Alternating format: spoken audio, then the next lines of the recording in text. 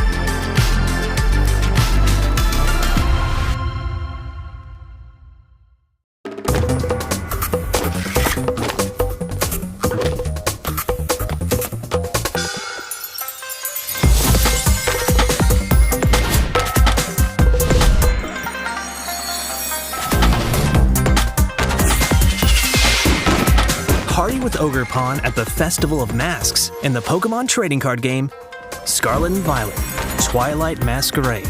Available now. Each booster pack of 10 cards sold separately. Cards vary by pack.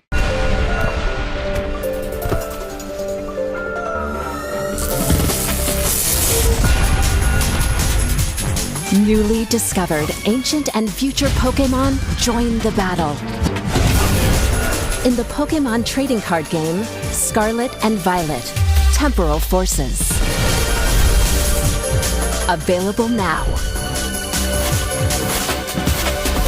Each booster pack of 10 cards sold separately. Cards vary by pack.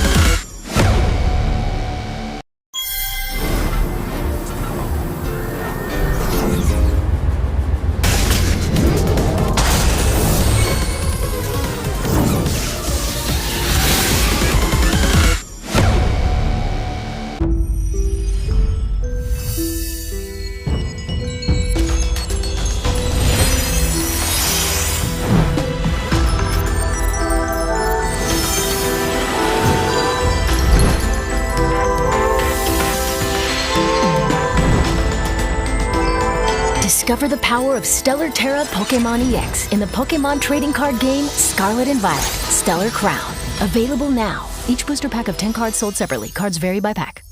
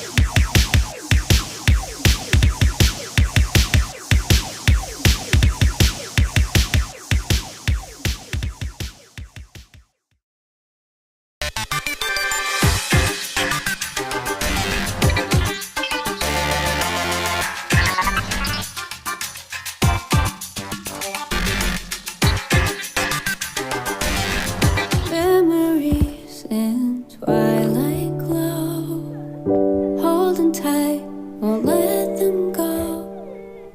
Through the highs and the lows, you were always there for me. So smile through the pain, no matter what came our way. Now I found what's deep in my heart.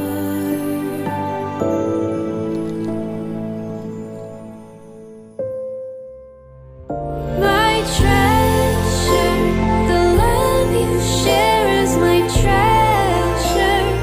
Like a precious gem, holding so close now, and I won't let go. Deep in my heart, it's fading, but still shining.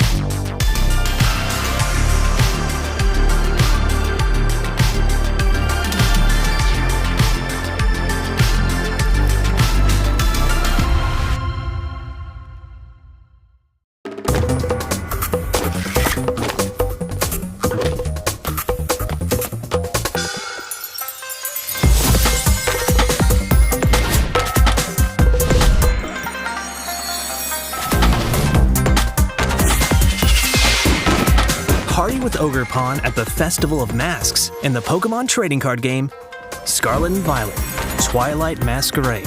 Available now. Each booster pack of 10 cards sold separately. Cards vary by pack.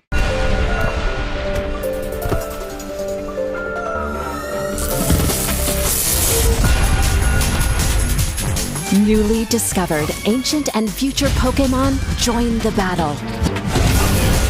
In the Pokémon trading card game, Scarlet and Violet, Temporal Forces. Available now.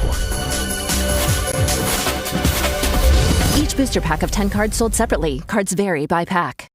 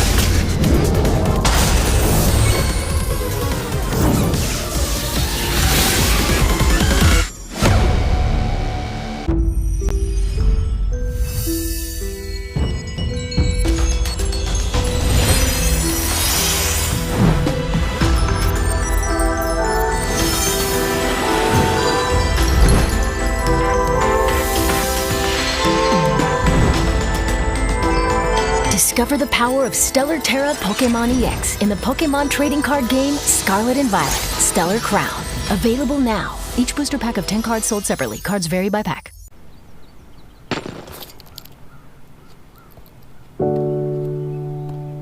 Memories in twilight glow, holding tight, won't let them go.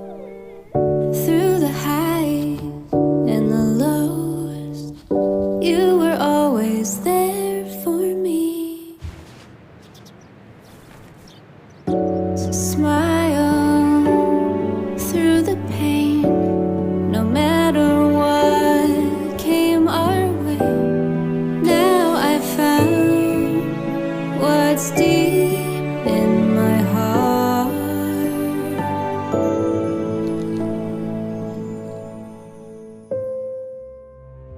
My treasure, the love you share is my treasure, like a precious gem, holding so close now, and I won't let go.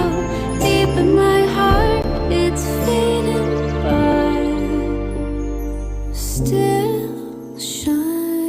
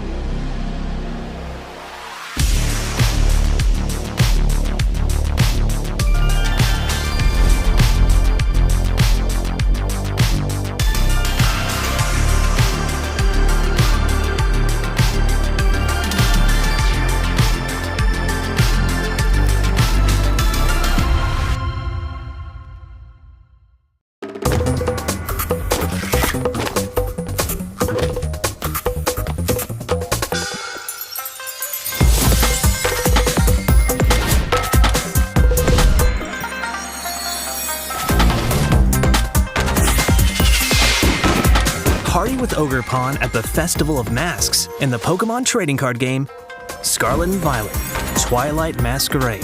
Available now. Each booster pack of 10 cards sold separately. Cards vary by pack.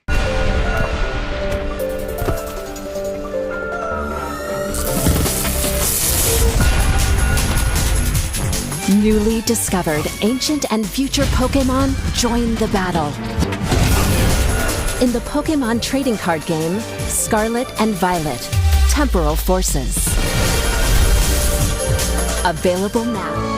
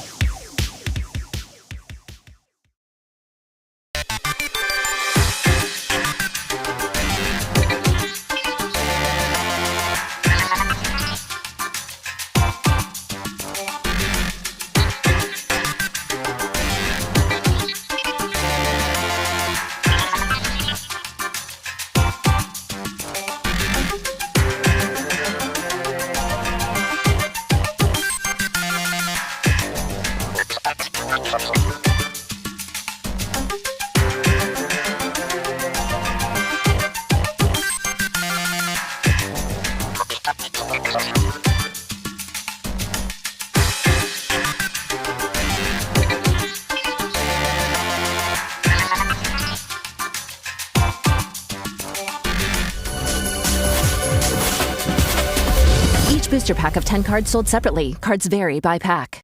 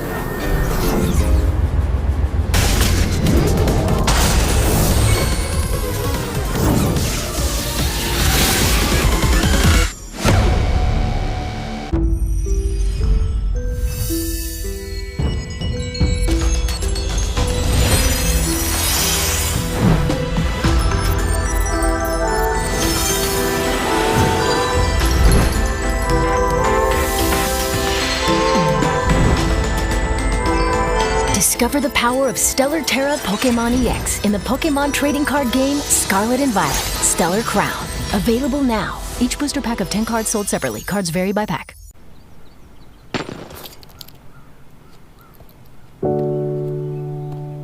Memories in twilight glow, holding tight, won't let them go. Through the highs and the lows, you were always there for me. So smile through the pain, no matter what came our way. Now I found what's deep in my heart.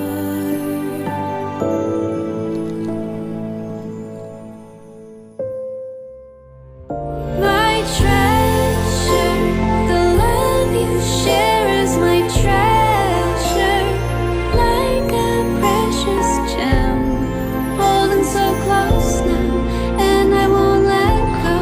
Deep in my heart, it's fading, but still shining.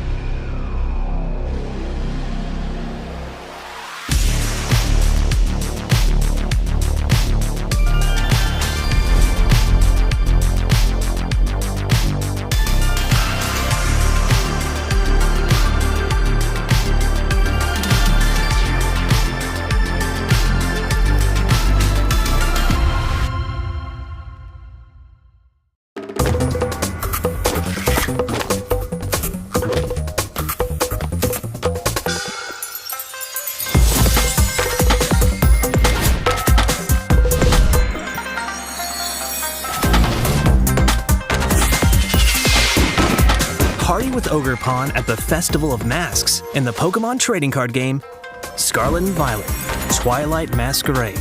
Available now. Each booster pack of 10 cards sold separately. Cards vary by pack.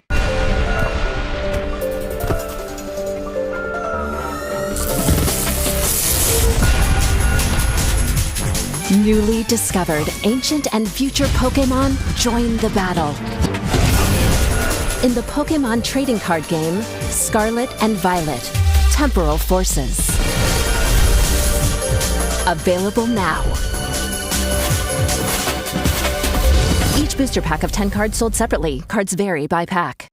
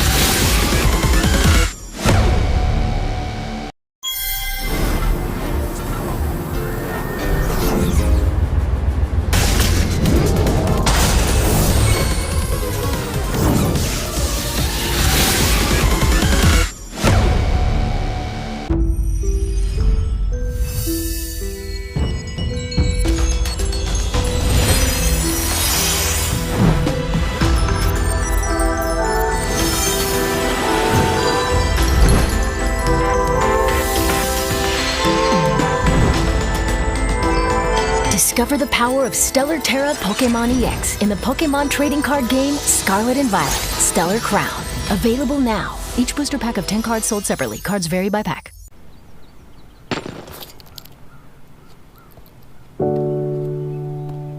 Memories in twilight glow, holding tight, won't let them go.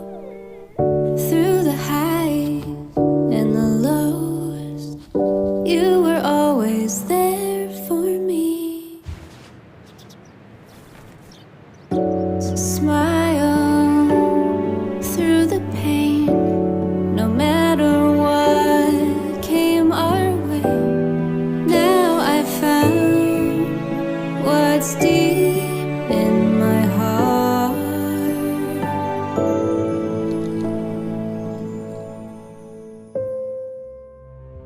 My treasure, the love you share is my treasure, like a precious gem, holding so close now, and I won't let go.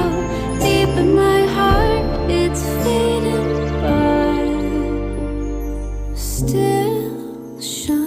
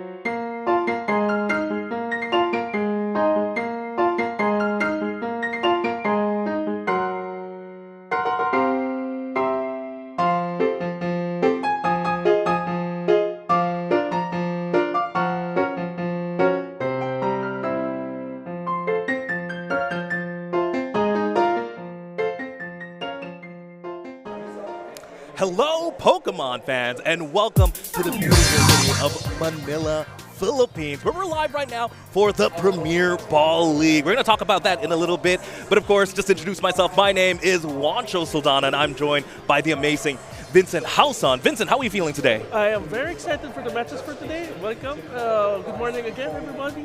We are excited for all the matches that will be happening in the top 32 of the Masters Pokémon TCG. For sure. And again, I just want to build up the stage here for everyone at home. This is the very, very first Premier Ball League held in the Philippines. If anything, this is one of the first Premier Ball League tournaments.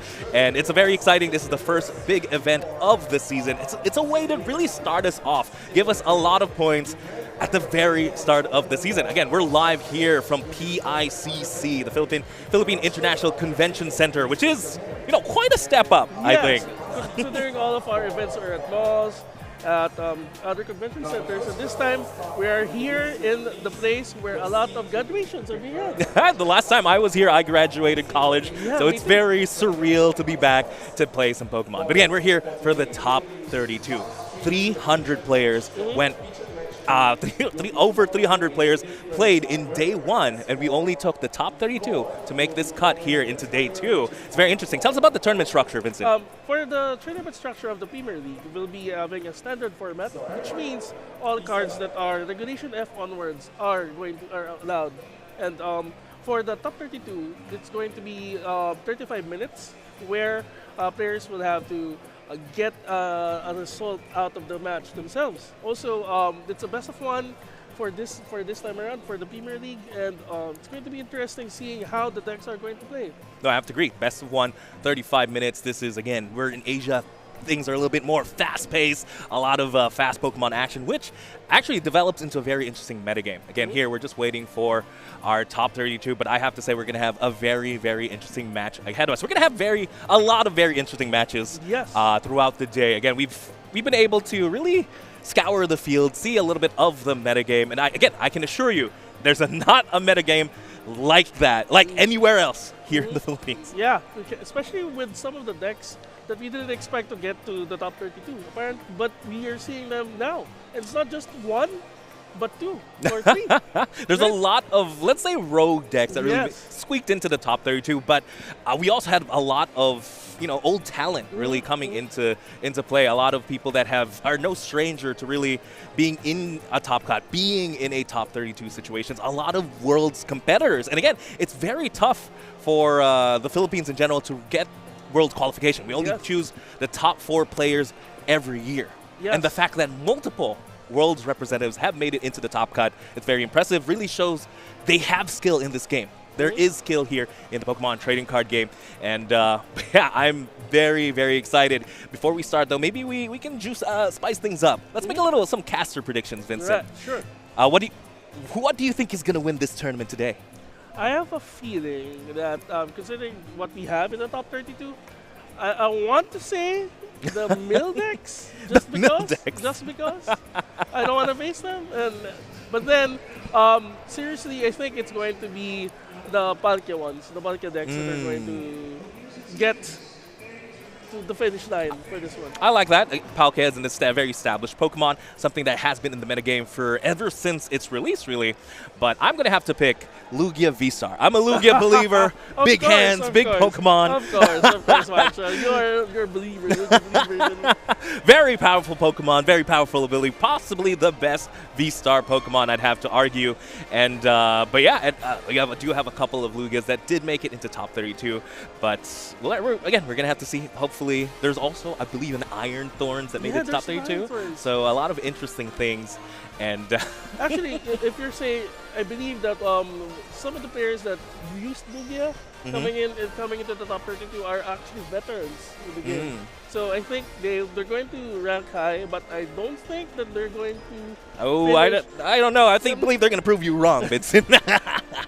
If you remember correctly yesterday, there were apparently a lot of Lugia. The meta here right now is really hard anti-Lugia. There have been decks that tech Spiritomb, and also I think there were decks that were meant to counter Lugia.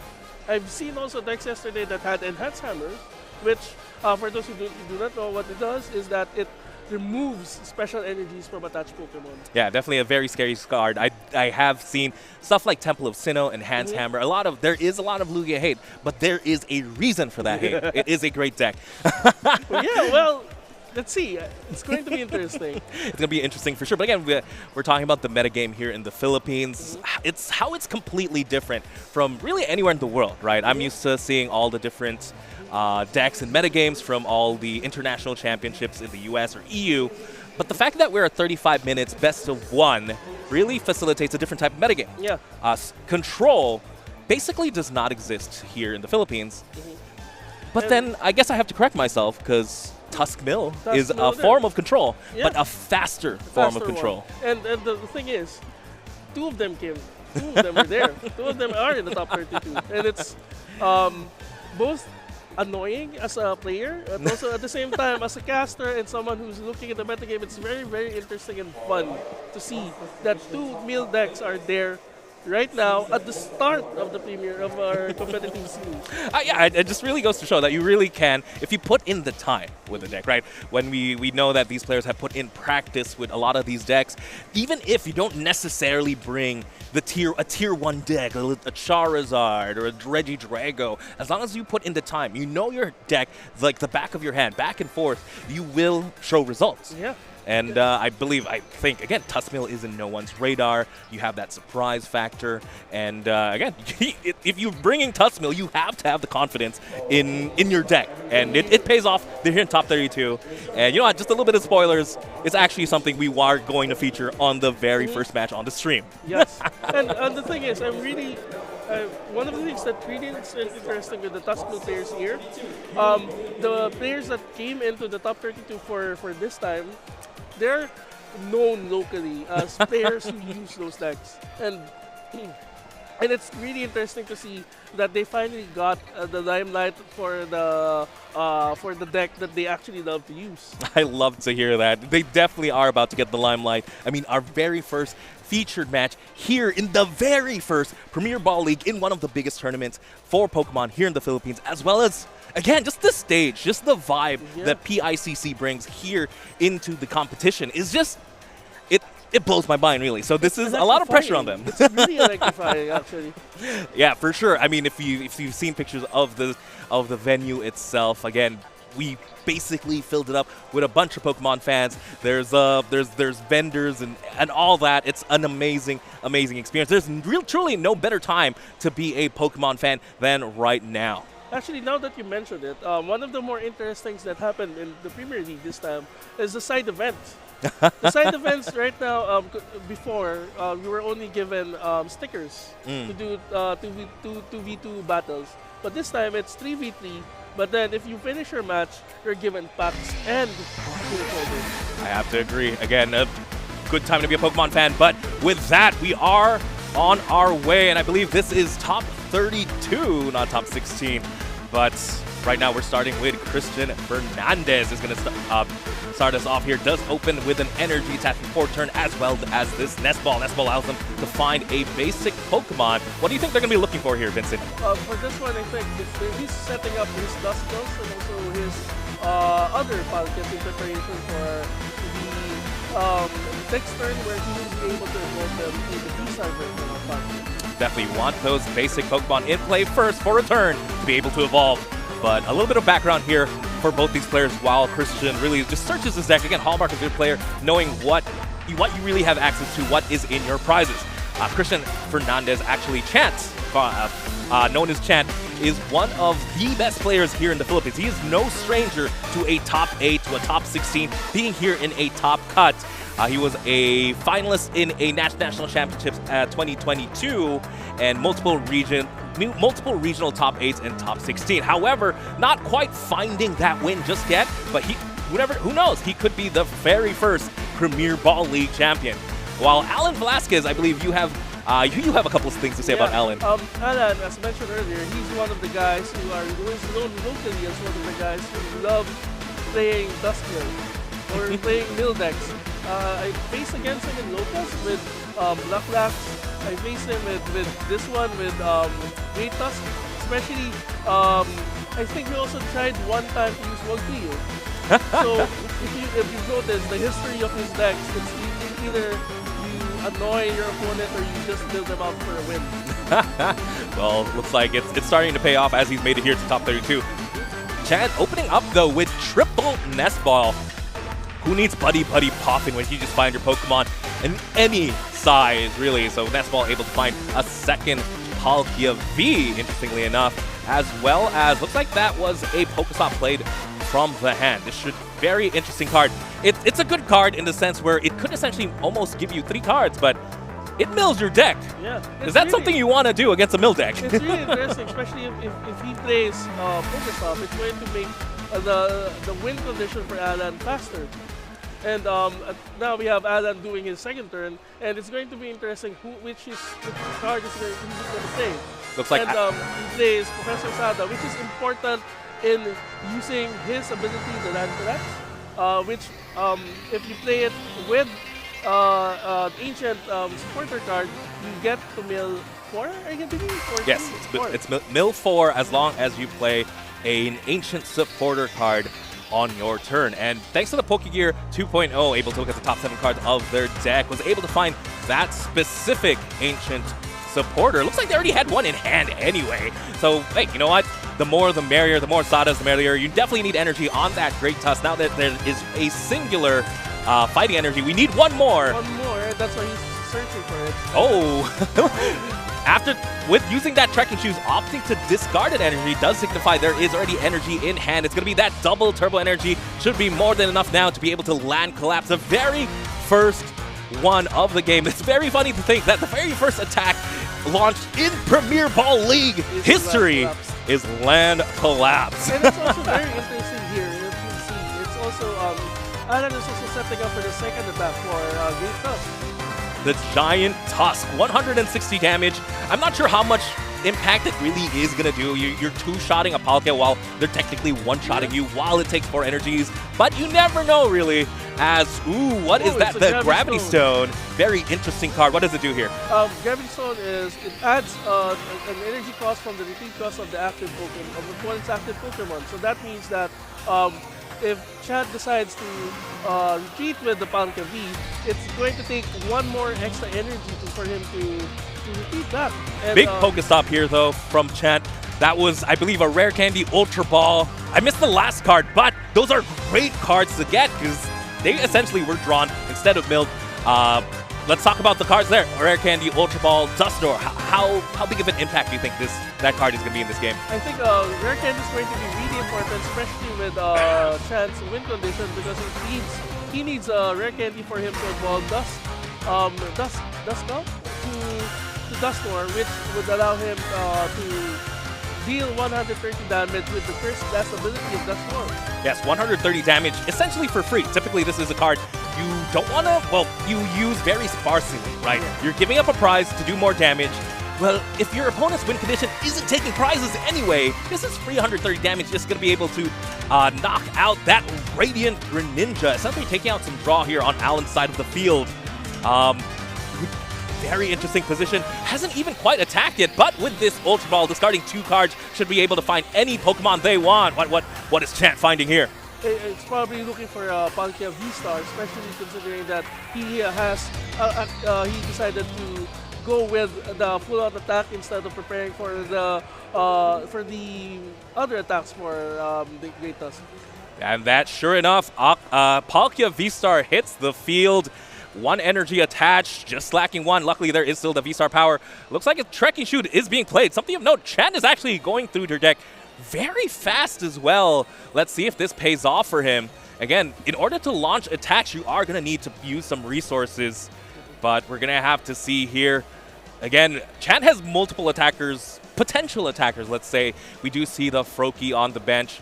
But was that just a pass? I think it was a pass. It was just a pass because there is no water energy in the discard pile. That's why we tried to discard as much as possible, which is interesting to see. Yeah, especially if you use Palkia's ability, which allows the Star Portal, which allows at least 3 energy, water energy from the discard pile to any of your Pokemon in the field.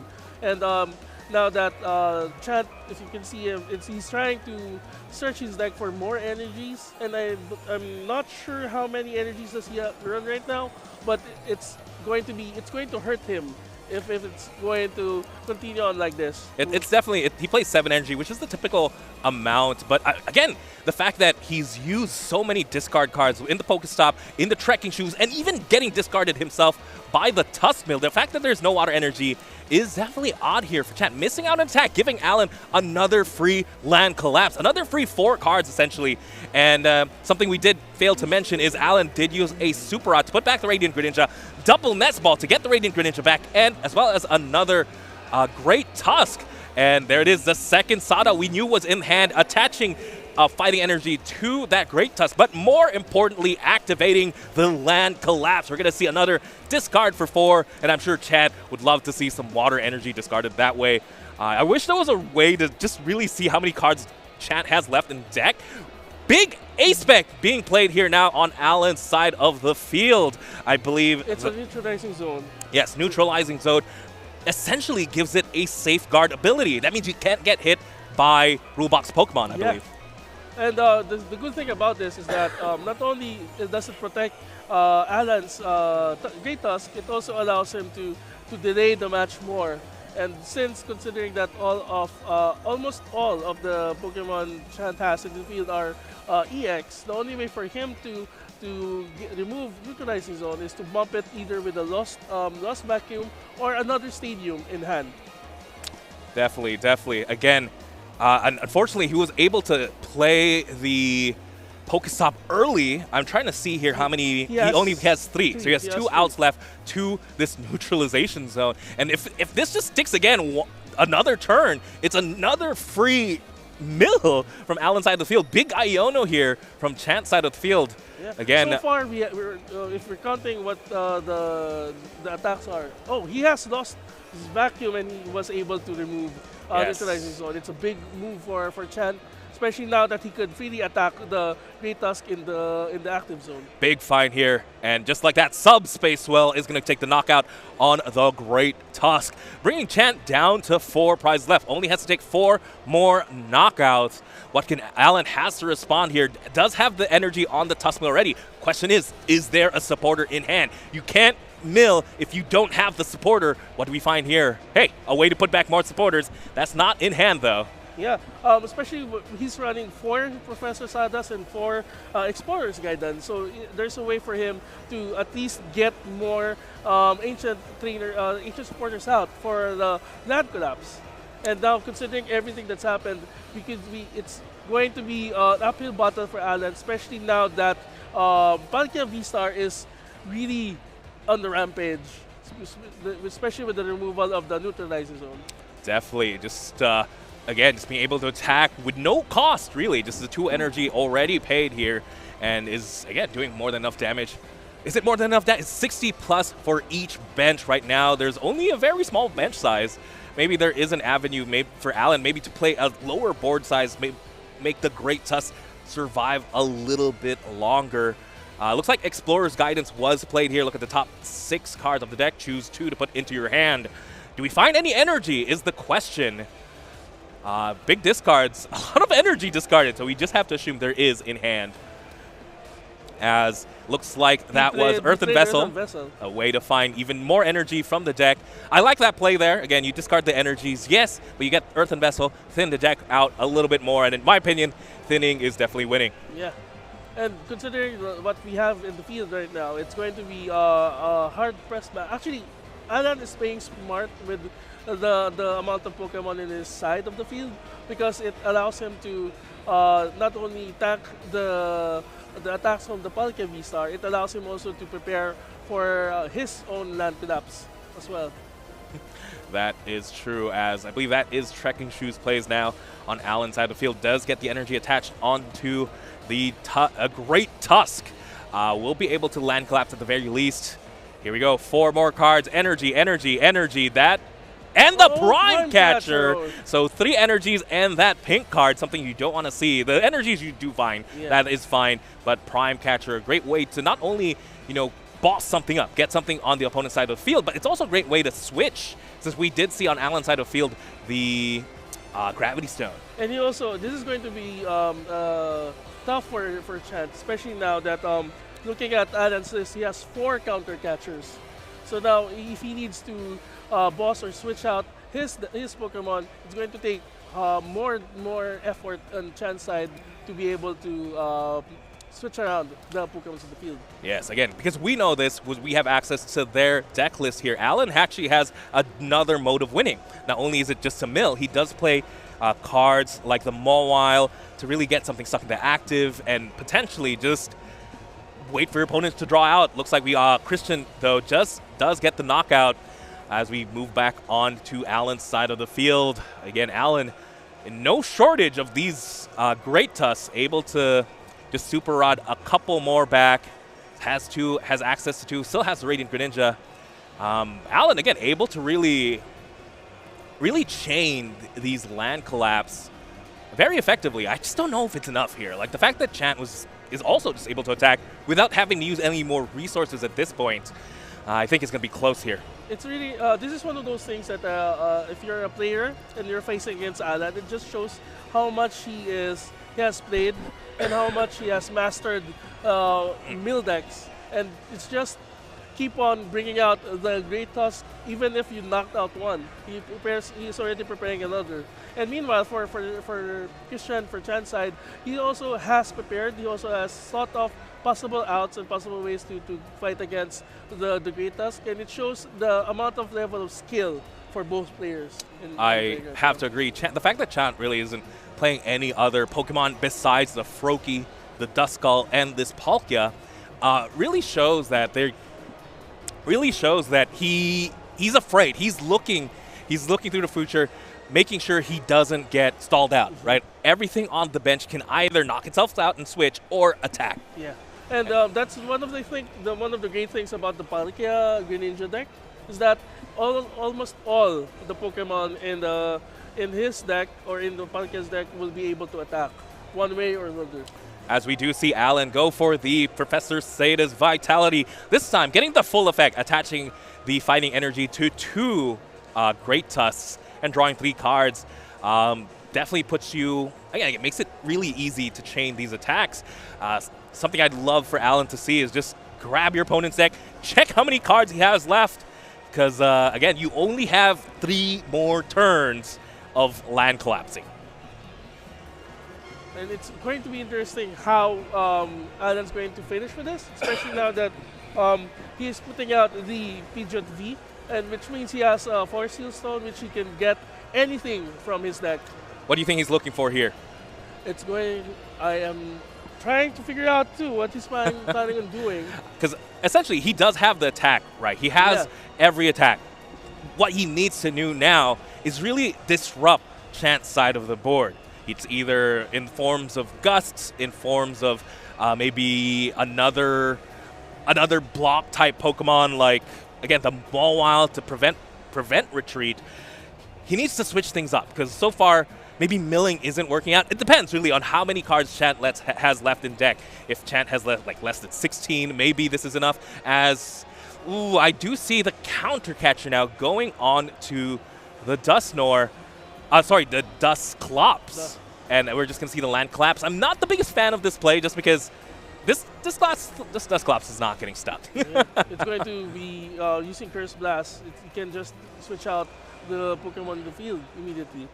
It would have been better, I think, if Alan just took out Froakie instead of or another Palkia, since it requires either a rare candy for him to evolve to Greninja EX or 2 more energies for Palkia to attack the Great Tusk. Ooh, actually, maybe I do see Alan's line of play here. He did counter catcher up the Dusclops to force this Curse Blast. Again, both the Dusclops and Dusknoir both have this, the same ability, but different damaging amounts. This Dusclops only does 50 damage to the board. If it does evolve into Dusknoir, it does get a knockout once again on that Radiant Greninja, expediting this game. So maybe forcing this Duskull to pop right now means, hey, my Greninja should be safe at the very least. Yeah, and considering and here we go. We're seeing Froakie evolving to Greninja EX, and also Christian also disrupting Alan's hand. Yes, the fact that he's been able to pop at least one Dusknoir, that's something we have failed to mention, is Alan actually took a prize. He doesn't want to take prizes necessarily, because these do make the Ionos a little bit stronger. Chan, able to find the Night Stretcher, to find the Dusknoir, to get full effect, takes the knockout on the Radiant Greninja, and he hasn't quite attacked yet. He is now down to 2, ladies and gentlemen. 2 more attacks will win him this game. Opts to go into the Greninja EX for the Shinobi Blade. 170 damage, able to find whatever he wants as well from the deck. That is definitely a great attack when you're up against something like Control. And it's a good thing too, because he can immediately cycle out all the Great Tusks, and Alan has to keep up with the unrelenting attacks from the Greninja EX. Something of note though, I'm looking at Chan's deck, it's getting a little bit thin. And the fact that Shinobi played means you have to search for a card. It's search for a card, not necessarily an item card, not a Pokemon card. That means you cannot fail this card. You cannot fail this attack, yeah, right? You are forced to get that card from the deck, essentially putting at you, well, +1 draw, right? And it's going to be interesting how Alan's going to take this in, especially now that he's looking through the discard pile of Christian, and it's going to be interesting how Alan's going to answer this situation he has in. Because look, all of the Pokemons in his field are able to attack. Even Palkia-V is just 1 energy away from being able to attack on itself without evolving. That's true. Something Alan hasn't had access to just yet, though, is something like the accompanying flute. You know, Christian playing a very tight board, making sure everything can attack. Well, Alan can definitely disrupt that way. Use the accompanying flute, look at the top 5 cards of your opponent's deck, search for a basic. You want to find maybe something like, what's not too useful, like the Bloodloon Ursaluna, the Radiant Greninja, Squawkabilly even. For Pheasantipity, get those cards, the support Pokemon out into play, then capture that. Yeah. That means it can't attack. But unfortunately, I haven't seen it quite yet. But something we have seen from Alan is just really chaining these Great Tusks. Really not. I think he's built his deck very efficiently to do just that. Yeah, and if you're the competitor against something like this, it's really going to show how much it seems like he has more than 4 copies of Great Tusk, especially with the way he's chaining it. Even if you kill one, you get another one in the field, prepared to do another land collapse, and it's going to be, it adds pressure and stress to your opponent, especially now that we're down on the clock, especially with the amount of, I think Chet already has a few more cards in his deck before he closes out this match. Yeah, despite the fact that we have 15 minutes left, we should see this game into completion. The fact there's only 2 prizes remaining, Chan's side of the field, and even just the deck size really of Chan. So we should see this to completion, as we are going to see the Sada, I believe, being played, pairing up both Great Tusk. And again, it's just been elephant after elephant here, really just a stampede as Land Collapse is going to be played, discarding 4 cards. Nothing too important there. Again, everything we want is in play. And I think that's it. I think a concession? Yeah. Just judging by the amount of the deck, looks like Chan does not have enough to really take 2 more turns. He was 2 attacks away from essentially winning this. He was winning the prize race. But I think he already had 3 cards in the deck.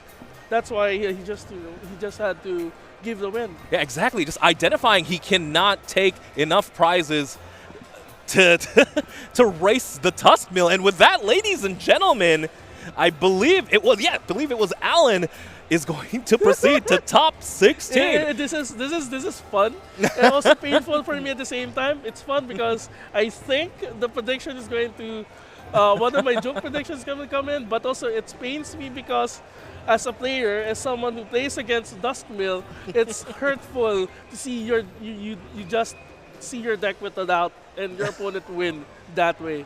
I don't know. I just enjoy seeing the fun, this fun deck really making it now to top 16. I think it's absolutely amazing and really goes to show how different this metagame is from really anywhere in the world. Again, here in the Premier Ball League in Manila, Philippines. Very, very interesting. It's Tussmill taking out one of the top decks in the format in Palkia Dusknoir. Definitely wasn't in my bingo book coming into this tournament. I think, though, if you look at the match a while ago, I think if Chant was able to power up his Palkia V-Star, I think things would have ended differently. But I think he was delayed by a turn. Yep, delayed by one turn By could one be turn. just it, right? He was 2 prizes away. Essentially, he had an attack that turn. He was going to take a prize, but he had no capability to take the last prize, right? So really was it that turn. And it's very odd. It's very odd to get milled, use your Pokestop, use Supporter for turn, use your trekking shoes, and then never get no Land energy. Collapse too. And then no energy.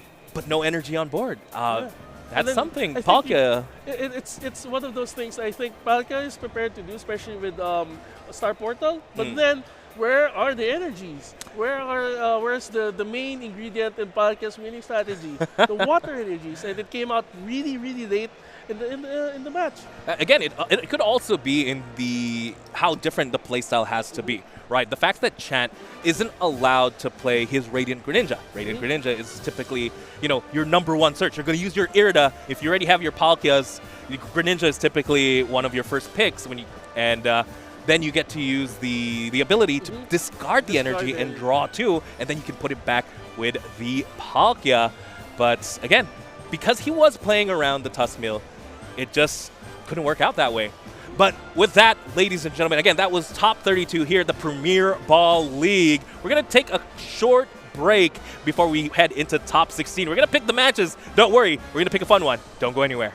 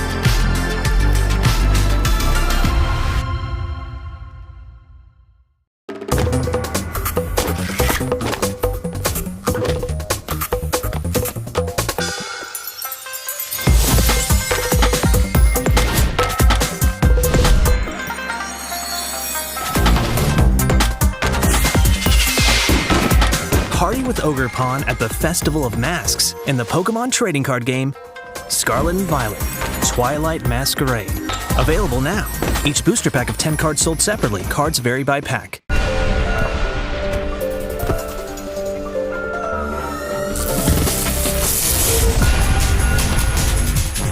Newly discovered ancient and future Pokémon join the battle. In the Pokémon trading card game, Scarlet and Violet, Temporal Forces. Available now. Each booster pack of 10 cards sold separately. Cards vary by pack.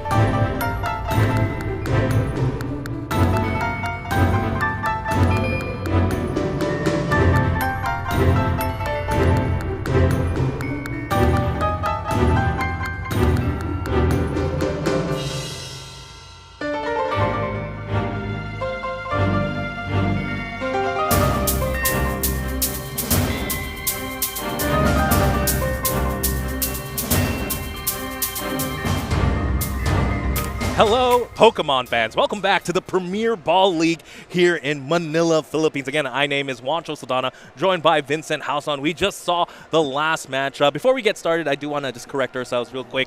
The winner of the last game was Chen. Yeah. He did take the last prize. I believe the pricing wasn't updated when the Dusknoir popped. Take a knockout on the Radiant Greninja. And then that's essentially that's essentially two prizes. Yes. He wasn't able. He didn't take the prize immediately. He just used the Curse Blast and then immediately knocked off with a Palkia V-Star. That's why we didn't see it. In the Yes. So unfortunately, not that specific Tuskmill making it into the top 16 here of Premier Ball. But again, Shant is an absolutely amazing player. He is one of our World's representatives. All right, just to go through the format again real quick. So for this format, we've done Swiss round, where players will compete in a format where the winner is determined by the number of wins they get by the end of all rounds. And it's also a best of one format where the players who wins the games for each round will emerge as the winner. Specifically for Premier Ball League, we will be having there's a special ruling in place. If you get 3 losses in the Swiss round, you are immediately out of the game. No, definitely. That was very surprising to me. Again, imagine we were a player base of more than 300 players yesterday. By the time of round 3, players were starting to get eliminated. Yeah, and it's really, really unique, especially here. For those new players, because normally we'll allow players to play at around more than 3 losses in big games and big tournaments like these. But you know what? It's okay. As soon as you get 3 losses, I think it just makes the tournament a lot smoother. Something we failed to mention also is just the tournament went by really fast. It was very, very efficient. I think we were actually home by before 5 o'clock. You have time for dinner. And actually, speaking of time, we were also able to do local pre-releases from the LGS. Actually, I came from one yesterday. Yeah, so right after the Premier Ball, you have access to go straight to a pre-release, a build-in battle. For certain Sparks. Yeah, I mean, very, very fun. I think Pokemon is just so booming here in the Philippines. And also, even if you do get eliminated from the Premier Ball tournament, there is access to these side events, which we are also running right now. I think it's a very fun, it's also a free way to play. Again, something we also didn't get to say, the Premier Ball was free to enter. Yeah, you don't have to pay. And also, another thing we forgot to mention is that the prize, the door prize, the participation prize for the Premier Ball League is a special Fan Rotom Premier Ball League stamp card. It is the highest rarity of this Fan Rotom in foil. Not just any foil. It's Galaxy foil. It's absolutely stunning. Very, very beautiful card, and it has the Premier Ball stamp on it as well. And I just think it's so cool that the highest rarity of this specific card, which is a meta card, mind you, these are things that Terapagos likes to use. You can only get it here in Southeast Asia in the Premier Ball. Very, very cool. But yeah, just going back to our top 16 again. We are inching in closer and closer to our finals, to a champion in this tournament. Let's talk about the matchups right now. It's going to be Arwin Adriano against Antonio Francisco. Again, both very seasoned players. It's going to be Goldengo actually against Roaring Moon. 2 decks we haven't quite seen too much in this format, but both these players were able to make it here into the top 16 of the Premier Ball League. And also a good thing to mention is Antonio Francisco, or locally known as Tiger, is known to just go into these big events and then just go to the top cut. This is not new to him. Especially if you're active in the local tournament scene here in the Philippines, you'll have players who grind in each Gym League or event. But then Tiger would just read the meta, not participate in the grind, and then come in big events like what we have right now with the Premier Ball League and just go to the top. No, I have to agree. I believe he made top cut as well, top cut in a regional championships with this exact deck, the Roaring Moon deck. But again, let's talk about the matchup right now. Who do you think is favored? Right now, I think It's equal with considering that Armin is using a Goldengo Palkia V-Star, while Antonio is also using Roaring Moon. So it's going to be what's the word? It's going to be a boxing match Yes. for both decks. And I think we discussed this off cam a while ago that I think whoever gets the first two prizer wins or has the biggest advantage coming in the matchup. I have to agree.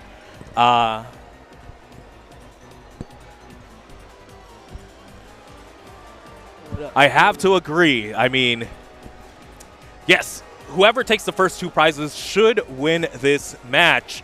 And unfortunately, it should be Arwin. In my opinion, Goldengo should be favored into this matchup.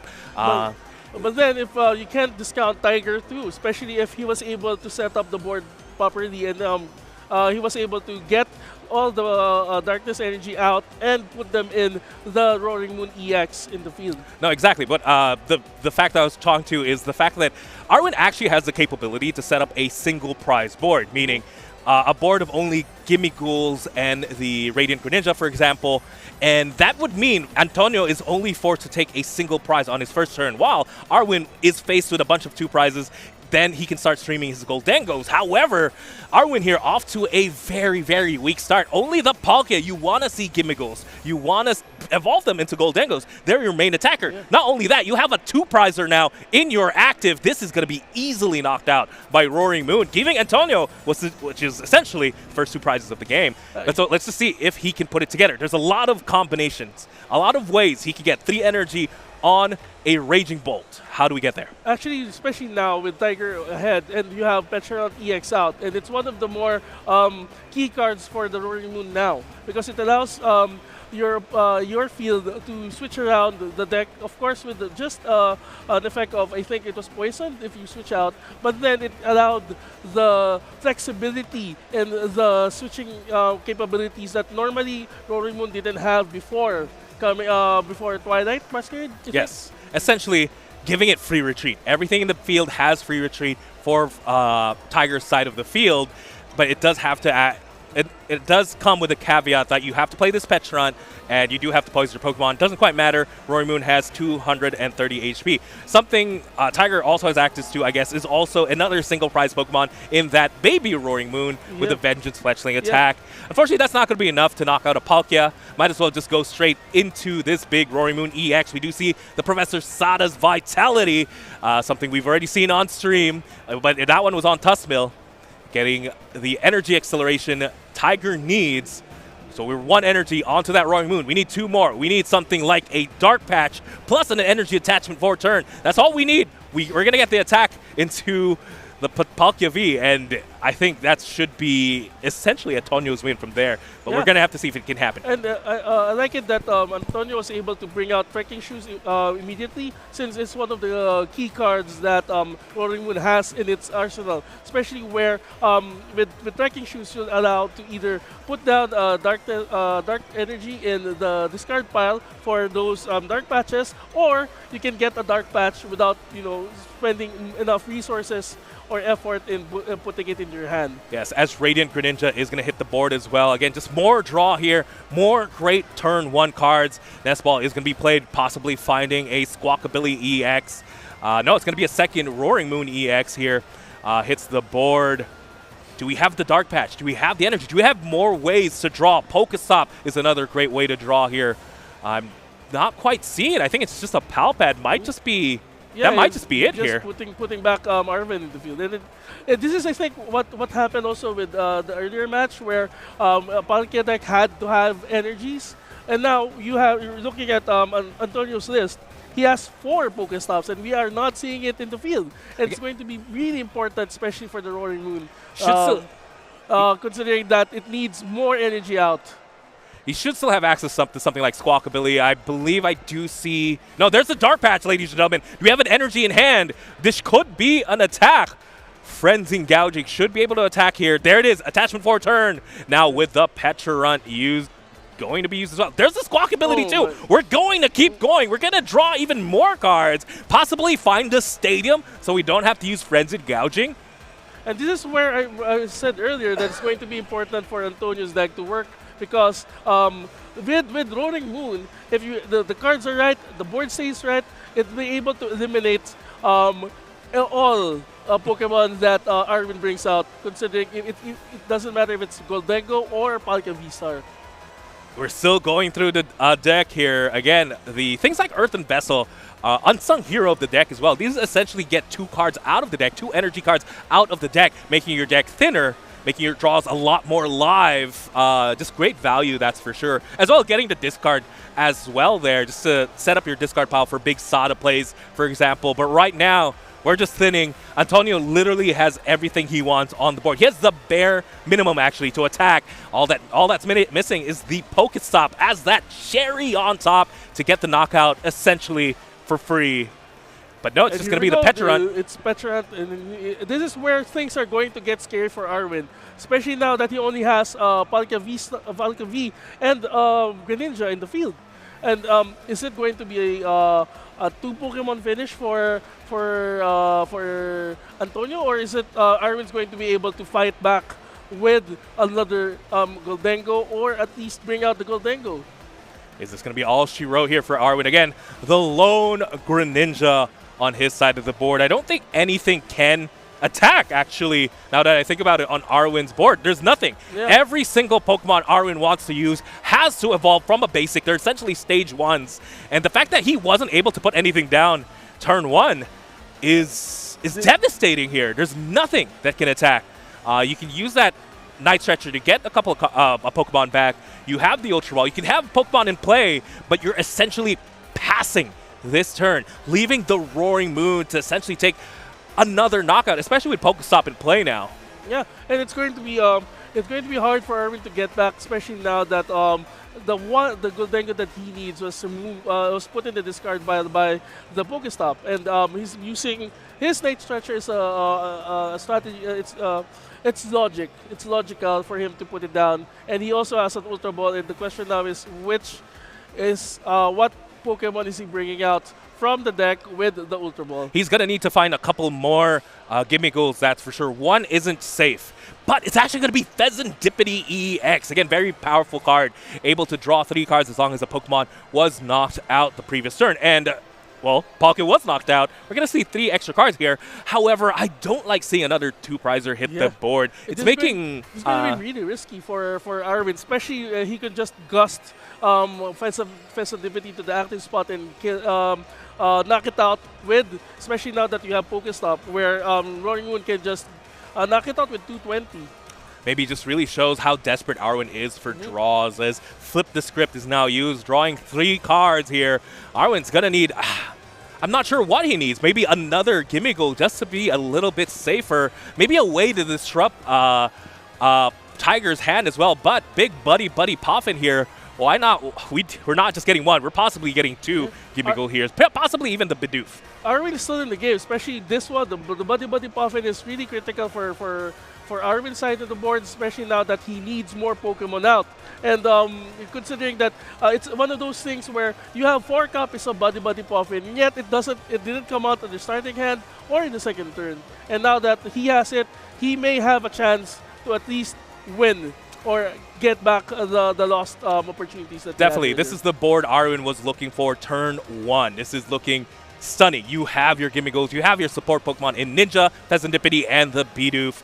I'm just wondering if it's just too little, too late, as I believe, again, I believe he isn't going to be able to take a prize card here at all. Should still be at 6 here, ladies and gentlemen. 6-4. And then at least right now, we can see that at least if Arwin's going to give up this turn, it's going to be a 1-prizer unless Antonio gets his boss's orders and bring out Pheasantipity and knock it out with his active Roaring Moon. I believe the more optimal card would be something like a Prime Catcher, because something of note as well, that Roaring Moon in the active is heavily damaged. It has 200 damage thanks to the Frenzy Gouging, 10 damage due to poison. It's down to 210. If we pass the turn, 220. If he attacks with it without switching, ladies and gentlemen, he actually will knock himself out, giving Arwin 2 extra prize cards. We need to find a switch here, plus a gust effect, just to really mitigate the damage on the board. And hey, there's a 2-in-1 card in Prime Catcher with that. And this is interesting, especially with the Rolling Moon deck, with the Petron out. It's going to be it's a double-edged sword having Petron there, because not only are you opening yourself up, I mean you're given the opportunity to free retreat your active Pokemon, but yet at the same time you're opening yourself up from poison damage from the switch. As Boss's Orders is going to be the play here, I'm not quite sure I like that, just because you're essentially giving your Tiger just that free retreat. We're denying ourselves that free extra poison damage. And again, with Petron on the board, there's nothing to stall out here. Yeah. Actually, the question now is, what would have been the better target if Arwin used the Boss's Orders to any of Antonio's... I think there was no better target. I feel like the Roaring Moon in the active, leaving it for the poison, making sure, hey, you know what, if you're going to knock out with the active Roaring Moon, you're going to have to knock yourself out. But giving him... him... can also snipe it also with Radiant Greninja, since if I remember correctly, Antonio doesn't have a mana fee to protect himself from Greninja's attack. Yeah, but there's no Palkia in play, so there's no way to really power up that Radiant Greninja. That's something you have a couple of turns to worry about. As Pokemon Catcher was played there, a pseudo Boss's Orders, but you do need a coin flip. Sada able to draw 3 cards. Again, Energy into active Roaring Moon. It's just going to be a simple use that Petron. We need to find the Gust, though, just to make it a little bit more efficient. What do we find off the Pokestop? There's a Boss's Order, but it's going to get discarded, unfortunately. And I see, am I seeing it correctly? I'm seeing a pink card. There is a pink card, so there is the Prime Catcher. Should be a good turn. Maybe Tiger was just thinking, maybe I'll save my Prime Catcher, use these Pokemon Catchers first. I still have my plan B. And with that, it should be a clear 2-2-2 for Tiger. And I think right now he's just trying to charge up his active. There we go. He used the Prime Catcher, as we mentioned a while ago, Juancho, that he's going to bring out the Pheasantivity into the active spot. Yes, Prime Catcher into that Pheasantivity. Simple 2-2-2 math, ladies and gentlemen. You have 6 prizes. The fastest way to get there is to go 2-2-2. And just like that, it's going to be the first attack on the Roaring Moon. I believe discarding the stadium as well. We don't need to hurt ourselves. And Dark Patch as well onto the second Roaring Moon.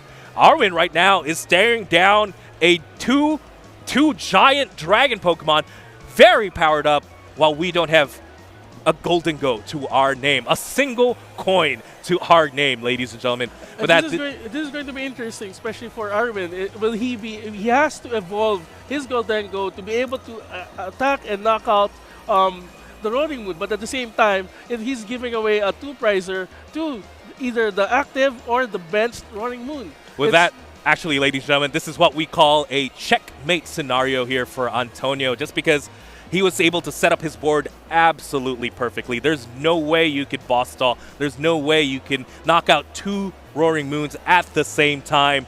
And the fact that Arwin has to depend on multi-prize attackers should be all she wrote. But let's see if Arwin can find some trick up his sleeve. Yeah, and it just shows how much Tiger was able to prove that this is like a masterclass on how to use Roaring Moon EX in the current meta. And it's going to be it's the way that he played not only his field but also the items and the efficiency of him being able to transfer all the energies to the desired Pokemon to be able to do no knockouts out of the gate.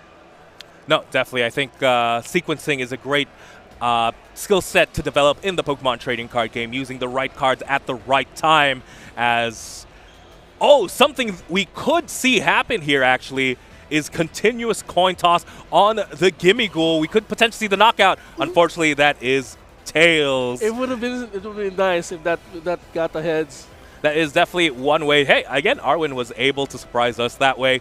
That is a way to take a knockout using a single prize Pokemon. Again, that's why the Roaring Moon, 210 HP, 210 damage, 20 HP remaining. Definitely a way to get a knockout there. But with that, failing that attack, Arwin essentially unable to take a single prize card in this game. Yeah. Just Tonio's Dragons just steamrolling these the golden Pokemon. And at this point in time, it's just, Antonio just whittling down all the Pokemons in Arwen's side. It's going to be just it's a number and a time game for Antonio this time.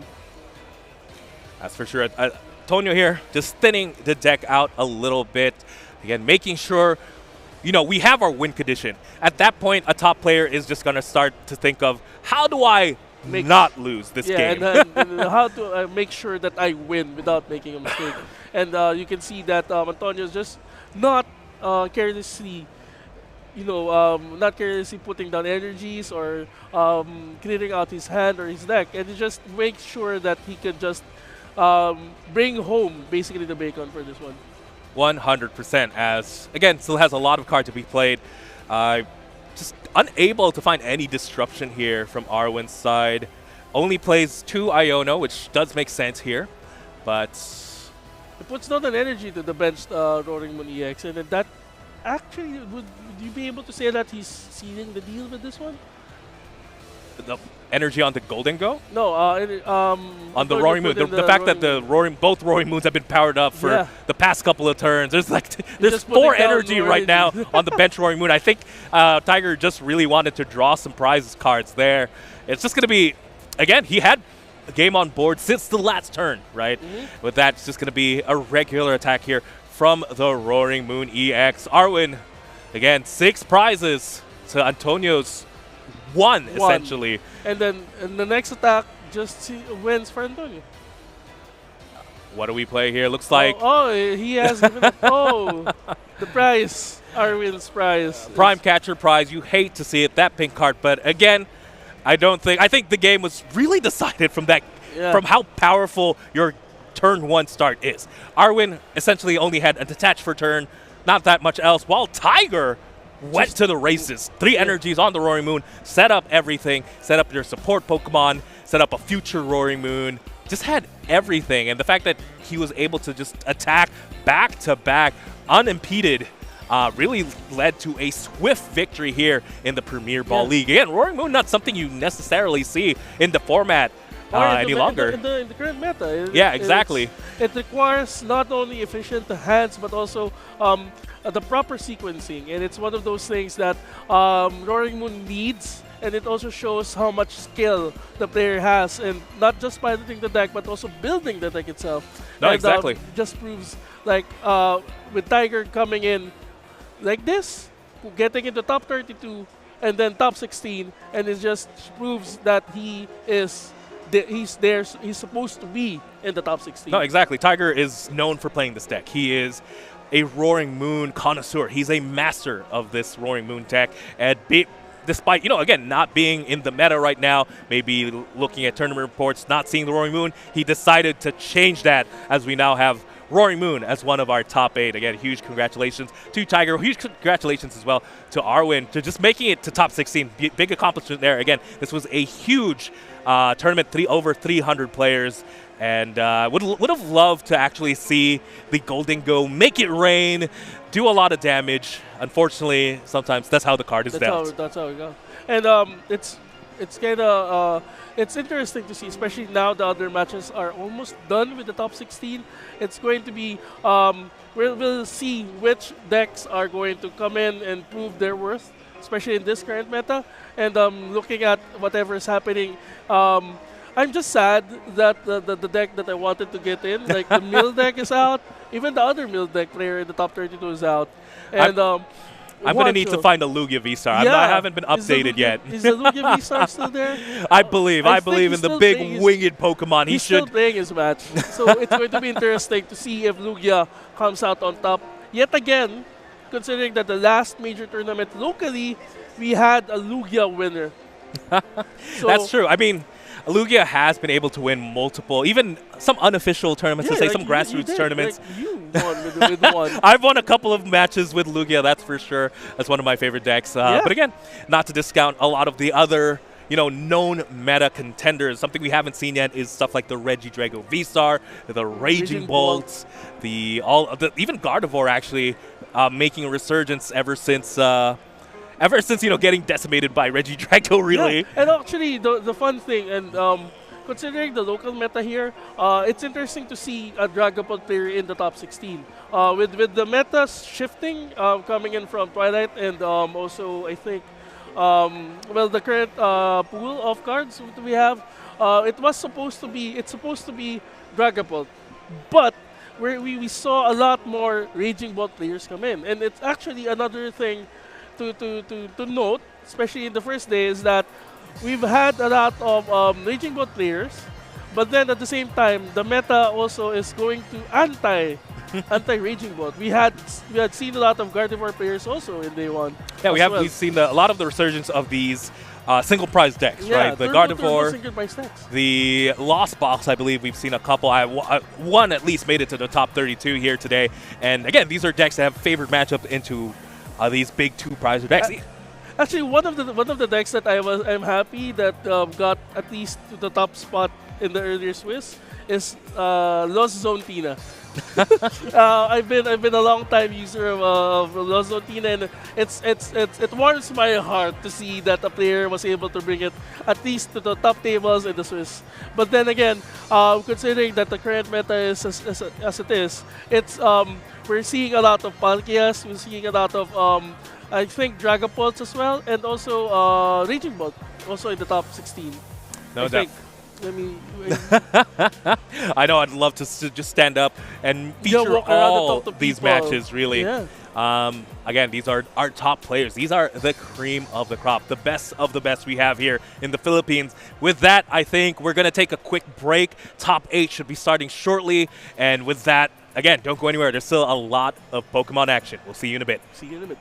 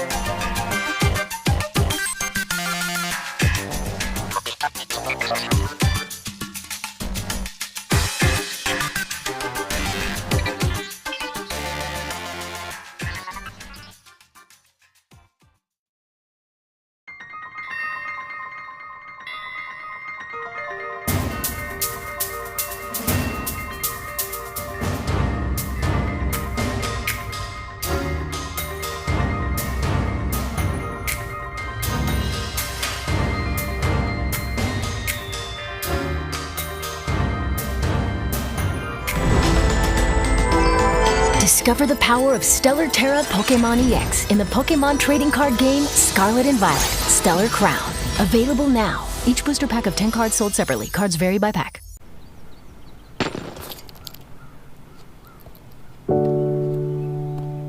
Memories in twilight glow, holding tight, won't let them go. Through the highs and the lows, you were always there for me.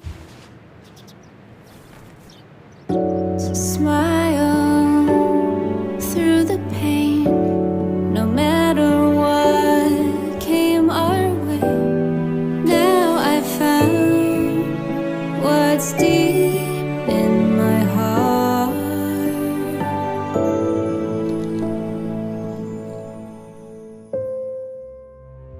My treasure, the love you share is my treasure, like a precious gem, holding so close now, and I won't let go. Deep in my heart, it's fading by, still shining.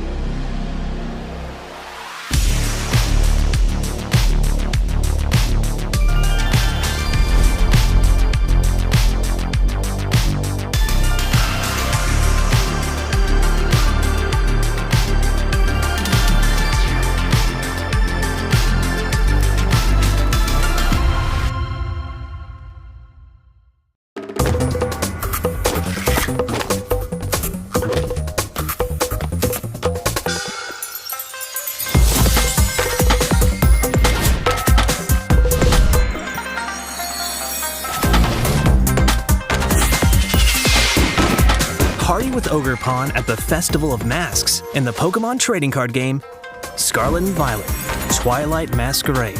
Available now. Each booster pack of 10 cards sold separately. Cards vary by pack.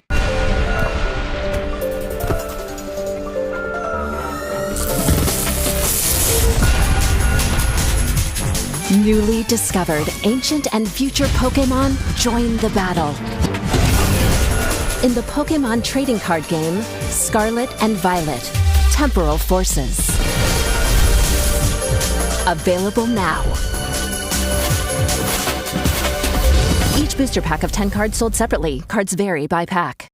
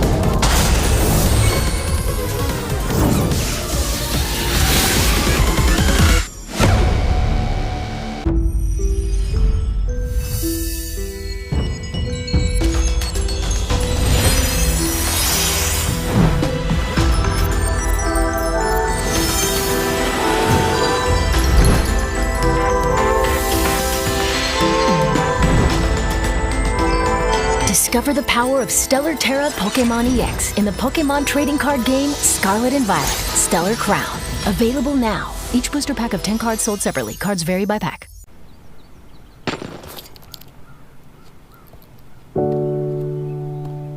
Memories in twilight glow, holding tight, won't let them go. Through the highs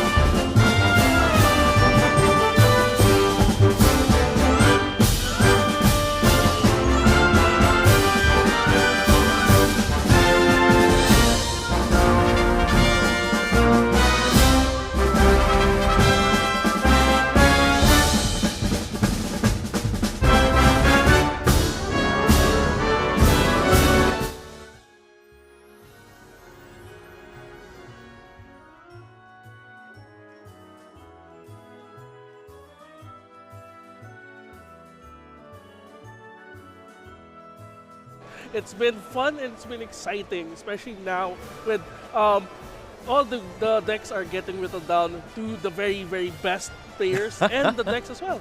No, I have to agree. Yes, we've seen a lot of fun decks. We've seen the Tusk Mills. We've seen the Roaring Moons, the Gold Dengos. But how about we bring it back in and see some Tier 1, Tier 2 decks, some of the best decks, like proven statistically by the metagame, and I'm very excited to feature it. And you mentioned it earlier. Not only are these some of the best decks, they're going to be piloted by some of the best players we have here in the Philippines. Actually, just to tease what's coming up, we actually have a Worlds competitor, Worlds representative versus another Worlds representative. Someone who's represented in 2022, and then another one who's represented 2023. I think, or is it 2023, 2024? 2024 in Honolulu. Yeah. So World competitor versus Worlds competitor. So cream of the crop we have here in the Philippines. Very excited to see that match. Yeah, and we have Carlo Neria, who's piloting the Terrapagos EX, and then we also have Rian, who is also piloting the Charizard EX. Yeah, fun fact, actually, Rian Farmaran actually is one of the oldest players here in the Philippines, one of the people who really started the community of Pokemon. I feel like when I started playing the game over 10 years ago, maybe 12 years ago now that I think about it, he was one of the, people who teaches the game.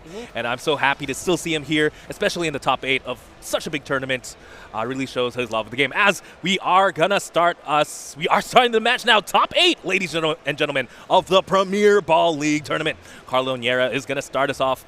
Turn 1 looking for, I believe that was Energy Lotto, looking for a DTE. Again, Carlo is the one playing the Terrapagos deck. Lone Dust Skull in play. We're gonna need to see a couple more Pokemon. Yeah, especially with the Terrapagos EX, it really needs the new cards, especially Hoot Hoot, in preparation for its turn 2, where will have it evolve to Noctowl and use the ability Jewel Seeker to get traders and supporters. Oh no, this is exactly what you don't want to see. Carlo Nier actually just passed the turn. Lone Duskull in play, no other Pokemon. This is a deck that requires 8 Pokemon on the field to exert pressure, to do damage. And the fact that you didn't find any of your basics, Van Rotom would have been absolutely huge here.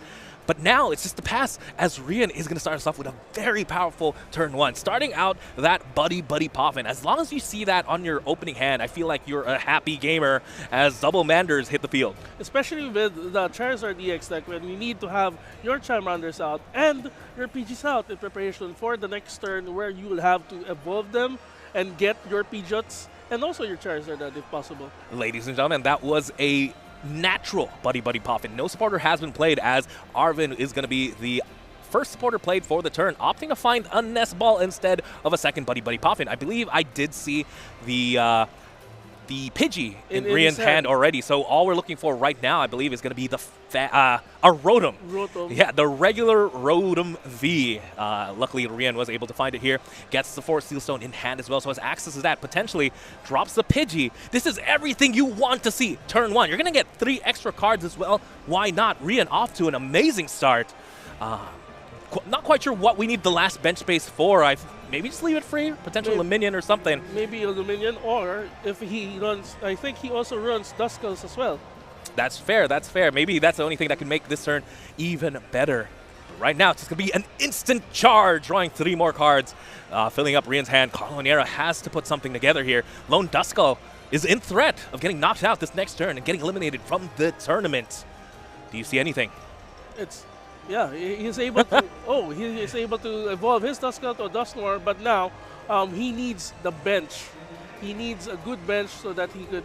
Real quick, big research here, discarding 2 double turbo energies. Carlo Niera only plays 4 of those cards. That is the main way he has of attacking. Unfortunately, you gotta do what you gotta do. Research does find him at Hoot Hoot at the very least. Can we find anything else?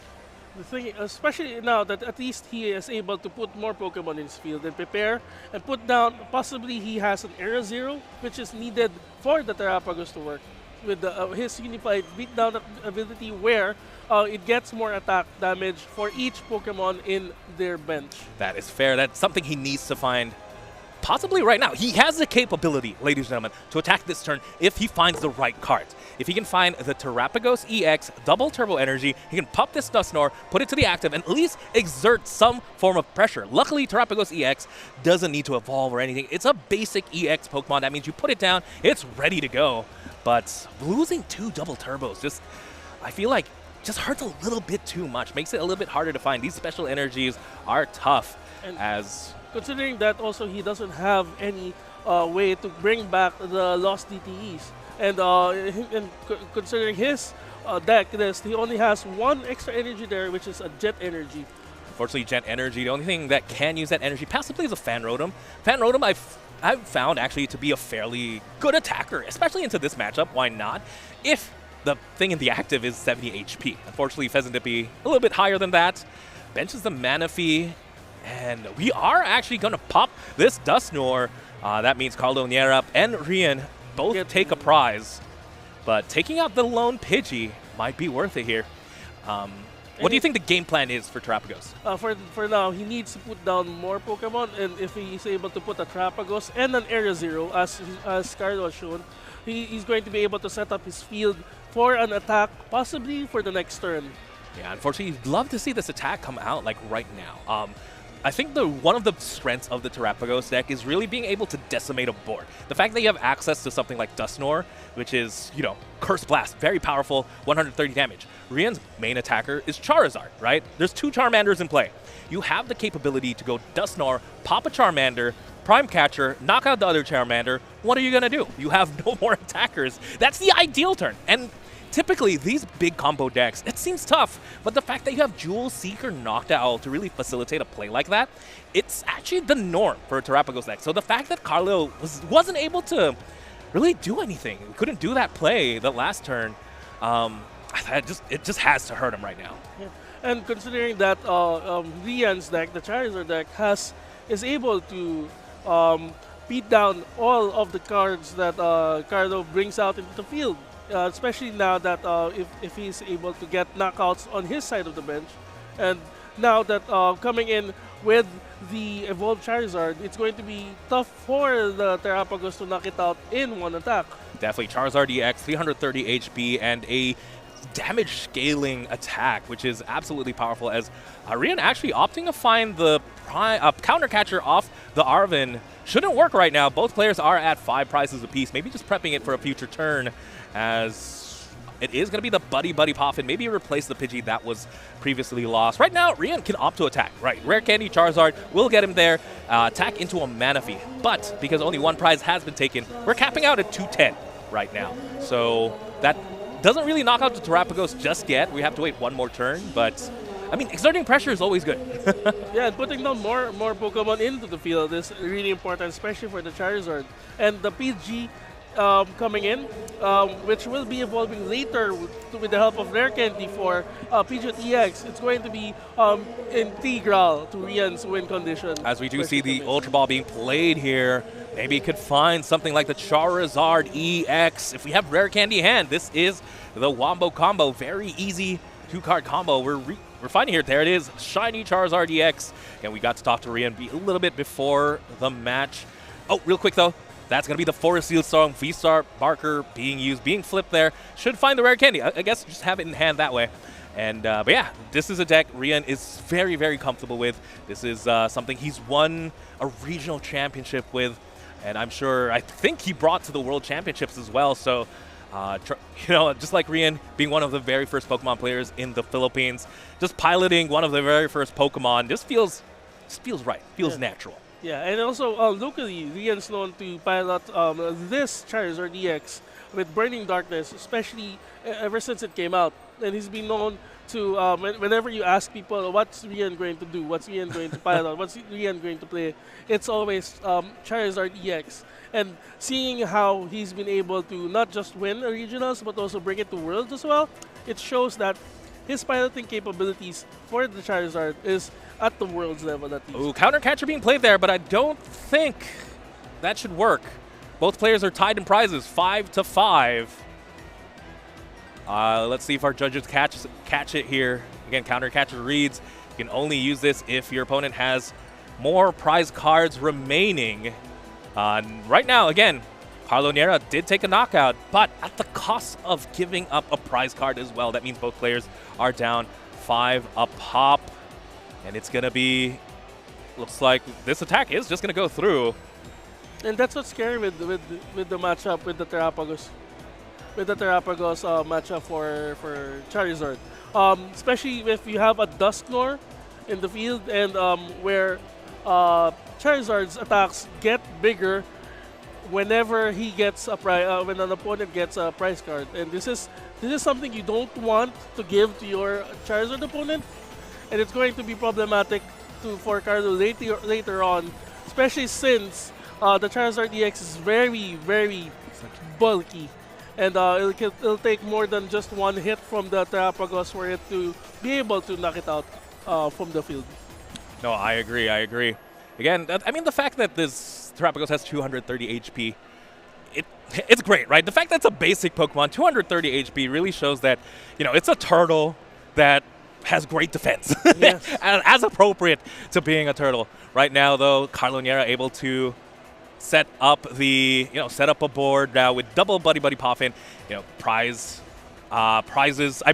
bench pace, not a problem due to the stadium.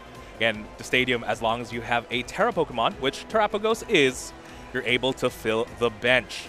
What's scary though, especially for Carlo, is that since he already lost his two double turbo energies, it's going to be hard for him to be able to set up attackers against the Charizard, which has not only, as I mentioned, 330 HP, it also gets stronger attacks with Burning Darkness. Real quick though, just to inform everyone on the board, we're just rewinding a little bit. Again, the play we mentioned earlier, Counter Catcher unable to be played at the moment, just because, technically both players have equal prizing. Luckily, nothing changes too much. No knockout was taken the last turn, so no prize cards were taken.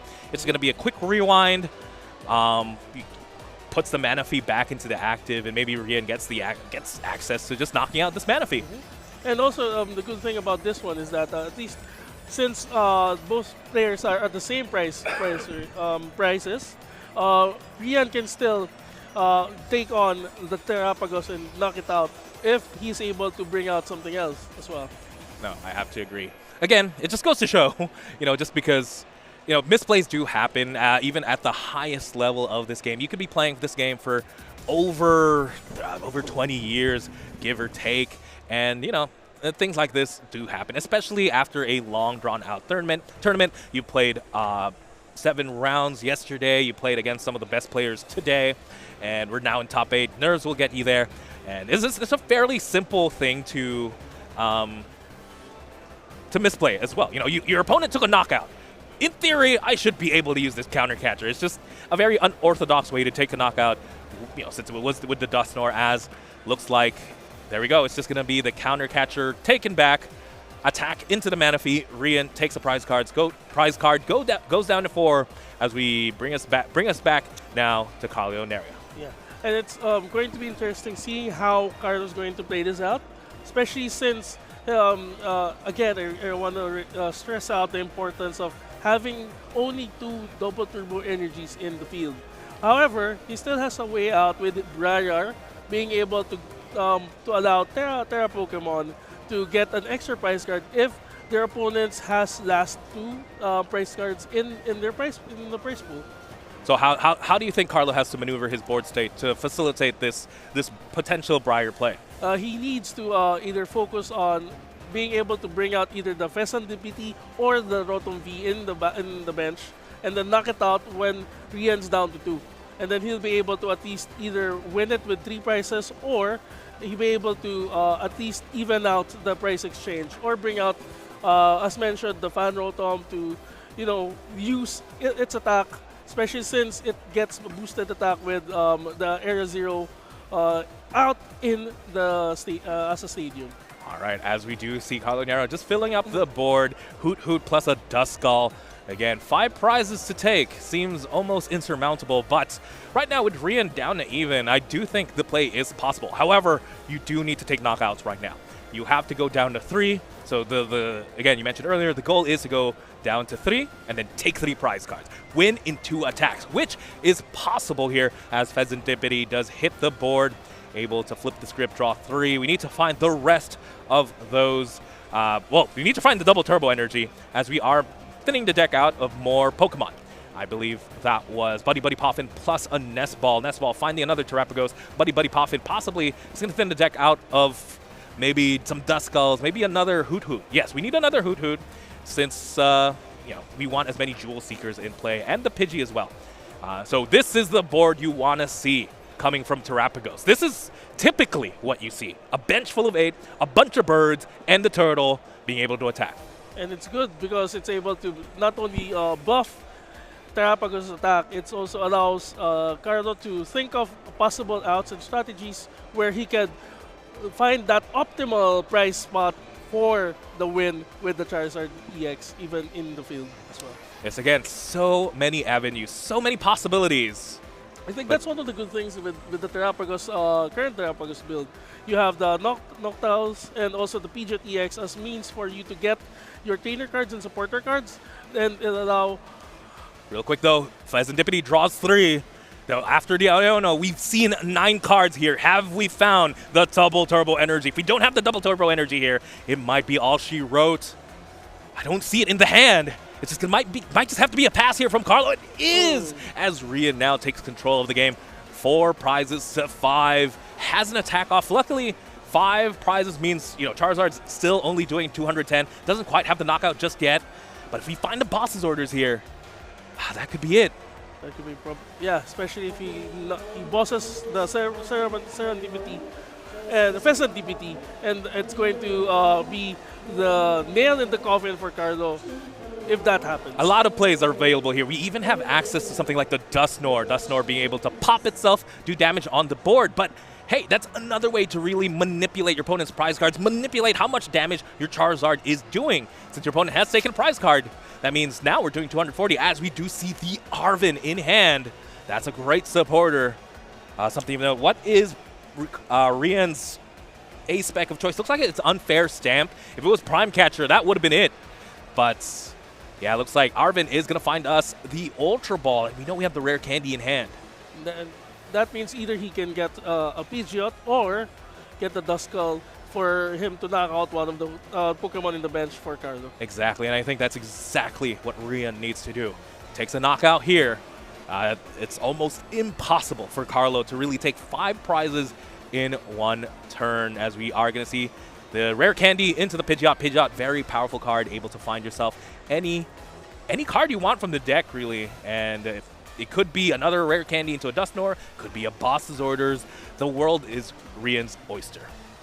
And looking at the field right now, it's another rare candy. Do we have a Dusknoir in hand for him to be able to evolve Duskull? I mean, that has to be the case. It's the only Pokemon that can evolve right now with rare candy. Since the other Pokemon is going to be Charmeleon. If we see it, that's a game-winning play, in my opinion. As rare candy is going to be played. Last card in hand is the Dusknoir. And that's it. Curse Blast coming out. Your opponent takes a prize. We're doing 130 damage, taking knockout on a baby, the little Duskull. But more importantly, Carlo Niera down to 4. Charizard EX's damage is 240, enough to take a knockout on the Terrapagos. And I think the only is there on the way for Carlo to flip the script and be able to fight back against the onslaught of Charizard? That's the question right now, Juancho. If he's able to find it out and be able to keep up with the current field that Rian has. No, right now, Carlo has no way to do 330 damage. Charizard EX, 330 HP. Terrapagos caps out, especially with double turbo energy, at 220. That's why Rian actually opted to pop the Dusknoir to knock out a Duskull, leaving Carlo Niera no capability, no damage modifiers at all. And yes, we do have the rare candy in the Pidgeot. That's actually a viable attacker here. Pidgeot does have a very powerful ability, but has a serviceable attack. Maybe the game plan is to do damage into this Charizard with the Pidgeot. Hope there's no more boss's orders, no more tricks up their sleeve, and the Pidgeot can tank at least one hit. But again, with Rian down to 1 prize, Pidgeot in play, quick search, able to find anything they want in the deck. You have to assume there has to be a boss's orders left in the deck. Yeah, especially now with just one more card. Rian needs just one more card for the win. And if he's able to get the boss's orders, get Pheasant Deputy, and be able to seal the deal for him to move forward. No, exactly. Rian, great spot here. Should be thinking about his top 4 match now, to be honest. This is almost a checkmate scenario. If anything, a worst case scenario is you don't have a boss's orders, you get hit by a Pidgeot, doesn't really knock you out, you can just still attack anyway. If you can set up 2 Charizards, what can your opponent really do against 2 Charizard EXs, 2 330 HP dragons? Nothing. Actually, Juancho, yeah, I think we were discussing this also a while ago. Carlo has ongoing situation with his matches. He did mention this earlier that he is cursed during the stream matches, and I don't know, Carlo. I'm sorry if you're listening to this, if you're rewatching this. I'm sorry we put you on, because this might have been a very cursed match. Starting alone Duskull in a deck that has multitudes of Pokemon and discarding your 2 very essential double turbo energies. It's a little bit cursed. Yeah, but and we were actually rooting for him to break it today. We were hoping with Terrapagos and Noctows be able to break the curse. But it seems like it's still there. As Carlo is going to be able to find the Blood Moon Ursaluna, though. Blood Moon Ursaluna, very powerful Pokemon. Attacks for free here since Rian is down to 1 prize. But, Blood Moon, 240 damage. Ladies and gentlemen, 240 isn't 330. This Charizard is going to be able to survive the turn, take the hit. And if you take a knockout, if you actually find a boss's orders, knock out something like the Pheasant Deputy or the Rotom, you took a prize, but then you're down to 2. Charizard does like 300 damage. You're done. Yeah, you won the battle but lost the war. How can you win here without taking prizes? Might be the question Carlos should be thinking. Maybe this is a scenario. Maybe they're out of energy and boss's orders. That could be a thing. Maybe you start to think of a boss stall type scenario where you boss up a Pheasant Deputy, maybe the Charmeleon. That could be a thing. It's very bleak. It's very bleak for Carlo. We're actually trying to figure out how he could still win in this setup. But Rian is able to set up properly what a Charizard deck should play as. And it's going to be difficult for Carlo now to be able to fight back with everything that's happened to him and currently happening to him at the moment. He was able to put the DTE, the Lone Terrapagos. Oh, finally, but exactly where it's supposed to be, not in the discard pile. Yeah. But again, DTE, Terrapagos, we have the Ursaluna as well. A lot of these are plays that are a little bit too late. Again, there was still that possibility, though. That one possible shining moment, even if he had an absolutely terrible start. It's just missing out on one attack. It's just so big in this format, especially in how fast this format is. Especially with Charizard, if you need. No, exactly. Especially with decks that really utilize the Dusknoir and the Duskulls, right?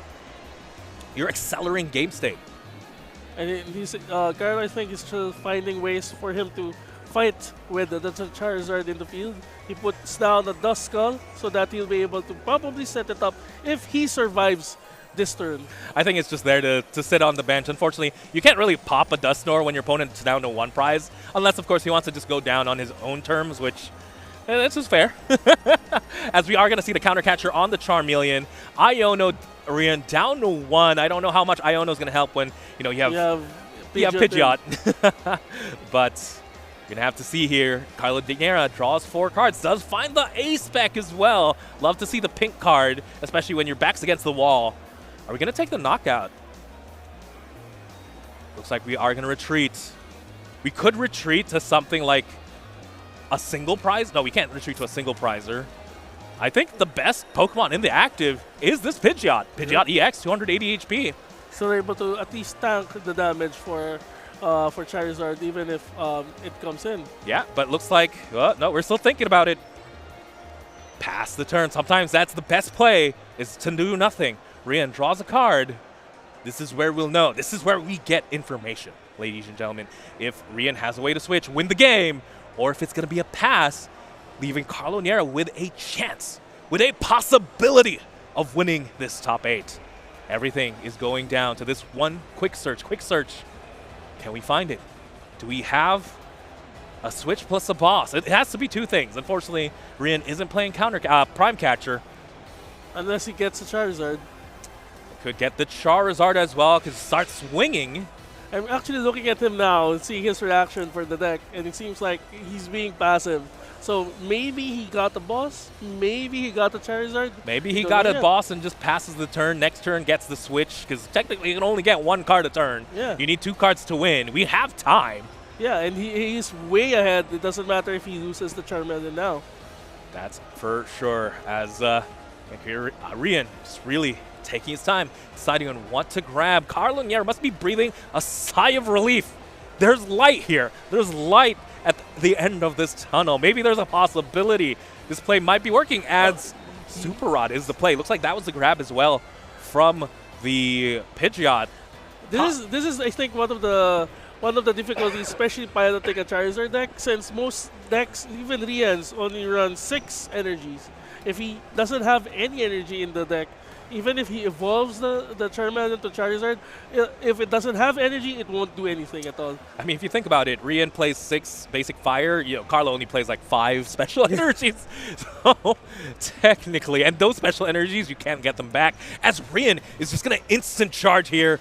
This boss stall's tactic could pay off. Actually, I have to correct myself. Rian only plays 5 basic energies and 1 missed energy. Still technically 6 energy. But, yeah, again, not too many.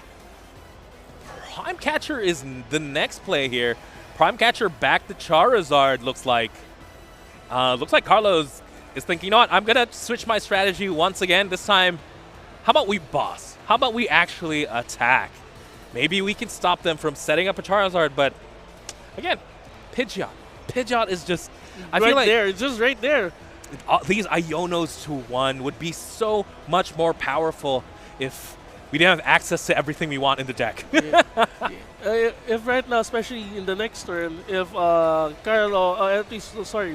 be able to get what he needs from the top deck or from Quick Search, then he's just 1 more turn away from moving forward in the Premier Ball League. 100%. As here we go. We counted him out. We counted him out, ladies and gentlemen. But Carlo Niera is here fighting for his life. Blood Moon Ursaluna does a ton of damage into this Charizard. But there it is. This is the boss's orders. Ladies and gentlemen, Rian Farmaran is gonna progress to top 4 with Charizard EX. Very masterful, very powerful, very commanding win here from Rian. Unfortunately, Carlo unable to break the stream curse. Maybe next time we don't pick that match. No, I'm sorry, Carlo. But again, very well played. Huge congratulations. Making it to top 8 is no mean feat, especially in a field of over 300 players. Huge congratulations. And actually, this just proves that even with all the cards that came out, Charizard EX is still one of the stronger cards out there. He's still there, showing that he is the boss in the Pokemon TCG. He is, after all, the real mascot of Pokemon. But hey, Terrapagos, you know, it's the new fancy card. Came out in Stellar Crown. It's the mascot for that set.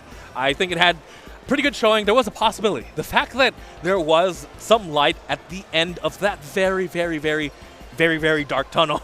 Yeah. There was a chance, and unfortunately, couldn't quite see it happen, but I'm sure there's a reason why he's made it to top 8. I wish we could have featured, you know, more of his matches potentially. Especially with Terrapagos coming in, if his turn 1 just came out properly as a Terrapagos deck, we could have seen more exciting matches, especially coming out from Carlo. With the combination of the Hoot and the Nocturne, it reminds us of the which Shady Dealings in Teleon. Yes. Again, Shady Dealings in Teleon, one of the most powerful cards of the previous format, and you know it has new life here with the Noctowl. But yeah, here we go. Well, let's go ahead and review the bracket here for our Premier Ball League. Again, these are everyone who made it to, I believe this is top 16. Yes, top 16. Again, just huge congratulations. Again, Juan, Ignacio, Adrian, Martin, Giro, Christian, El Mendoza, Kyle, Antonio, Arwin, Kenneth, Rogerson, Carlo Niera, Edgard, and Rian. Huge congratulations to make it here top 16. These are essentially, technically, the top 16 players of our region currently. So I think we're still waiting for the one last match, especially against Kyle and also JV to find out who will be our top 4 players for this round. Because as we have shown a while ago, Antonio won with his Roaring Moon, then Rian with his Charizard DX. We still don't know the results between for Juan's run, if he's done. I think he's running Palkia too. So it's going to be interesting to see the top 4, if we're going to see multiple copies of the same deck, or are we going to see all of the meta decks represented in the finals. That's for sure. We're inching closer and closer to our top 4, to our finals, ladies and gentlemen. There's still so much Pokemon to be played here at the Premier Ball League. Don't go anywhere. We're going to take a quick break. A lot of Pokemon action to be had. See you later.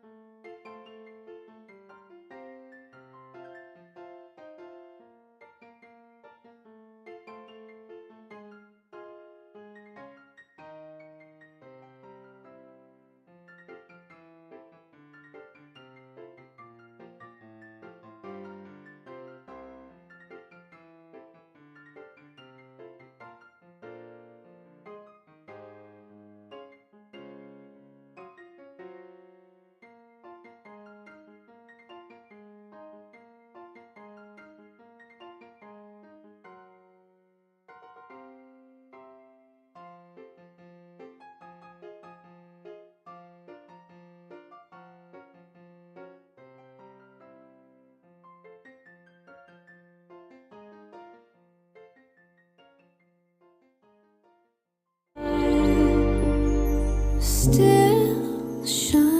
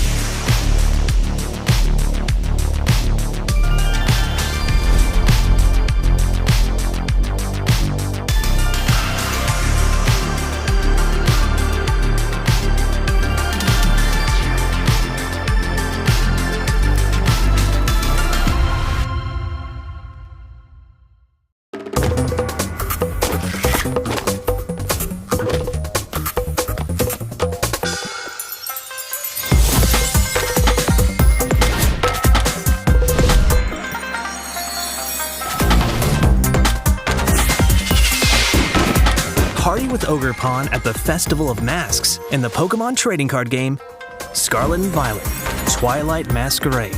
Available now. Each booster pack of 10 cards sold separately. Cards vary by pack.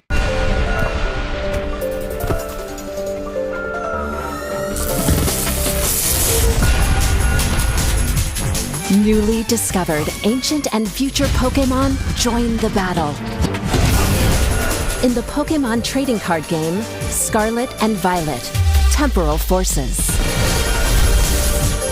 Available now. Each booster pack of 10 cards sold separately. Cards vary by pack.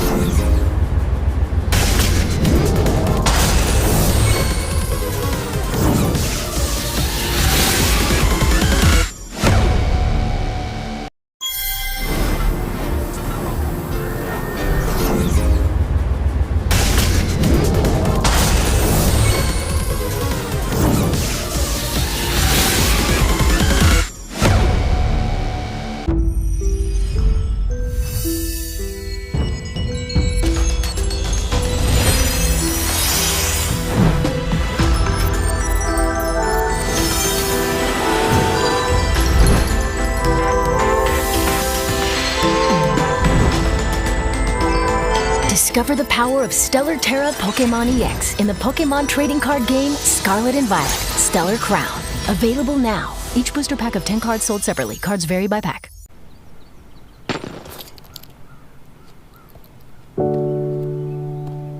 Memories in twilight glow, holding tight, won't let them go. Through the highs and the lows, you were always there for me. So smile through the pain, no matter what came our way. Now I found what's deep in my heart.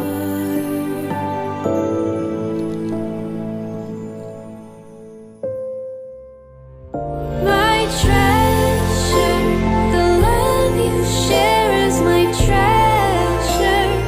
Like a precious gem, holding so close now, and I won't let go. Deep in my heart, it's fading, but still shining.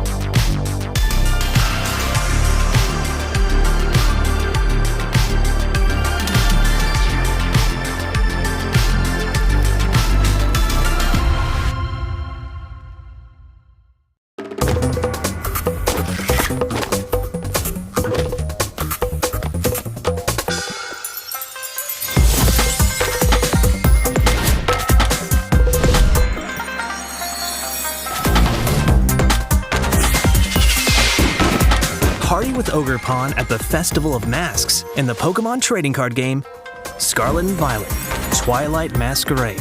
Available now. Each booster pack of 10 cards sold separately. Cards vary by pack.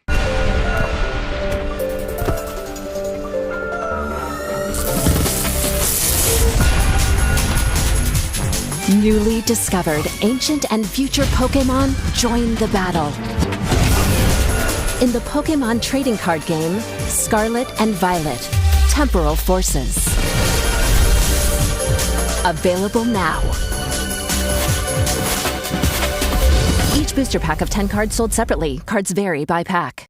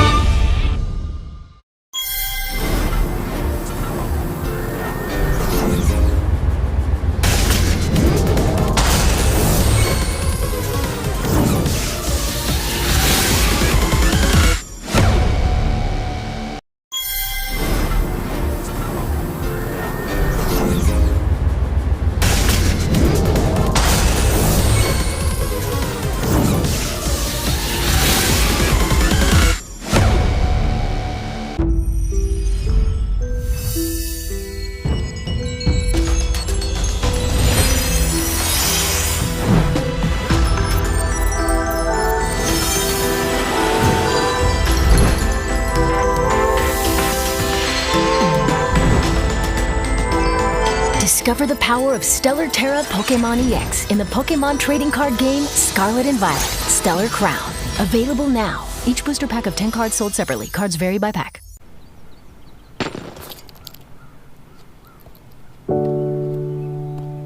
Memories in twilight glow, holding tight, won't let them go.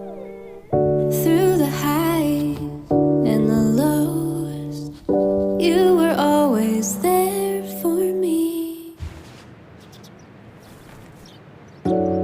smile through the pain, no matter what came our way.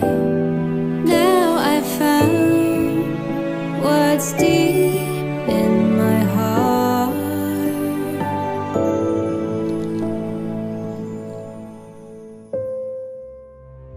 My treasure, the love you share is my treasure, like a precious gem, holding so close now, and I won't let go.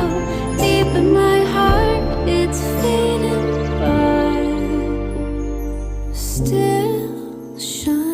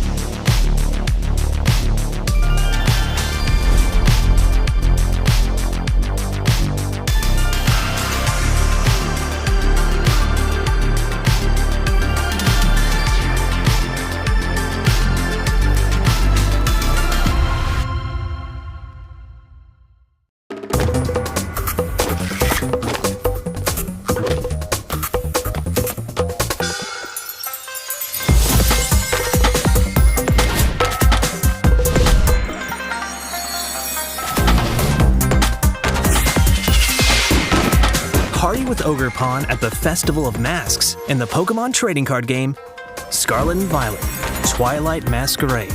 Available now. Each booster pack of 10 cards sold separately. Cards vary by pack.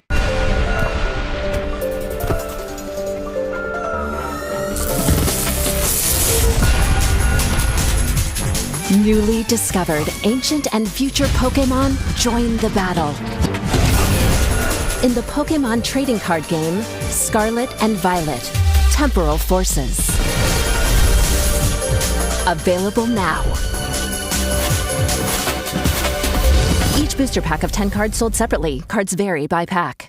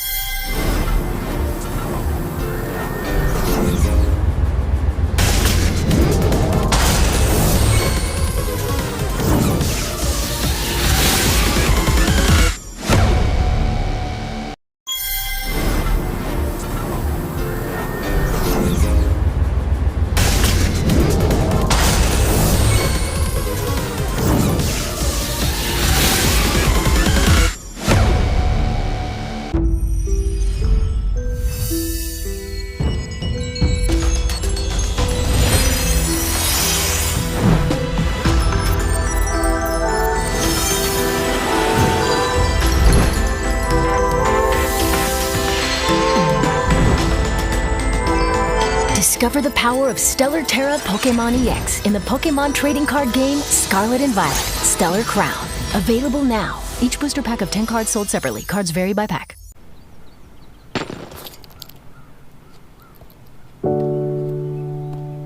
Memories in twilight glow, holding tight, won't let them go.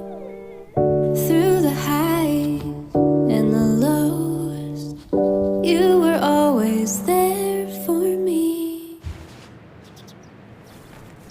So smile through the pain, no matter what came our way. Now I found what's deep in my heart.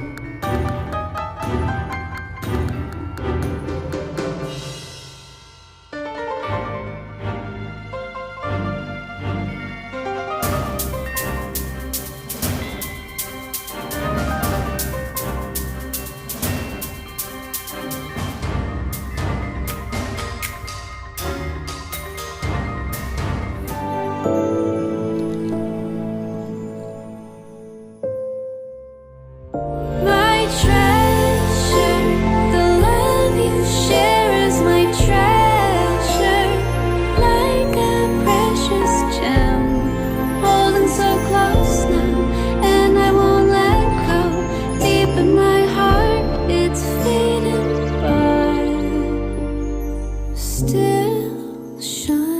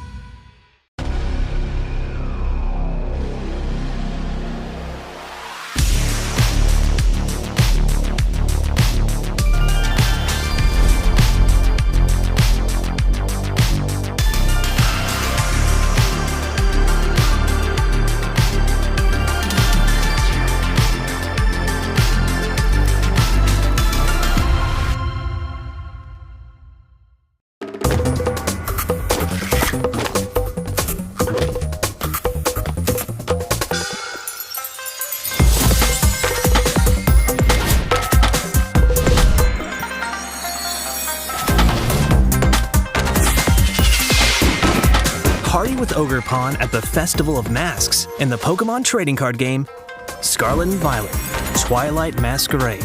Available now. Each booster pack of 10 cards sold separately. Cards vary by pack.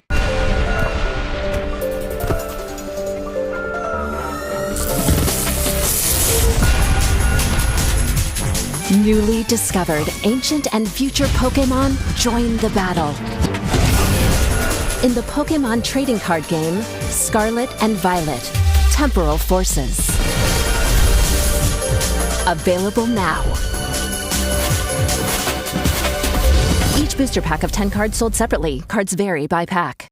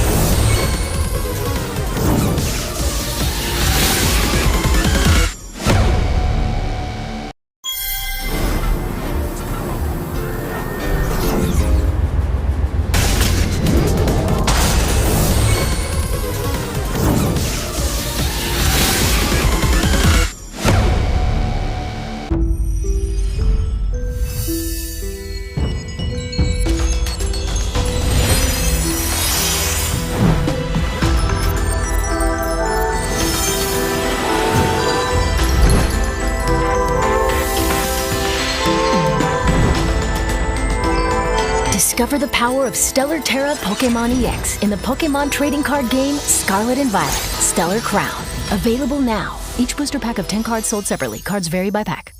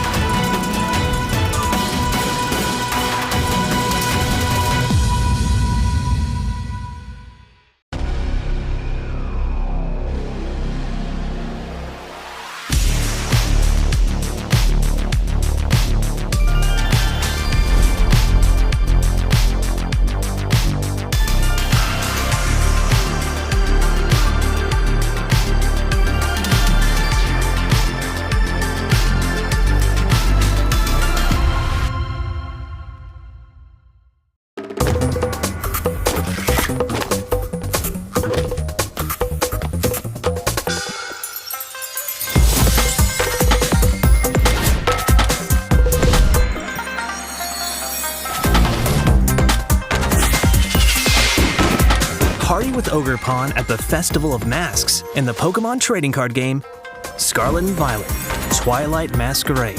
Available now. Each booster pack of 10 cards sold separately. Cards vary by pack.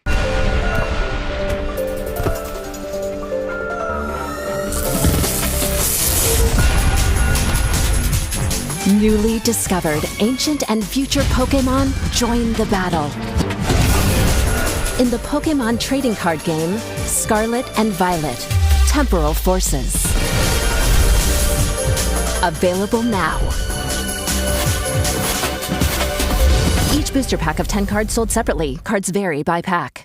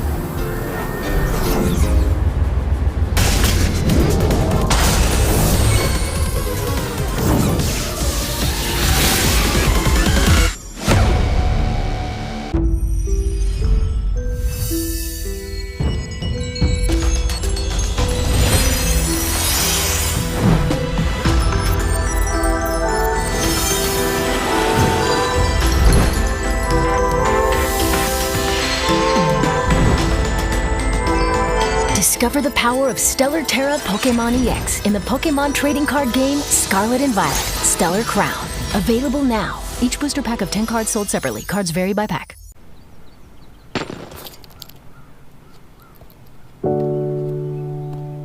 Memories in twilight glow, holding tight, won't let them go.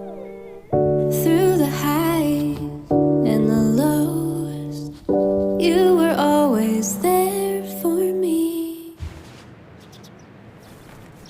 So smile through the pain, no matter what came our way.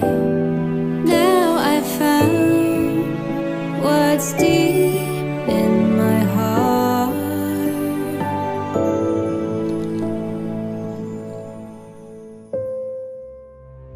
My treasure, the love you share is my treasure, like a precious gem, holding so close now, and I won't let go. Deep in my heart, it's fading, but still shining.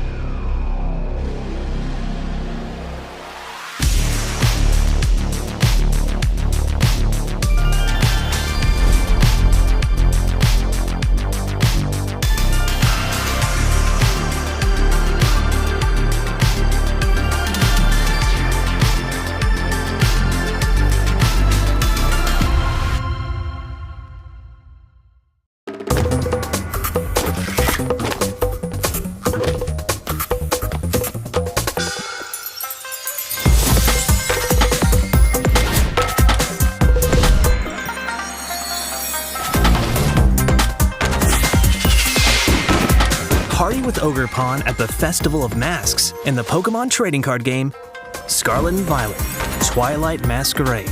Available now. Each booster pack of 10 cards sold separately. Cards vary by pack.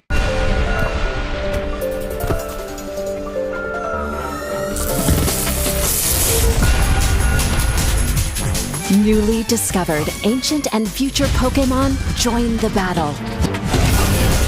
In the Pokémon trading card game, Scarlet and Violet, Temporal Forces. Available now. Each booster pack of 10 cards sold separately. Cards vary by pack.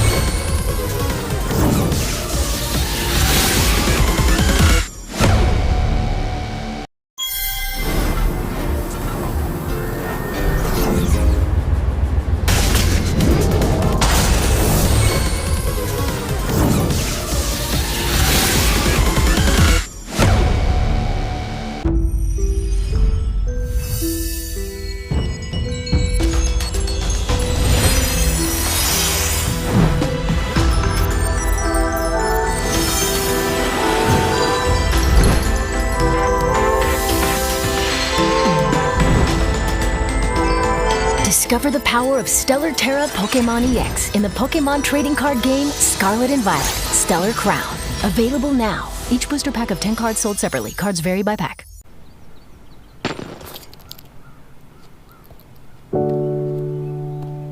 Memories in twilight glow, holding tight, won't let them go. Through the highs and the lows, you were always there for me. To smile through the pain, no matter what came our way. Now I found what's deep in my heart.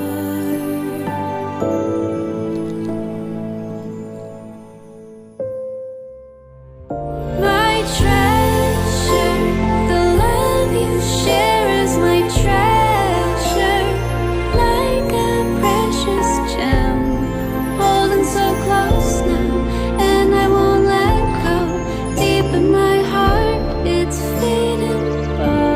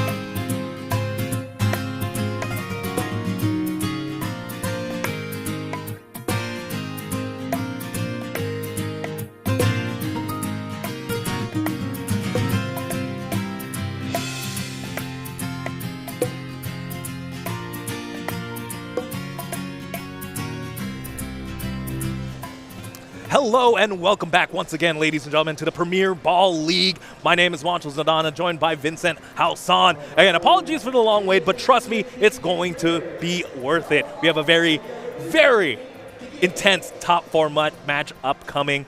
What do you have to say, Vincent? For this one that we're going to watch, it's very, very interesting because these are decks that are both familiar with one, Chum.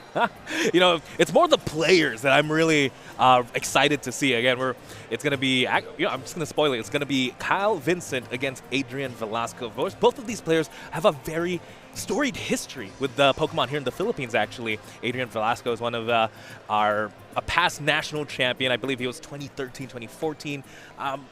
Around that area, so very old school national champion, back when it was actually called the Pokemon National Championships. While Kyle actually is, he's one of the top players in the modern age of Pokemon, I'd have to say. He really coming into life during the pandemic era. He was one of the people who really kept the scene alive during, during the online league eras. And he actually also went to Worlds, too. Yeah, both these players are no strangers to the World Championships. Kyle is a Worlds competitor this year. Adrian Velasco has been going to Worlds, I think, multiple times already. At least since 2016, I believe.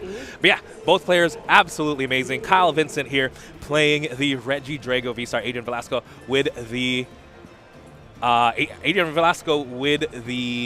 Lugia V-Star. I think we have the names a little bit turned around because it should be Kyle with the Regidrago, as we're gonna see Adrian here start with the Teal Mask Ogerpon and the Capturing Aroma. Didn't quite see the result of the Aroma. We need Tails here. We need a basic Pokemon.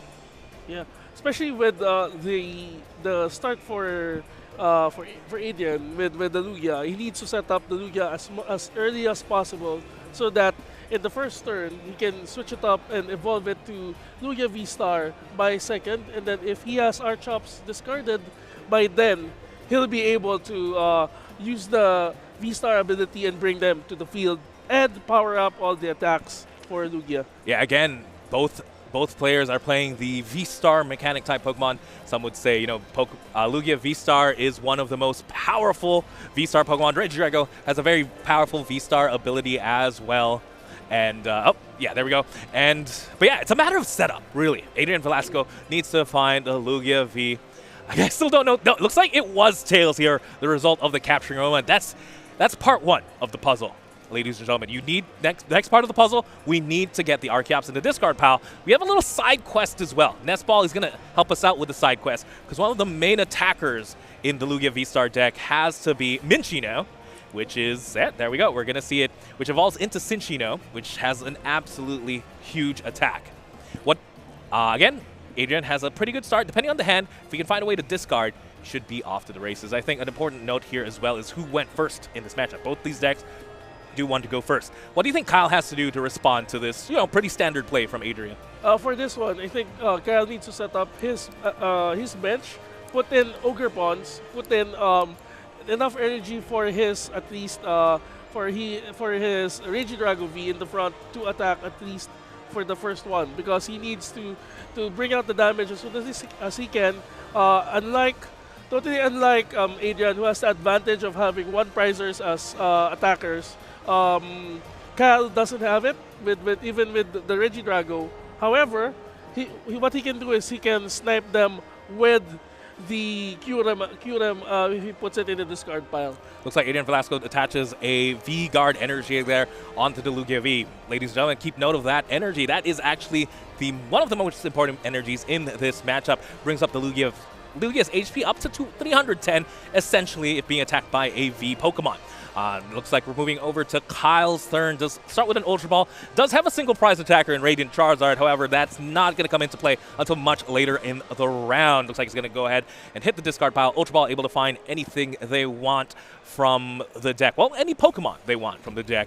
Has to be something like either, he said it earlier, the Teal Mask Ogerpon, the green one here, just to accelerate energy, draws cards as well. Could opt to find maybe something like a Squawkabilly, just to be able to draw some cards, depending, of course, on what Kyle wants to accomplish this turn. Something of note, the Regidrago in the active is actually very unsafe right now. Since Adrian Velasco did opt to go first, they have the capability of attacking first, right? So the Regidrago V in the active, 220 HP, that's perfect math here for the Lugia V-Star. You don't even have to use Minchino. You can attack with the Lugia with 4 energies as long as you don't use Double Turbo. So Kyle actually needs to find a second Regidrago, in my opinion.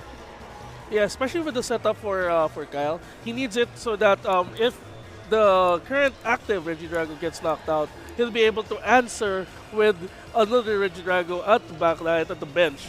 Also, at the same time, he needs to also set up the field, because one of the bigger advantages for Regidrago V-Star is that using Apex Dragon, he can use all the dragon attacks in the discard pile. He'll be able to either, if he was able to put in a Dragapult in it, or let's just say, like I mentioned a while ago, the QRM, which came in, I think, later in the sets, where you expend all the energy, but you get 110 damage to 3 of your Pokemon, of your opponent's Pokemon. That's for sure, as we do see the Teal Dance coming out of this Teal Mask Ogerpon, able to accelerate 1 energy. That does not count as attached for turn, as well as a draw, as we do see another Regidrago hit the board, as well as attachment for turn, plus a research just to be able to refill the hand. Not too bad here from Kyle. I think this is exactly what you want to see on your first turn. Just a couple of Pokemon, some energy attached, and yeah, you mentioned it earlier, yes, we need Pokemon in the discard pile, but that can wait till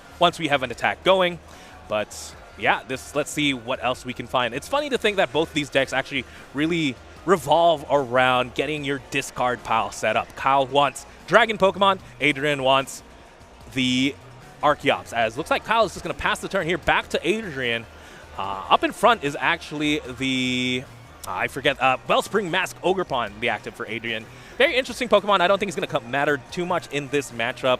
It's one Pokemon you want to be able to snipe baby little basic Pokemon, but you know, Regidrago, 220 HP, a little bit too high. As we are going to see an attachment for a turn from Adrian. Do we see anything else? Big Professor's Research. Do we see any birds? No, that's going to be 3 more energy hit the discard pile. That's the thing you don't want to discard pile, as Adrian's only shot here now is to be able to find the legendary double Archeops Ultra Ball if he wants to be able to attack this turn. Yeah, it's very critical for the Lugia deck to have all the energies in the deck instead of in the discard pile. Because with the Archeops' ability to be able to turbo any kind of energy in special energy in the deck to any of the Pokemon in the field. Looks like it's just going to be an evolution here from the Lugia V-Star, essentially protecting it here, because it is the lone Lugia V, as we are going to pass it back now to Kyle. Kyle now in the driver's seat. Again, it's a matter of who really exerts pressure first, as in any game of Pokemon, and being able to launch the first attack is definitely going to be nice, as we are going to see the Teal Dance on the Ogerpon, draws an extra card. We want to see the Regidrago V-Star now. So Juancho, what do you think would be the key element for Kyle here coming in, especially facing Lugia? So typically right now you do have we have part 1 of the puzzle, Regidrago V-Star. Part 2, get the energy switch onto Regidrago. All we're lacking now is an energy attachment for turn and a way to switch. We just need to exert pressure. Best way to switch probably would be something like the the Prime Catcher, to maybe get a more, meaningful, more juicy attack here. Because, Teal Mask, I mentioned earlier, Wellspring Mask, not the most important Pokemon. On the other hand, Lugia V-Star, very important Pokemon. Minshino, very important Pokemon. If you knock out one of those, especially the Lugia, we're winning this game. But, I mentioned it earlier, keep an eye out on that V-Guard energy. The only real attacker Regidrago has, its biggest attack really, is Giratina, right? With the Lost Impact, which back caps out at 280. So it's a little bit safe there. Kyle did find the Prime Catcher. I do see a pink card in hand. Do we see a red card, though? Do we see a Fire Energy? Yeah, that's what he needs to do to use the attack. Especially even if you can see Kyle's hand, he has a Dragapult in the hand. However, with Lugia having a Mist Energy, he won't be able to use the added effect of Dragapult's attack, where he'll be able to put 6 damage counters to any of the Pokemon in the bench of the opponent. Unfortunately, it looks like Kyle's just going to pass the turn here, opting to save the V-Star, interestingly enough. So Kyle opting not to attack, just passes back to Adrian. Now Adrian, I believe, has the incentive. Adrian has the advantage here to take the first 2 prizes, which could be very big if he gets Archeops into discard pile. Again, Kyle didn't attack, so Kyle should still be at 6 prizes, ladies and gentlemen. It's a little bit of a technical issue there, but we're going to see the attachment now onto the Lugia. It could be a double turbo. That means we can attack with this Lugia without Archeops. It's all powered up, but the next problem is finding a way to switch. Adrian here struggling a little bit, it looks like. Maybe their hand isn't as great as it could be, as if all we're doing is attaching to the Minchino. And that's not what you want to see. And Juancho, this has been an interesting series of turns. This is the first time we've seen on stream our players are just setting up the board without even attacking. I think we're already at turn 3 or turn 4, and we still haven't seen an attack come out from both players. Typically this has been a very, very fast format. Both these players essentially playing chicken, because right now in the active, these are not so important Pokemon. Maybe trying to get a juicier attack, but I'm sure if Adrian could get an attack off, he would. It's just a matter of really getting those Archeops. These birds have been very, very sneaky. Very, very elusive. Yeah, elusive, very rare Pokemon. Do we see it now? Iono was played here from Adrian Velasco. It's going to evolve the Minchino into the Cinchino. Needs literally Ultra Ball double Archeops. Meanwhile, on Kyle's side, we see him still setting up. He has a Hoot in there, where he'll just need another Noctowl to get trainers and maybe be able to switch it out, get the necessary energies for his Drago V-Star to do Apex Dragon, and see if we could at least do an attack or knock out one of Adrian's Pokemon in the field. Ultra Ball was played there on Adrian Velasco's side. If I saw correctly, there is now one Archeops in the discard pile. However, another special energy does hit the discard pile. And now is the question, do we go for the Summoning Star? Summoning Star can be used even if you only have one of those Archeops in play, in the discard pile, excuse me. It could be risky, but at the same time, it does promote, or does further your board state, excuse me, as it looks like it's going to be Ultra Ball for a second Lugia V. Just playing it a little bit safe. If I had to guess, Adrian might be passing on, might want the full value, because even if we do get the one Archeops, we're not really doing much with it, right? You can accelerate 2 energy. You need 2 special energy on the Lugia. You need 1 energy on the active to be able to retreat it. So there's no way to really split that, so there's no way to attack, essentially. And especially now, if he's facing a deck such as a Regidrago V-Star, he needs both Archeops there, because Kyle can easily hit the lone Archeops if he's Summoning Star it with the Drago and the amount of attacks that Kyle can do with the Apex Dragon. Kyle going for the Earthen Vessel. This is definitely one of the ways to find yourself some fire energy, but looks like it's going to be double grass instead. Maybe he has the fire energy already in hand. Again, Earthen Vessel, very powerful card. Able to discard that Kyurem as well, getting another Dragon Pokemon into the discard pile. Kyurem, very powerful attacker, but typically you want to use that a little bit later down the game, or for a little checkmate scenario, as we are going to Teal Dance. Draw one more card, get another Earthen Vessel, why not? Teal Dance again, there's so much energy on Kyle's side of the field. But And no attack just yet. No fire energy, if you can see it. And the thing here is that considering Kyle's discard pile, I think he already has a Dragapult in it, and aside from the Kyurem, so he's able to hit 200 as long as he'll be able to switch out the current active Regidrago V with the Drago V-Star in the bench. Yes, definitely has the ideal attacker, as we're flipping it. Here we go. V-Star power activated on the Regidrago. Discards top 7 cards. You discard the top 7 cards, then you get any 2 cards from your discard pile. I saw double energy switch discarded there. Not too much else. Maybe, do we have a switch at the very least? Maybe a way to get the Noctowl. Double energy switch wouldn't be too bad either. Then you just have to attack to the active Regidrago to attack with it. Could be a possibility. Again, Jewel Seeker Noctowl, great Pokemon to get access to items from your deck. Kyle, really thinking about it here. Yeah, and for Kyle's build, based from what we've seen, he has either a switch or a prime catcher for him to switch out. And speaking of, he got the switch out of the V-Star. Okay, we have the switch. We have an attack at the very least. What's the second card we can go for? Again, at this point you have the attack. This second card possibly could be used to just for future turns. Maybe that Charizard could come into play. I know that's something we literally put back into the deck and just got discarded once again. So if Kyle really does value this Charizard, this might be just the time to just, hey, you know what, put it in your hand. But yeah, again, with so many energy on board, Kyle could even start doing Lost Impact willy-nilly, just because you He's just able to do it without any fear of losing energy. exactly.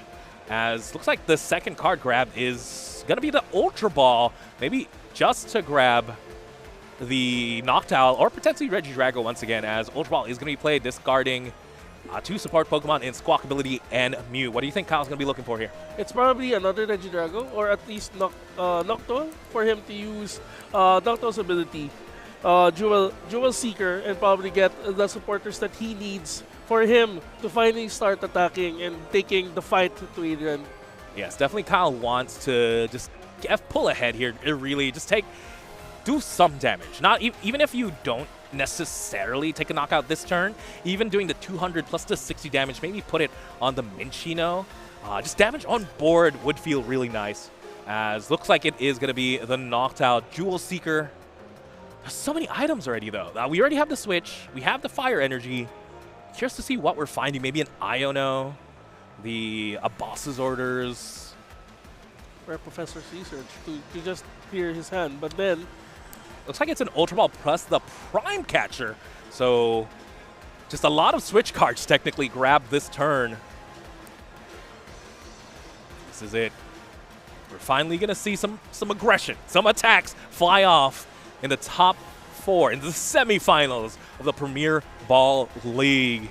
And the first attack is going to come out from Regidrago. I have to hand it over to Kyle though, because it's harder for him to decide, especially since most Regidrago builds now have Night Stretcher, where you have no problem discarding any of your key support Pokemon similar to Radiant Charizard. But since he doesn't run it, he needs to make sure that the Pokemon that he puts in the discard pile are the ones that he can either retrieve with Super Rod, or he really won't be needing later on. That's for sure. With this many energy on the board, I feel like Regidrago might just be the most ideal attacker in any case, as we are going to see the Prime Catcher just bring up the lone Cinchino on the board. You have to imagine, in a field full of 2 prize Pokemon, Kyle just really opting to deal with the threat, deal with this little hamster thing, and but ignoring the prize race, right? Sometimes it's more about winning in the board state than taking those prizes, as Adrian Velasco promotes the Lugia Beastar. And again, action is back to him. Can he find the Archeops? Can he finally get some Archeops in the discard pile? Especially in the setup right now with Adrian, with him being behind, the Minchino can be a bigger threat later on if he's able to bring out the Archeops. That's why it's a smart move from Kyle to just eliminate the soon-to-be looming mouse danger later on, once Adrian's been able to fix his board state. Definitely. The only thing that can really deal with the Regidrago, I mean... in one hit. Exactly. The only thing that... I don't know, weirdier, potentially some weirdier plays could come up, maybe high damage output, but right now, Lone Lugia gonna have to use the V-Star power. Hey, that will find, because there's only 1 Archeops in play. Might as well get back that Cinchino. That's pretty nice, but at the cost of getting your second Archeops, I don't know if it's worth it, but you gotta do what you gotta do. Your back's against the wall here. Sometimes you can't have your most optimal board state. This will have to do, as Lugia V-Star is actually a great Pokemon in itself, doing 220 damage with the clean 4 energy here. Adrian Velasco has yet to play a supporter, could find something like a Boss's Orders, knock out something like the Teal Mask Ogerpon, and then technically this Lugia is in no threat either, thanks to both the combination of V-Guard energy and the Mist energy. And it's very smart for Adrian's side, because he's not afraid for Regidrago to use Giratina V-Star's ability. And look, he's actually used the boss. He pretty much used what you were saying, Juancho. Exactly. The Lugia decks have been known to playing multiple Boss's Orders, and even have Luminion to really facilitate, to really find those Boss's Orders, because you want those targeted knockouts. He plays 3 Boss's Orders, so it's really... he makes sure Adrian's going to have to make sure that he eliminates the necessary Pokemon in the field. And just like that, Adrian has the prize lead here. Technically, the mapping for Adrian is a lot simpler for Kyle. Kyle opted to win through board state. mean dealing with the Shinshino, but that meant he only took one prize, while Adrian Velasco here opted to knock out the Ogerpon. And if he knocks out, he can knock out the Ogerpon again using the same Lugia and find the Blood Moon Ursaluna to take the last two. A simple 2-2-2 line is always cleaner.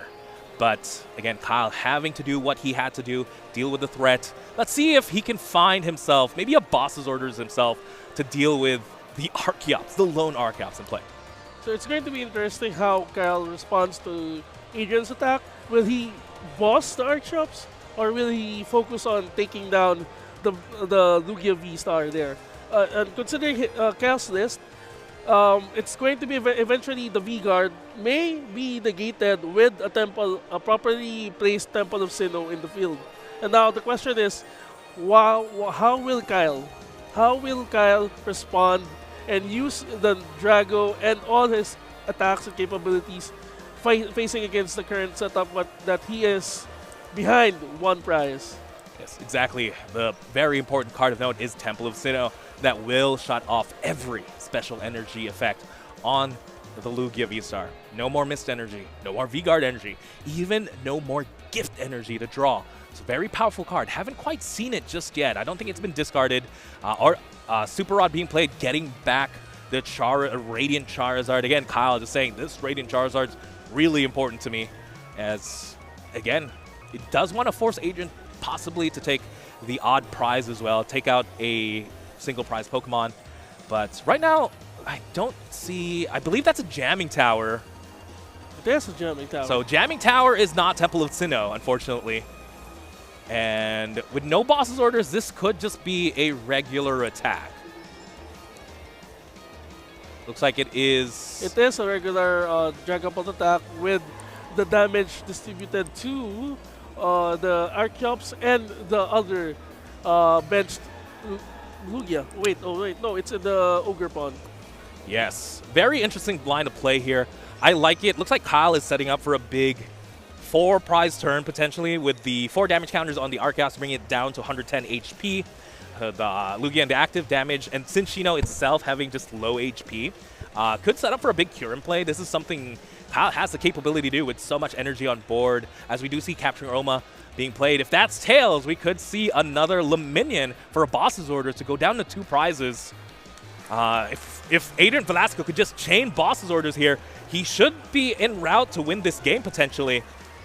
And also, you mentioned a while ago, Wancha, with the Kyurem in the discard pile, Kyle can do the big play of using the Kyurem's ability to take out the Lugia, the Archeops, and the Cinccino in the bench. And even though it's problematic for Kyle's side, because you have to use all the energy attached on the Pokemon that use that ability, he has a Regidrago prepared in the bench, in the backlines. He just needs to switch it and then finish it up with another attack to any of Adrian's bench Pokemon. That's for sure, but that's assuming Kyle has enough turns to do this, as Adrian Velasco does find the Ultra Ball. Ultra Ball should lead into a Luminion into a boss's orders, and that means Adrian Velasco could be essentially 2 attacks away from winning this game. Boss's orders should take out 2 prizes. The fact that there is both the Pheasantipity and the Teal Mask Ogerpon, these are literally the prizes. The only prizes Adrian Velasco needs. Doesn't even need to charge up any energy, really. Could opt to maybe still try and set up a Cinccino with a couple of energies just to really threaten the board. But honestly, I think at this point it's just Lugia V-Star and Blood Moon Ursaluna. Yeah, and I think Adrian will be focusing on attacking the other Teal Mask in Kyle's bench. It's going to be critical for him, especially now that he needs more energy in the field. But then again, he already has a Regidrago in the backline.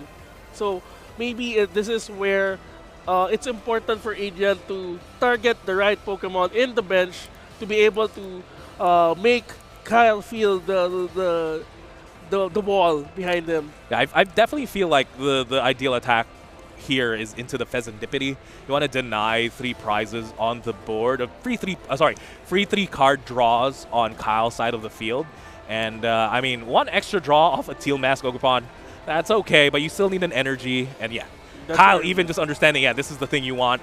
That's it's going to be just knockout on that Pheasantipity. Adrian Velasco to going down to 2. Essentially one attack away, potentially, ladies and gentlemen, from making it to the finals of the Premier Ball League. What can Kyle do to respond?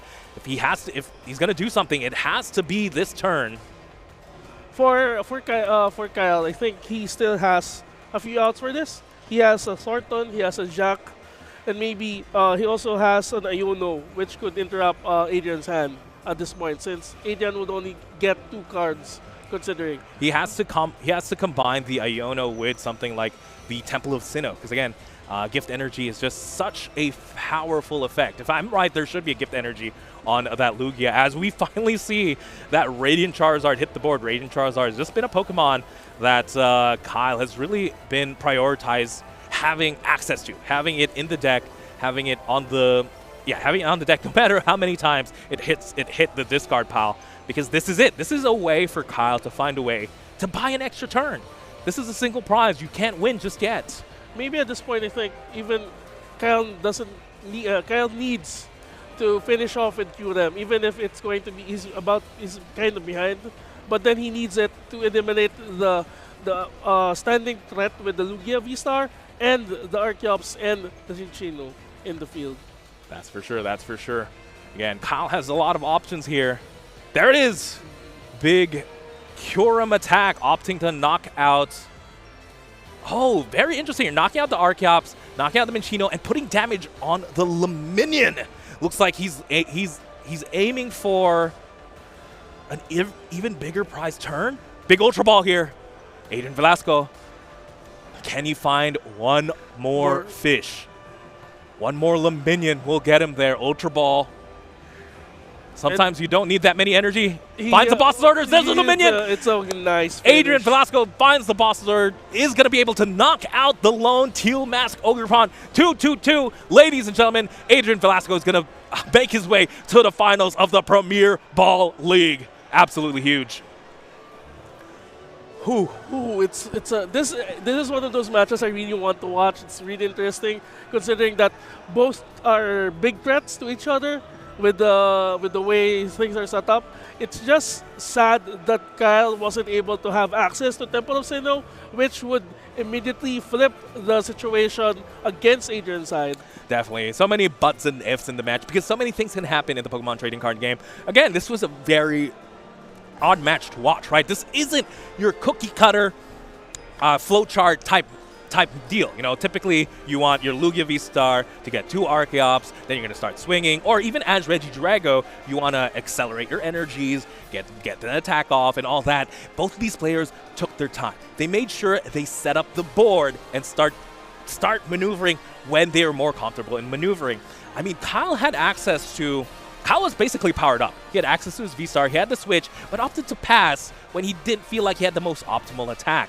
I don't know if that's necessarily correct play, but again, it's a bunch of what-ifs, right? Whereas Adrian Velasco, again, back was against the wall, only had access to 1 Archeops, but still made things happen. I think that's just such a hallmark of a great player, is going out of that flowchart, knowing what to do based on a situation. Yeah, considering especially since using the Lugia V-Star it isn't normal to bring out an Archeops and Minccino to the field.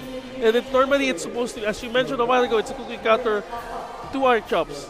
But then what you have is 1 Archeops and then 1 Minccino. And that's one of those things I think that Adrian's very good at. It's adjusting to what's the situation at hand, how to respond, and how to get that win even if his opponent's ahead. No, exactly. He knew exactly what resources he had, what his lineup was, and I mean, he had Lugia V-Star, right? Essentially, I think Lugia V-Star took all 6 prizes of that game, which essentially meant he only need 4 energy to win that game, right? Yes. Everything else was a scapegoat. Everything else was, something, that baited maybe Kyle's attention and took the heat out of the Lugia V-Star. And I have to say this one more time. It's the special energy, the choice of special energy that Adrian Velasco opted to play onto the very important lone Lugia V-Star that really, I think, won them in this game. The V-Guard energy, the Mist energy, those were the first two. And then from there, that's all he really needed, that lone Lugia and a bunch of fish. And I think, though, however, I think Kyle would have been able to at least delay or take a win if he used the third Kyurem attack on the active Lugia. I know that the Lugia has... Oh, wait, I think he has the Mist energy, so it wouldn't matter, so it won't.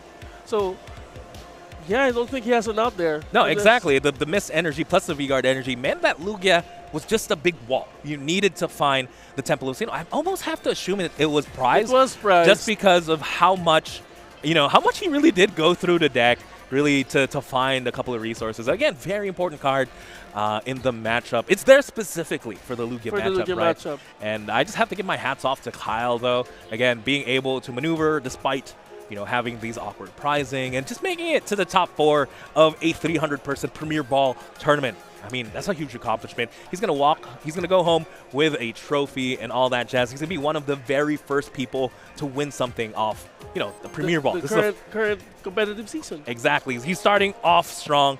So, hats off to Kyle. With that, I think we're going to take a quick break just before our Masters final. So this is the big one, ladies and gentlemen. Who's going to win it all here at the Premier Ball League?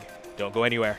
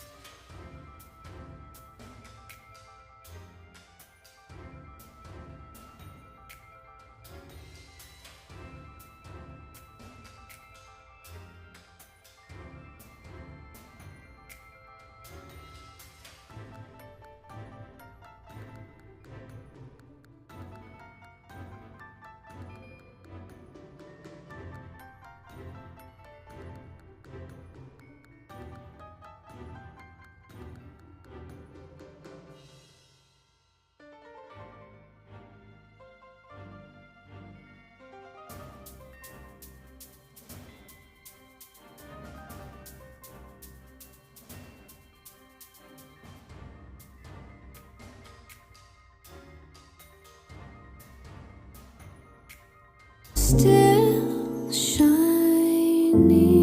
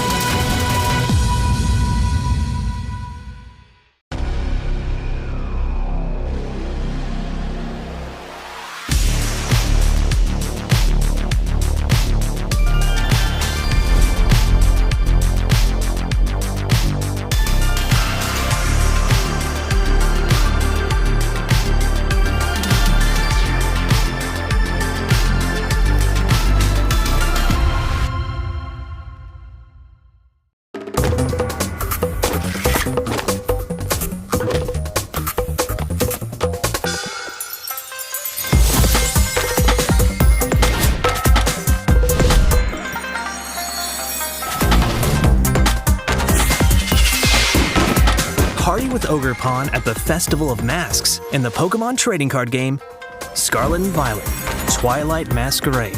Available now. Each booster pack of 10 cards sold separately. Cards vary by pack.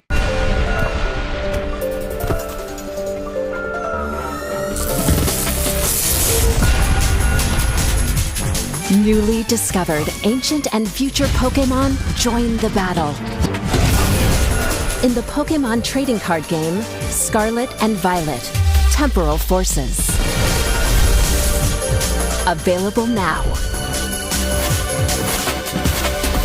Each booster pack of 10 cards sold separately. Cards vary by pack.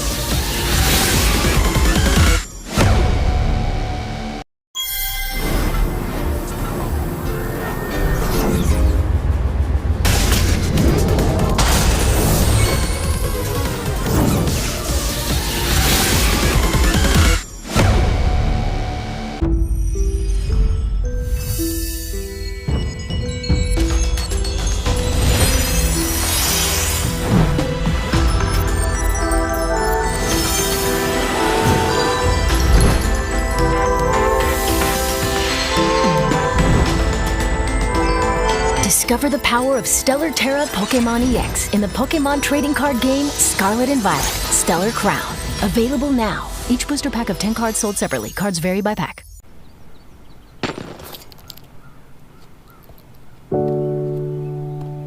Memories in twilight glow, holding tight, won't let them go. Through the highs and the lows, you were always there for me. So smile through the pain, no matter what came our way.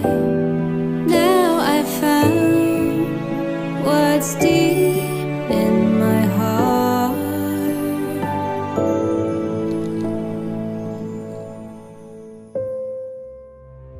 My treasure, the love you share is my treasure. Like a precious gem, holding so close now, and I won't let go. Deep in my heart, it's fading, but still shining.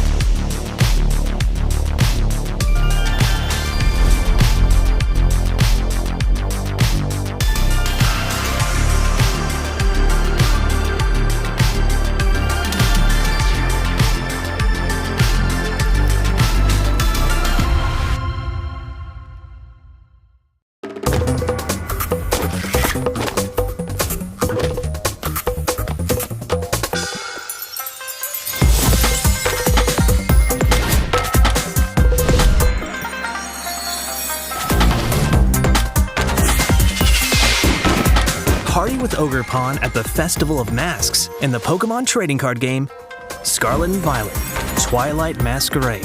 Available now. Each booster pack of 10 cards sold separately. Cards vary by pack.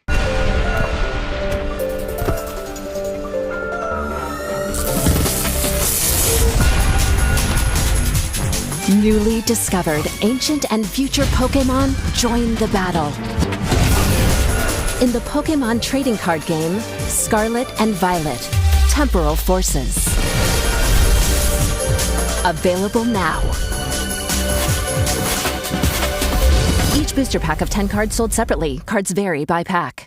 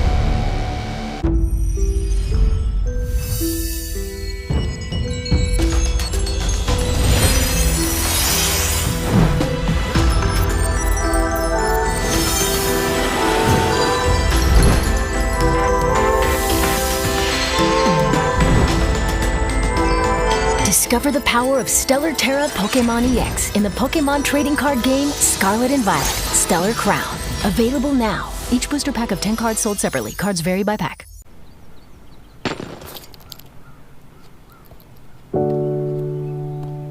Memories in twilight glow, holding tight, won't let them go. Through the highs and the lows, you were always there for me. So smile through the pain, no matter what came our way. Now I found what's deep in my heart.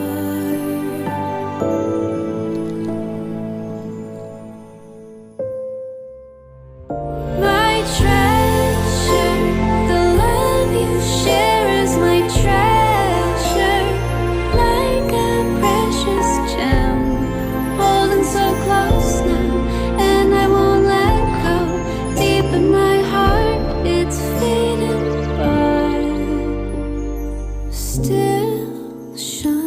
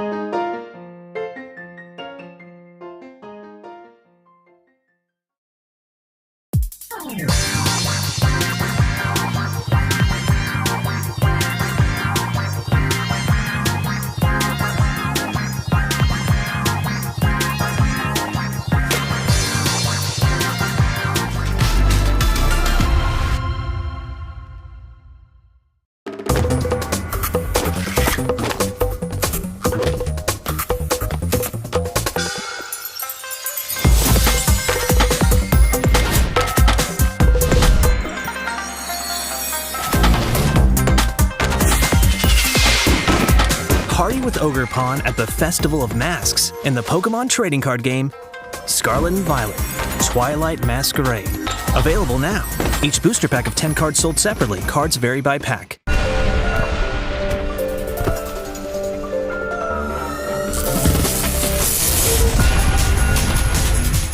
Newly discovered ancient and future Pokémon join the battle.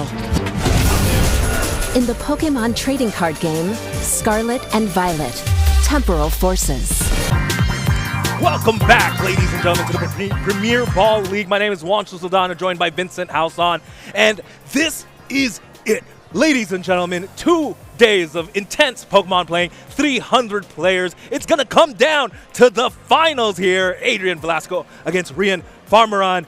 How are we feeling, Vincent? It's really going to be exciting, especially now that we have a Charizard and a Lugia in the finals. It seems like, as I was saying earlier, aren't we in the new season? Aren't we in the upcoming new season? And yet, we have a classic matchup in the finals. No, classic matchup in the decks, but more importantly, these players have such a storied history with the games. Both Rian and Adrian, I know these players from when I started back in the game, back in 12 years ago, and both of these are former champions. Both Adrian Velasco and Rian Farmeron are former national champions. These are the best players we have in the Philippines, period. And for literally 10 years running, both players are no stranger to the world stage. They've both been to the Pokemon World Championships multiple times. And the fact that, despite 10 years have gone by, they're still at the top of their game. They're still the best of the best. That makes me so proud to see them both play right now in the finals. It's really exciting to see both of them. We're sure to see great matches and also great setups with their decks and their strategies coming in for the finals. This is the make or break. This is where it's going to decide who is going home, the Premier League champion. No, exactly. And I could not pick, again, the better players to really represent the Philippines right now. And we're going to see a great match. I will 100% guarantee it to the folks at home. It's going to be an amazing match because these are players that are not they're not nervous. Well, I'm sure they're nervous, but they're very used to being in this specific position where this is it. One more match, I could win it all. One more match is going to be the difference between first and second place. 150 points towards starting your competitive season. Again, Premier Ball League is only the first major tournament for the 2025 season, and honestly, I cannot think of a better way to start it off. And I'm excited. And again, of course, both decks very good. Charizard EX, Lugia V-Star, both decks I feel like you can pick up and play very effectively, but it takes time to really master both, right? It takes also finesse for both players to maximize each deck and how they're going to use it in these high-stress situations as well. No, exactly. Now, Vincent, who do you think is favored in this matchup? I think I would have to hand it to Lugia. I would have to hand it to Lugia this time. That's right. I totally forgot that was my caster prediction. Yes. No, Lugia V-Star again. It's just too powerful. The fact that you have access to these, it's not necessarily Lugia V-Star that's powerful. It's the Archeops and what that Pokemon can really facilitate. Being able to have access now to Minchino, maybe even side attackers and like the Teal Mask, the Wellspring Mask Ogremon, for example. Wellspring Mask Ogerpon, for example, as this is it. Ladies and gentlemen, we're on the desk. The finals of the Premier Ball League. Rian Farmeron against Adrian Velasco. Both players are now on the desk.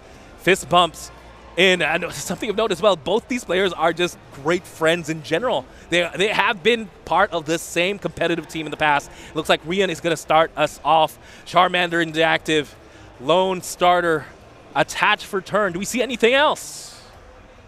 It's just going to be a pass. This is not exactly what you want to see from Rian, but he's not in any threat, right? This isn't Raging Bolt. This isn't Roaring Moon. This is Lugia. This is a turbo deck. And are we going to see Rian finish the Premier Ball League with 12 wins? You can see it's 11-0. He has not dropped a match yet. And with Charizard as his main Pokemon deck, I think it's going to be really fun to see if he wins it and not losing at all. Yeah, definitely the Charizard bringing him this undefeated streak. As now Adrian Velasco going for the capturing Aroma. Didn't quite see what the result of the Aroma was, but right now, of course, hallmark of a great player, it's going to have to be a deck check first, right? We're going to have to make sure we have access to everything we want, all the special energies. We have to make sure we have all the different Pokemon. So this might be a minute, ladies and gentlemen, but this is a very, very important step. I like how Adrian just puts down the dice as well as 2. I have 2 of this thing. What could it be? And actually, you mentioned a while ago, Ancho, that they're good friends. And apparently, while I talked to Rian a while ago in the break, he mentioned actually that both of them knows the deck that they're playing because they played with each other, they practiced, and they even came together in the same car to the venue today.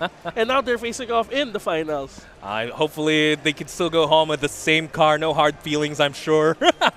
But what's for sure is, looks like it was Tails finding themselves a Minchino. Minchino, very important card in this matchup. Charizard has 330 HP. That's absolutely massive. But you know what can take it down?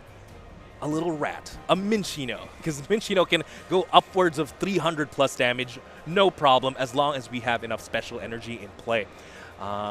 Something of note as well, as we have to know that Adrian Velasco is second here, so that means he has access to supporters. Ultra Ball was just played. Archeops is now in the discard pile. 1 Archeops anyway. Do we find a second? Looks like it's going to be, we can attach the V-Guard energy and just read the wind potentially. Discard the second Archeops as another Minchino hits the field, plus a Mesagoza here. Is luck on Adrian's side. It's Tails. Looks like it's Tails. It's fine. I feel like we have everything we could possibly want for a turn 1 as Lugia. Especially as going second, he has access to read the wind now. Yeah, I think it was a good setup for Adrian now, that he also has an Archeops in his hand. With Read the Wind, he can discard the Archeops in his hand and also get 3 cards in return. Maybe if he doesn't have yet the V-Star in his hand, maybe in the Read the Wind, he gets it and then evolves it in the next turn. Definitely. Only missing a couple of pieces here.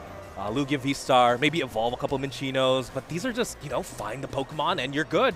I think no support has been played just yet either. It was only the Archeops in hand. That's all he had access to, so it's just draw 3. Off these 3 cards, he has to find something. Just like that, I feel like that might mean Adrian's in a precarious position as Rian top decks the Buddy Poppin'. A little late there, buddy. Just 1 turn too late, but still better late than never.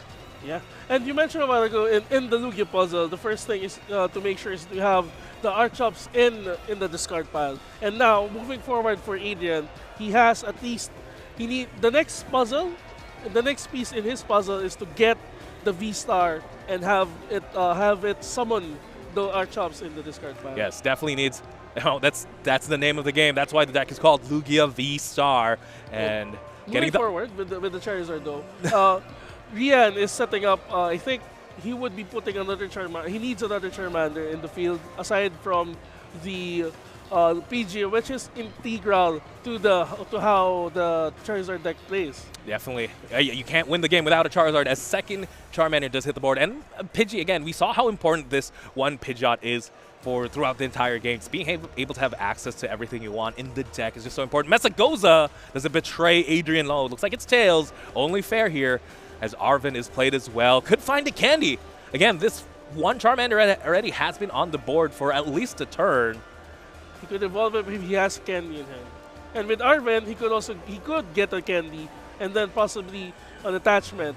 But sadly, he didn't have a Rotom V a while ago, so he wouldn't have a means to get the use or the Forest Steel Stone. Well, that's okay. We can get the Rotom V now with that Nest Ball, with the grabbing the Forest Steel Stone as well. Just kind of signifies that we have to get this V Pokemon. I'm curious again to see if Rian opts to attack this turn or just take a turn to draw 3 cards, maybe set up an even better turn following. But I feel like the fact that Adrian only had 0 card hand, essentially just the Archeops, and draw 3. If off that 3, for example, he draws energy, the fact that you swung into Lugia could have been big. if you take down the Lugia, there's no way to really summon the Archeops after all. Yeah, since Adrian doesn't have any other Lugia in the field at the moment. And he can't evolve it as well. Looks like it's going to be attachment there for the Mist Energy. Not quite sure. Mist Energy is not going to come up in this specific matchup, but it is still pretty nice to have.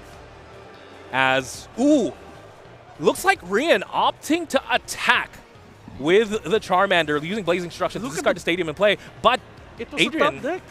It was a top deck with the Lugia V-Star. Adrian just naturally finding the Lugia V-Star. And just like that, he should just be in a very winning position here. I have to respect the play, though, from Rian going for the Blazing Destruction as opposed to drawing cards with an instant charge.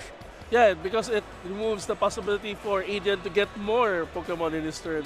So at least this time he cuts off Adrian's way to get more Pokemon into the field. I have to agree, as Summoning Star has been used, probably the most important Summoning Star of this tournament. Getting double Archeops. This is the board you love to see as a Lugia player. As a Lugia player, yeah. And now I think Rian needs to work a working strategy where he can take out either the Lugia or the Archeops in the field. It's always a tough position, right? Because, like, what do you target as a Charizard player? There's two Minchinos. We saw earlier in Kyle's match where he opted to, really chase down those Minchinos, make sure that those are the threats that can knock out my Pokemon. But the fact that there's two of them makes it a difficult decision. As well as the Archeops. Archeops is a very prime target. If you take out one, that's less 2 acceleration. So Adrian has to make sure he has to preload a couple of energies here. Make sure that he has like 2 energies on a Minchino so that even if an Archeops goes down, he threatens a knockout. And also, considering Rian's deck, it doesn't have any other cards in the field that could take out anything from the bench. And I think the only thing that Rian has is the Dusknoir. And that's not even enough to take out one Archeops. I mean, Dusknoir is pretty good in taking out, for example, the Minchino. So if you wanted to go double Minchino route, you could Dusknoir, knock out Minchino, knock out, and then boss knockout at the other. That could definitely be the route. As looks like Ultra Ball is going to be played to grab the Luminion, just going straight for the boss's orders, grabbing the Rotom. I love this play from Adrian Velasco. That means we're going down, again, the very simple 2-2-2 route. We're going taking 2 prizers, but also, more importantly, we know Rian is holding the Forest Seal Stone in hand. So is this, you mentioned, since you're the Lugia expert here, Poncho, is this the typical way a Lugia works? No, exactly. You want to use Lugias to take the meaningful knockouts. Lugia V-Star, 200 damage is good. You can take out support Pokemon. And preloading, I mentioned this earlier, how important it is to preload these energies onto the Minchino. And just like that, you can't afford to really go after an Archeops, because then you still get knocked out by the Minchino anyway. As Adrian Velasco is going to take this knockout, go up 2 prizes. Rian dropping down the Pheasantipity. The Pheasantipity is the world here. Can we find some way to maneuver? And this is, if you think about it, this is also one of those things where a rat could kill a Charizard. Exactly. That's why again, we have so many boss's orders. Because Pheasantipity is another great target for Lugia V-Star in the future. But drawing 3 cards, do we see the Charizard? I haven't seen it. It's not in his hand. I see a pink card, though, I believe. Or is that a red card? I don't know. The fact that Rian isn't just slamming these cards down yet, so it makes him... You just feel that he's in a very difficult position. Yeah, it's not as simple as, I'm going to evolve in Charizard and start swinging. I have to do some plays here. Yeah, it's very smart for him to just calmly think of ways how to still win. And it's one of those things, as a competitor, that you have to also focus or think of strategies, even if you're down, even if you're behind. And that's where, I think that's the world's difference for people, especially for those who are used to playing against high stakes, high stress, and then being able to deliver the same performance that they did, even if they're ahead. It just shows the difference between the two of our players in the finals. Yeah, it looks like Rian here played the Arvid, opting to just grab Rare Candy. Did have the Night Stretcher in hand just to grab the Rotom, so we can use this Forest Seal Stone. That's one way to get your Rotom back. We get access to any card in our deck, so we should have at least either Pidgeot here or the Charizard. Depending on how good the hand is, we could see, again, there's a Pidgeot. Rare Candy into Pidgeot. We have Pidgeot has access to finding stuff again. Then Quick Search. Here it is, quick search now. I think he has an extra rare candy in his hand. So He needs to find the Charizard. Looks like that's exactly what he's grabbing here. Do we have like a counter catcher maybe to go with the Charizard? Right now, the Charizard, yes, Adrian Velasco has taken a couple of prizes, but it's capping out at 240 damage. You want to be able to take more meaningful knockouts, so more meaningful attacks, especially when you're behind. As we do see the Infernal Rain ability, just accelerating energies onto both Charizard and the Charmander. Very powerful ability. I like that the Charizard in itself is just an all-in-one package. Yeah, it turbos energies. Plus, at the same time, it also beefs up its attack with Burning Darkness. That's why, even up to now, it's one of the most consistent decks you've seen in the game. No, exactly. There's a reason why it's been tier 1. As we do see the counter catcher, and it is going down. It is going to take out the lone Archeops. And hey, just like that, I stressed the importance of really grabbing or preloading these Cinchinos. As Adrian Velasco actually opts to go into the Lugia instead here. Maybe doesn't have the Minccino yet. That could pose a problem. This could bring Rian back into the game. Let's see what happens, though. The question now is, what would Adrian do? I think it's either he gets the boss's orders on his hand, eliminates either the Rotom V or the Pheasant Deputy, or he could just delay, if it's possible at all, to delay the game. Look at Adrian's hand. Looks like it's just a bunch of energy. He's opting to attach a gift energy to the Archeops, maybe threatening that if you knock this out, I'll draw cards. It might just be an attack potentially onto the active, because I don't think there's that much going on in the hand, which could, again, put Rian back into this game. Lone Archeops now has to, again, accelerate more energy. At this point, maybe I'd like to just put it on the Minccino, just put that target into its head to make sure you still have access to the Primal Turbo Archeops. So he's getting a Jet Energy, and the ideal here is to get a DTE for the Minccino, right? The idea should be to just preload any energy on the board, really. I think I prefer the non-DTEs just because their DTEs have more value when you attach them, as it's like it is just going to be the double mist energy. Unfortunately, again, Adrian Velasco needs to find another boss's orders here to have like a little bit of a better turn. Otherwise, Rian is just free to gust once again.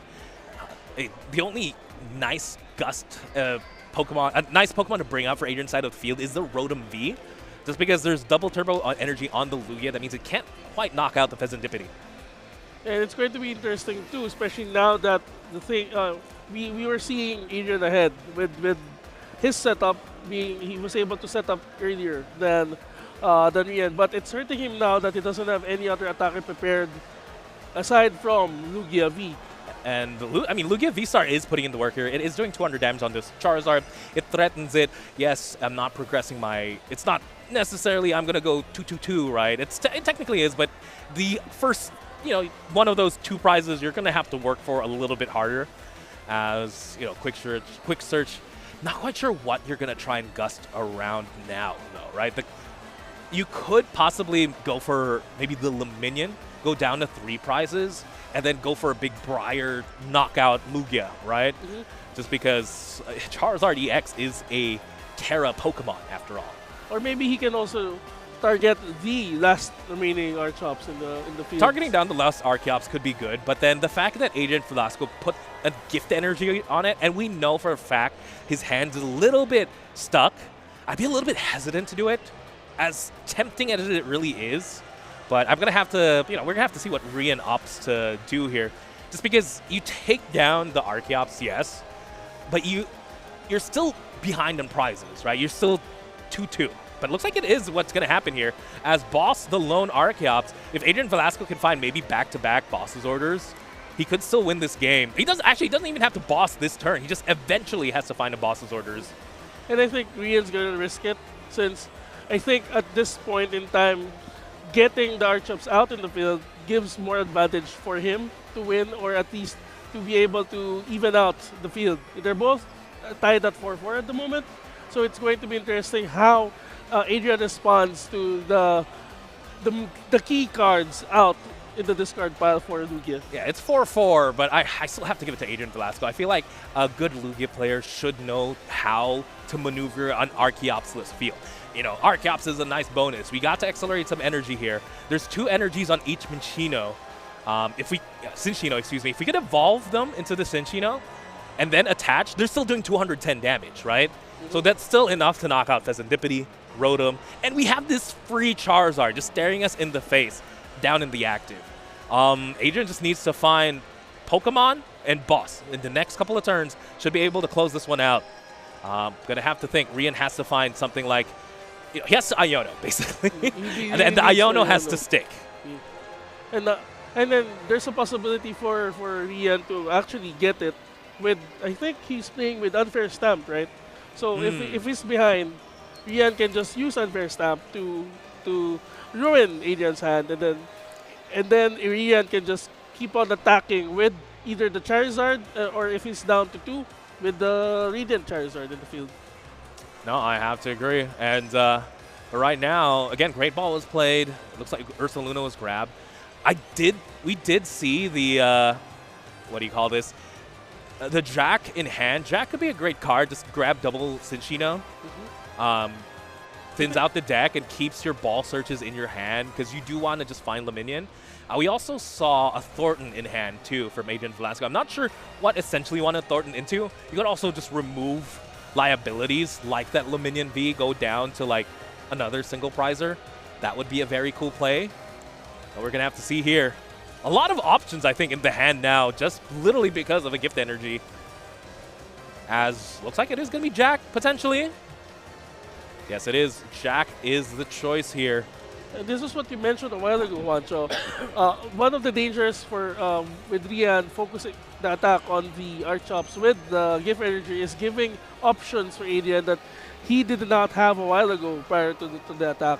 And now we're seeing the benefits of it with the Jack being able to put down Minccino, evolving the Minccinos, and giving Adrian 2 one-prizer attackers that could eventually knock out the scary Charizard. Exactly. But I like this play as well. I see what Adrian's going for. Is opting to not attack with the Lugia V. Lugia V-Star, opting to attack with the Minccino, forcing some more plays from Rian. Now, because Rian's down to 4, Rian wants to go to 2-2 route. He wants to knock out the minion, knock out the Lugia V-Star. And it should be fairly easy to do both. But now Adrian is forcing him that you're going to have to boss if you want to take those 2 prizes. And if you want to disrupt my hand, it has to be literally boss plus the fair stamp. As we are going to see the Cinccino attack there. It's going to be 210 damage onto the Charizard, more than enough to knock it out. Adrian Velasco goes down to the last 2 prizes. What can Rian do here? I'm seeing that Rian also has Rare. Maybe this is his ideal spot for the attack. And he moves forward with the Terra Pokemon. Like he evolves the Charmander to a Charizard and then attack and eliminates the Lugia. Gets 3 prizes. And then, however, the looming threat of the last Minccino with enough energy to knock out the Charizard EX in the field. I think that's where we are at the moment. But maybe we will have to see what Rian's going to decide on doing. I feel like the line of play here is that you just have to accept the fact that these Cincinos are powered up. They're powerful. We just have to race some prizes here. And a good way to do that is really with that Radzard, and that's why we do see Rian power it up. A good combination of cards would be Counter Catcher or Boss's Orders on the Luminion. Combine that with your Unfair Stamp to make sure that when you're taking a knockout, you're also not giving draw. You're not giving cards to Adrian to find the Boss's Orders. Because at this point, all Adrian needs is Boss for game. And we just have to find a way to mitigate that, make sure he doesn't get it, plus take 2 prizes. He's using Quick Search for Pidgeot EX. Now the question is, what will Rian get? Will he get a boss, or will he get something else? Looks like he is eyeing down the Briar. I'm not opposed to the Briar play either, as long as we can combine that with the Unfair Stamp. I really do want to see the Unfair Stamp here come out from Rian. I have to wonder if it's prize potentially, or because I'm not seeing anything pink. I'm not seeing pink in his deck. Ooh, you hate to see that. That's going to That means it has to be counter catch Iono. There's still so many combination of ways that you could still do the disrupt boss combo. But we have seen Rian go down a couple of counter catchers. Yeah. And I think he still has 2 Ionos in the field. He doesn't have an Iono in his discard. It's going to be, if he plays that, I think he still has a chance on reversing the situation and maybe get the win out of Adrian. Yeah, looks like he only plays 1 counter catcher, which is unfortunate. Rian, anyway, 1 counter catcher, so we're out of that possibility. It really does have to be just boss's orders plus unfair stamp, or otherwise, there's unfair stamp. Unfair stamp. It was in his hand all along. We just could not see that pink card. Big card here. I'm not sure either if the Cinchino in the active, it has a gift energy. We know it has 3 energy. And we know for a fact there's not too many, Adrian didn't have access to too many primal turbos. We'll have to see. I think it's the Minchino, the one in the bench, has 1 mist energy and 1 just energy.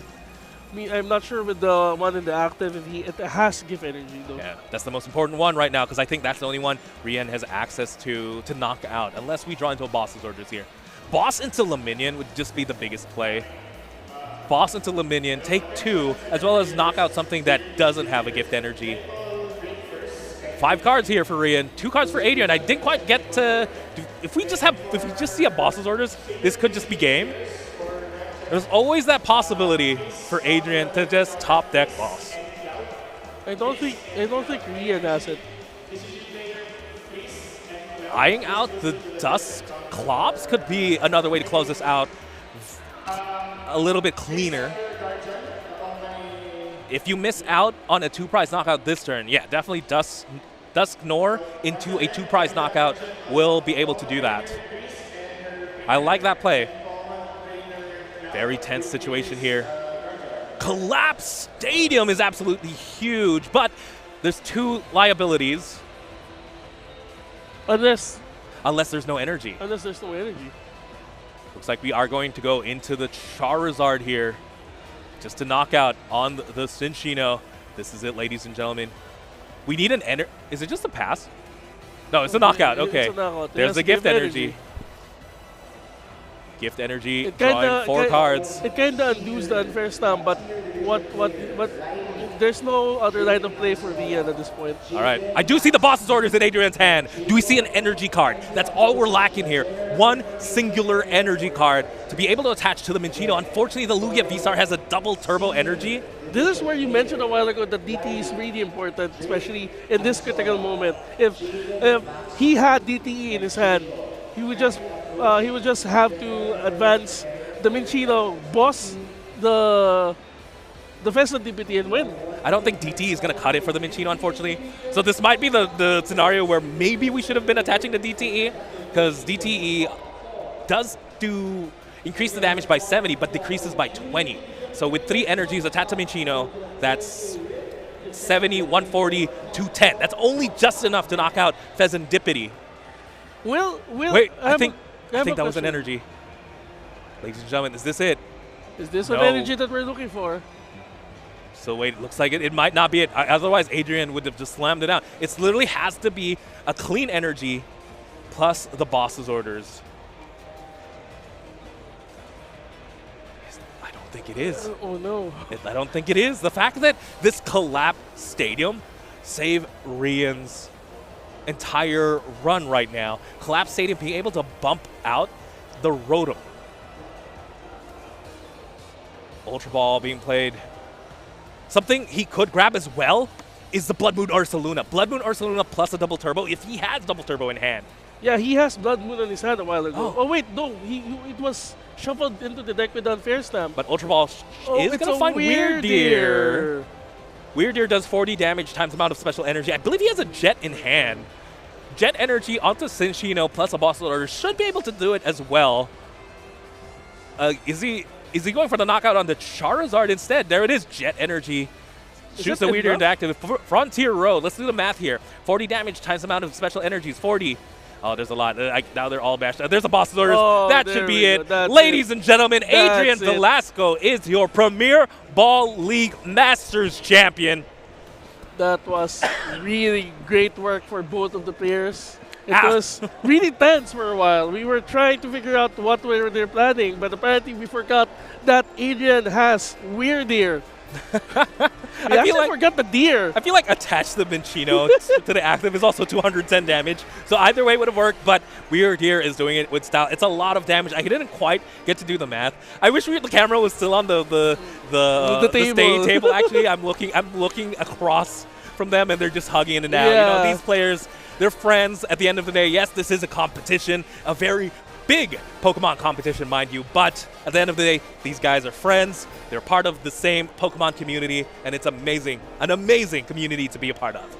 And as part of the community ourselves, it's nice seeing the top players just hug it out after an intense match without hard feelings, because this is what Pokemon TCG is. We enjoy, we have fun, but at the same time, we foster that sense of competitiveness that we normally wouldn't be able to. No, I have to agree. And, you know, again, just Aiden Velasco, I feel like this is his nth win of a big Pokemon tournament. He is just a legend here in the Philippines. And honestly, I'm excited to see him make his mark once again at the World Championship. You know, he's 150 points ahead. For everyone. And this is a nice way to end the Masters, at least for our Pokemon, with a Lugia in That's right. in the top. And Lugia V-Star. You called it. We called it once, here. huh? The Philippines is just the land of the Lugia V-Star, I feel Now. like. before it was Rian's Charizard, now it's Lugia. Adrian's Lugia. Again, masterful plays, and I just have to, you know, just give it up to every single attach, every single primal to roll, every single ability used on Adrian's side of the field was masterfully calculated. With that, I believe, you know what? Despite the fact we've ended Masters Finals right now, we are still going to be streaming the Juniors Finals as well as the Seniors Finals, so there's still a lot of Pokemon action to be had. But right now, we're going to go on a quick break to be able to transition and set that up. Don't go anywhere.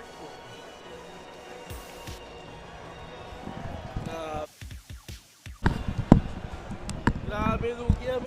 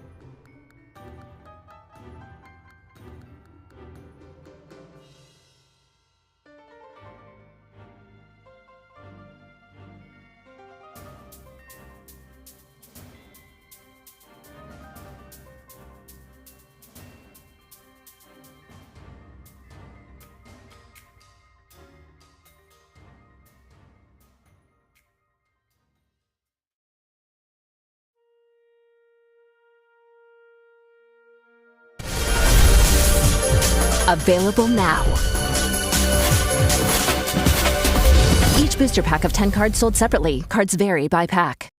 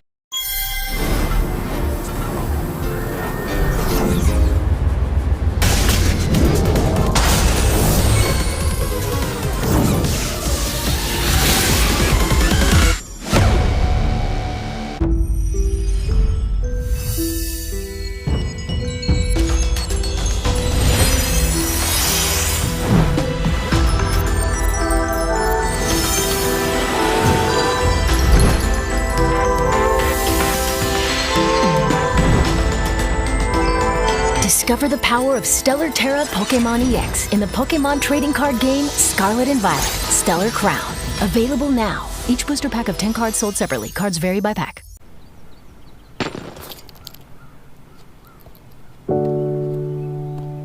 Memories in twilight glow, holding tight, won't let them go. Through the highs and the lows, you were always there for me. So smile through the pain, no matter what came our way. Now I found what's deep in my heart.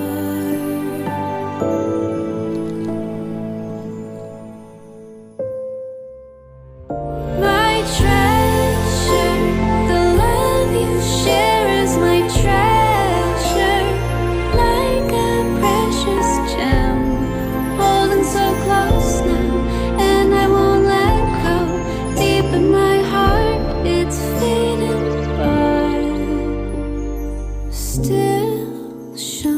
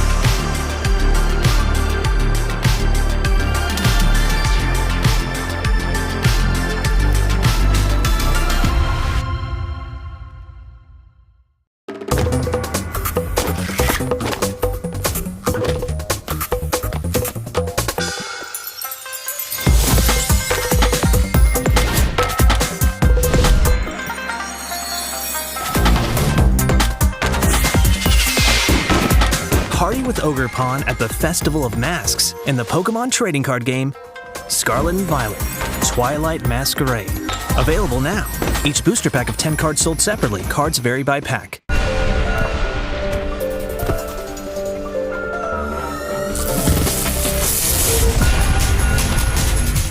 Newly discovered ancient and future Pokémon join the battle.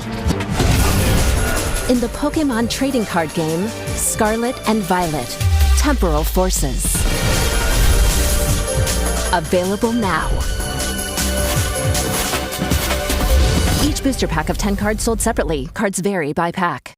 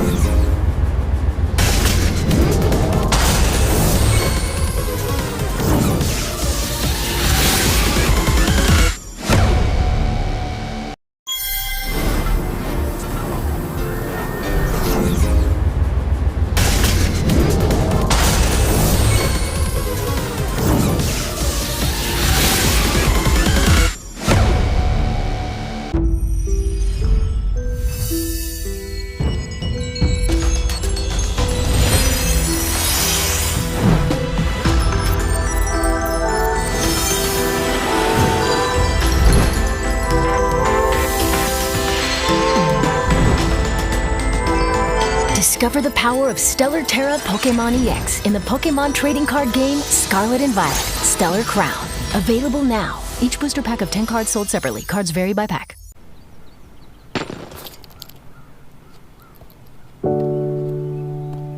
Memories in twilight glow, holding tight, won't let them go. Through the highs and the lows, you were always there for me. To smile through the pain, no matter what came our way. Now I found what's deep in my heart.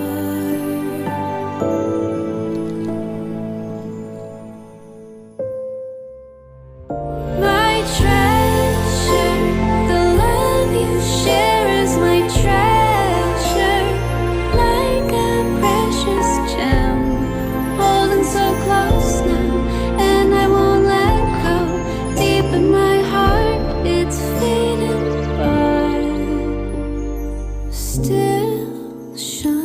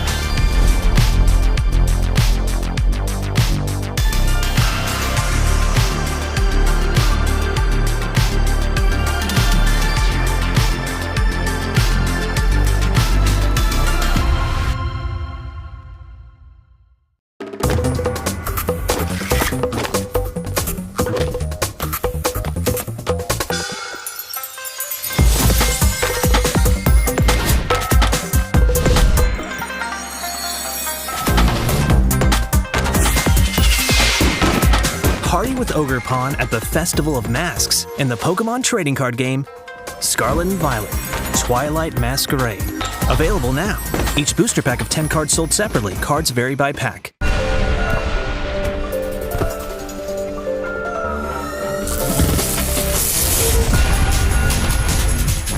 Newly discovered ancient and future Pokémon join the battle.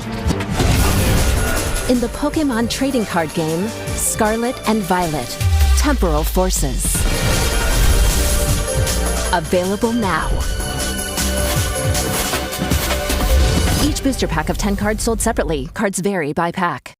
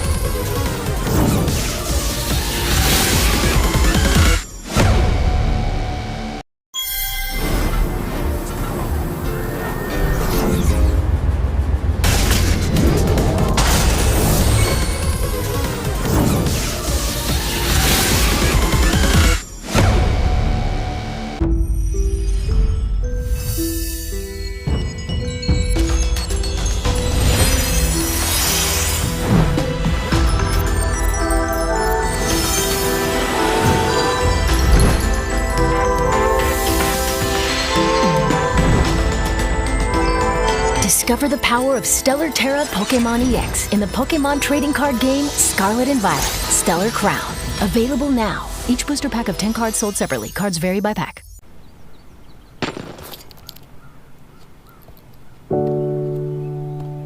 Memories in twilight glow, holding tight, won't let them go. Through the highs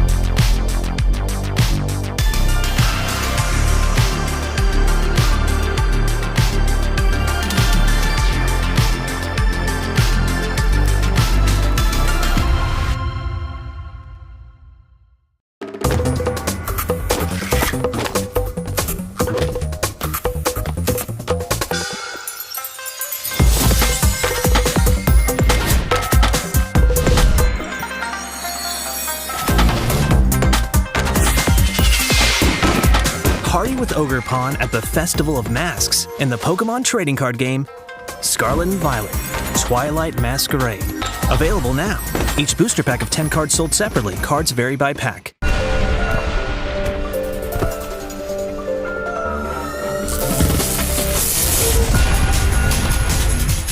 Newly discovered ancient and future Pokémon join the battle. In the Pokémon trading card game, Scarlet and Violet, Temporal Forces. Available now. Each booster pack of 10 cards sold separately. Cards vary by pack.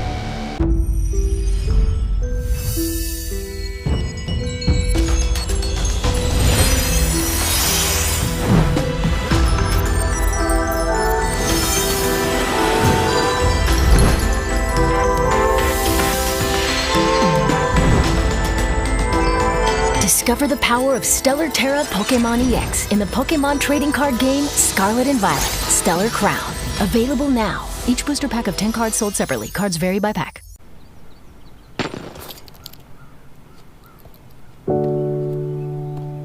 Memories in twilight glow, holding tight, won't let them go.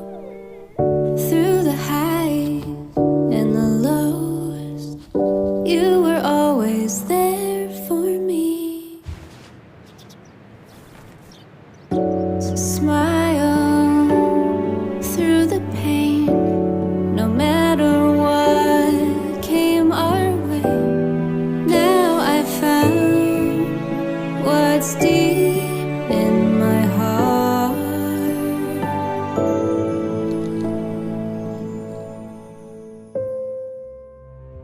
My treasure, the love you share is my treasure, like a precious gem, holding so close now, and I won't let go.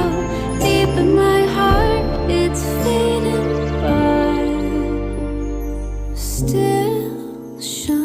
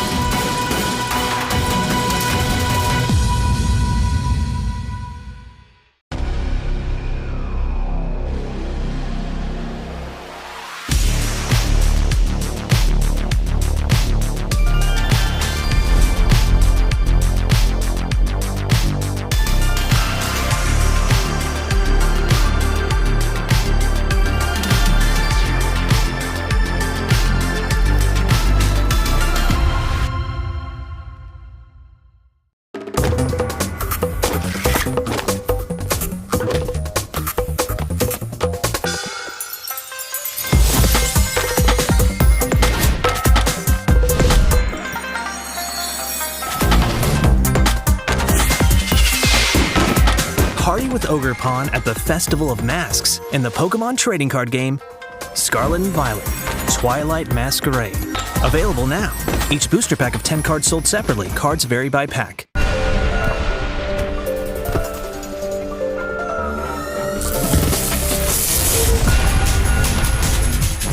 Newly discovered ancient and future Pokémon join the battle. In the Pokémon trading card game, Scarlet and Violet, Temporal Forces. Available now. Each booster pack of 10 cards sold separately. Cards vary by pack.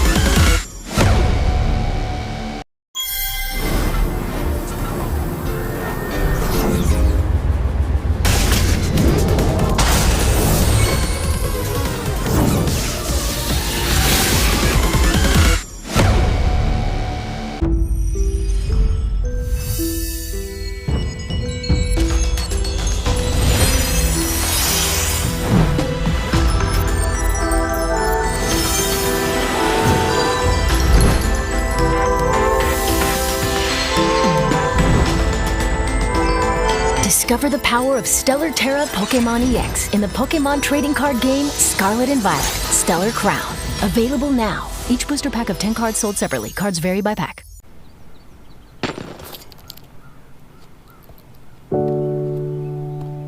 Memories in twilight glow, holding tight, won't let them go. Through the highs and the lows, you were always there for me. So smile through the pain, no matter what came our way. Now I found what's deep in my heart.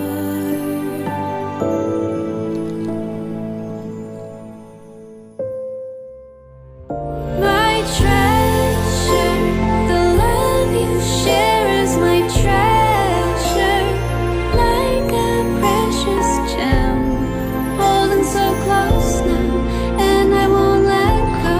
Deep in my heart, it's fading, but still shining.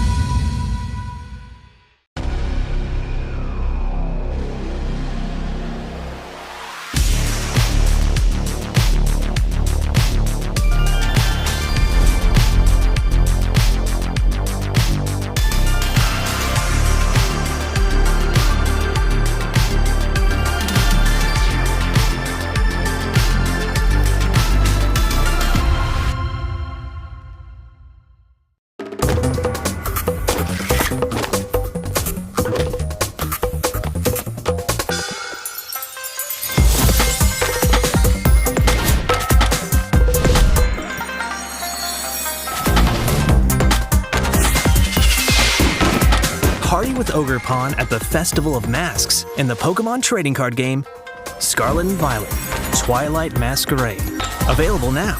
Each booster pack of 10 cards sold separately. Cards vary by pack.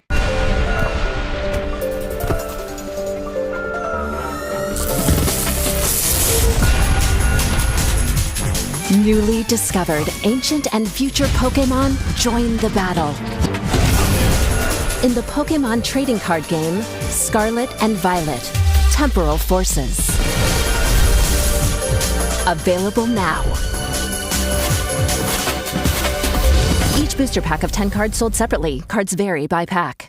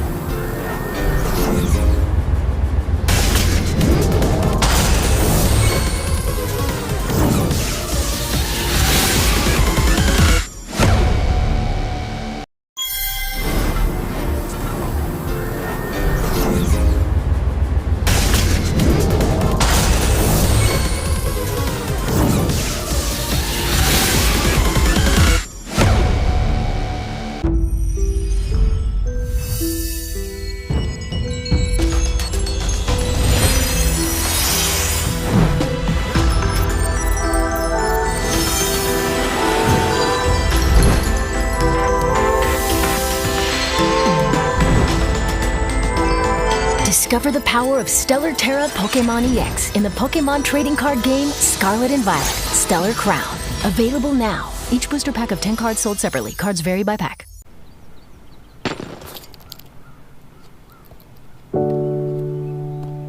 Memories in twilight glow, holding tight, won't let them go.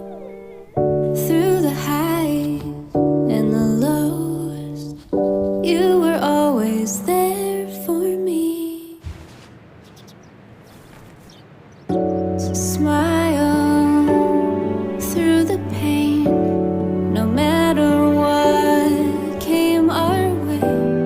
Now I found what's deep in my heart.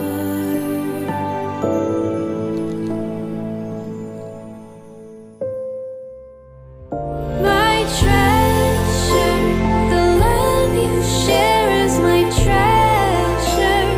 Like a precious gem, holding so close now, and I won't let go.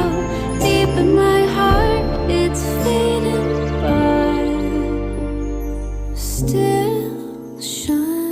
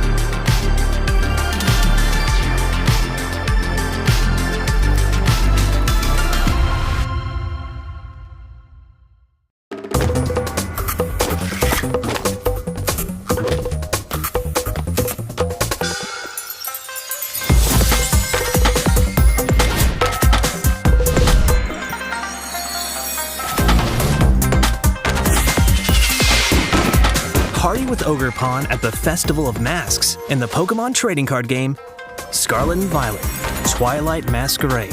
Available now. Each booster pack of 10 cards sold separately. Cards vary by pack.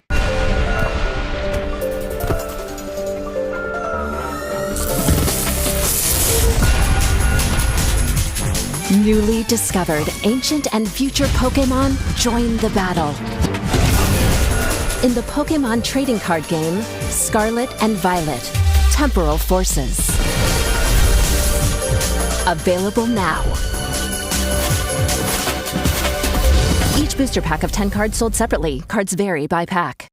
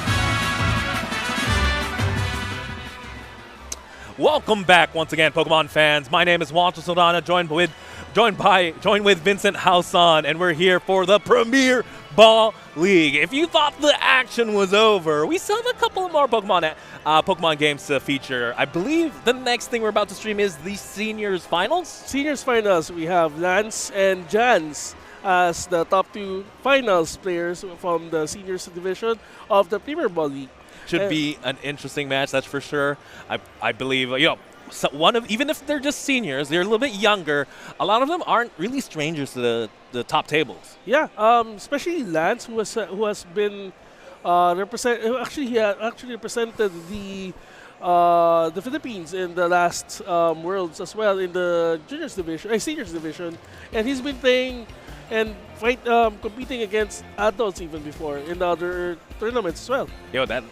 That's for sure. He's actually a very familiar name, someone I've even played against, and yeah, he's definitely a great player. While Jans, we're gonna have to see if he can, prove his mettle. He's up against one of the best players in the Philippines in this age division. I believe someone who's really been playing since he was in the junior division as well. So someone who essentially grew up with Pokemon. Should be a very, very interesting match. If I know anything about our players here in the Philippines, it should be quite a spectacle.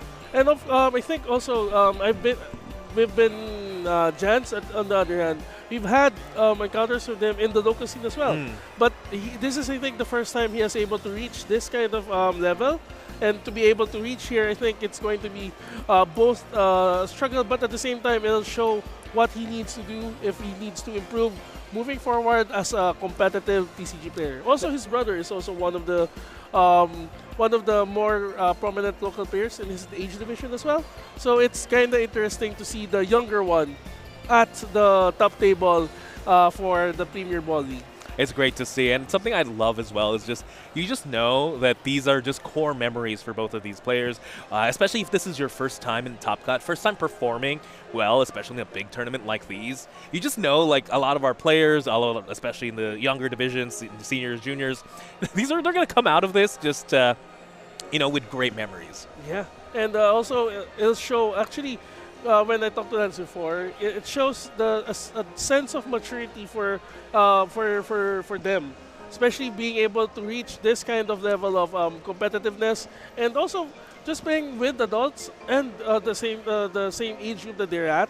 It just allows them to be able to think forward and also help them also outside of the TCG. No, I 100% agree. I mean, as a Pokedad myself, my son is competing as well. It really fosters a lot of development in him, whether he interacts more with kids in the community. He used to be like a very shy kid. Now he gets to play in any event he wants, and he has friends to interact with, or it really fosters discipline even, because to be able to make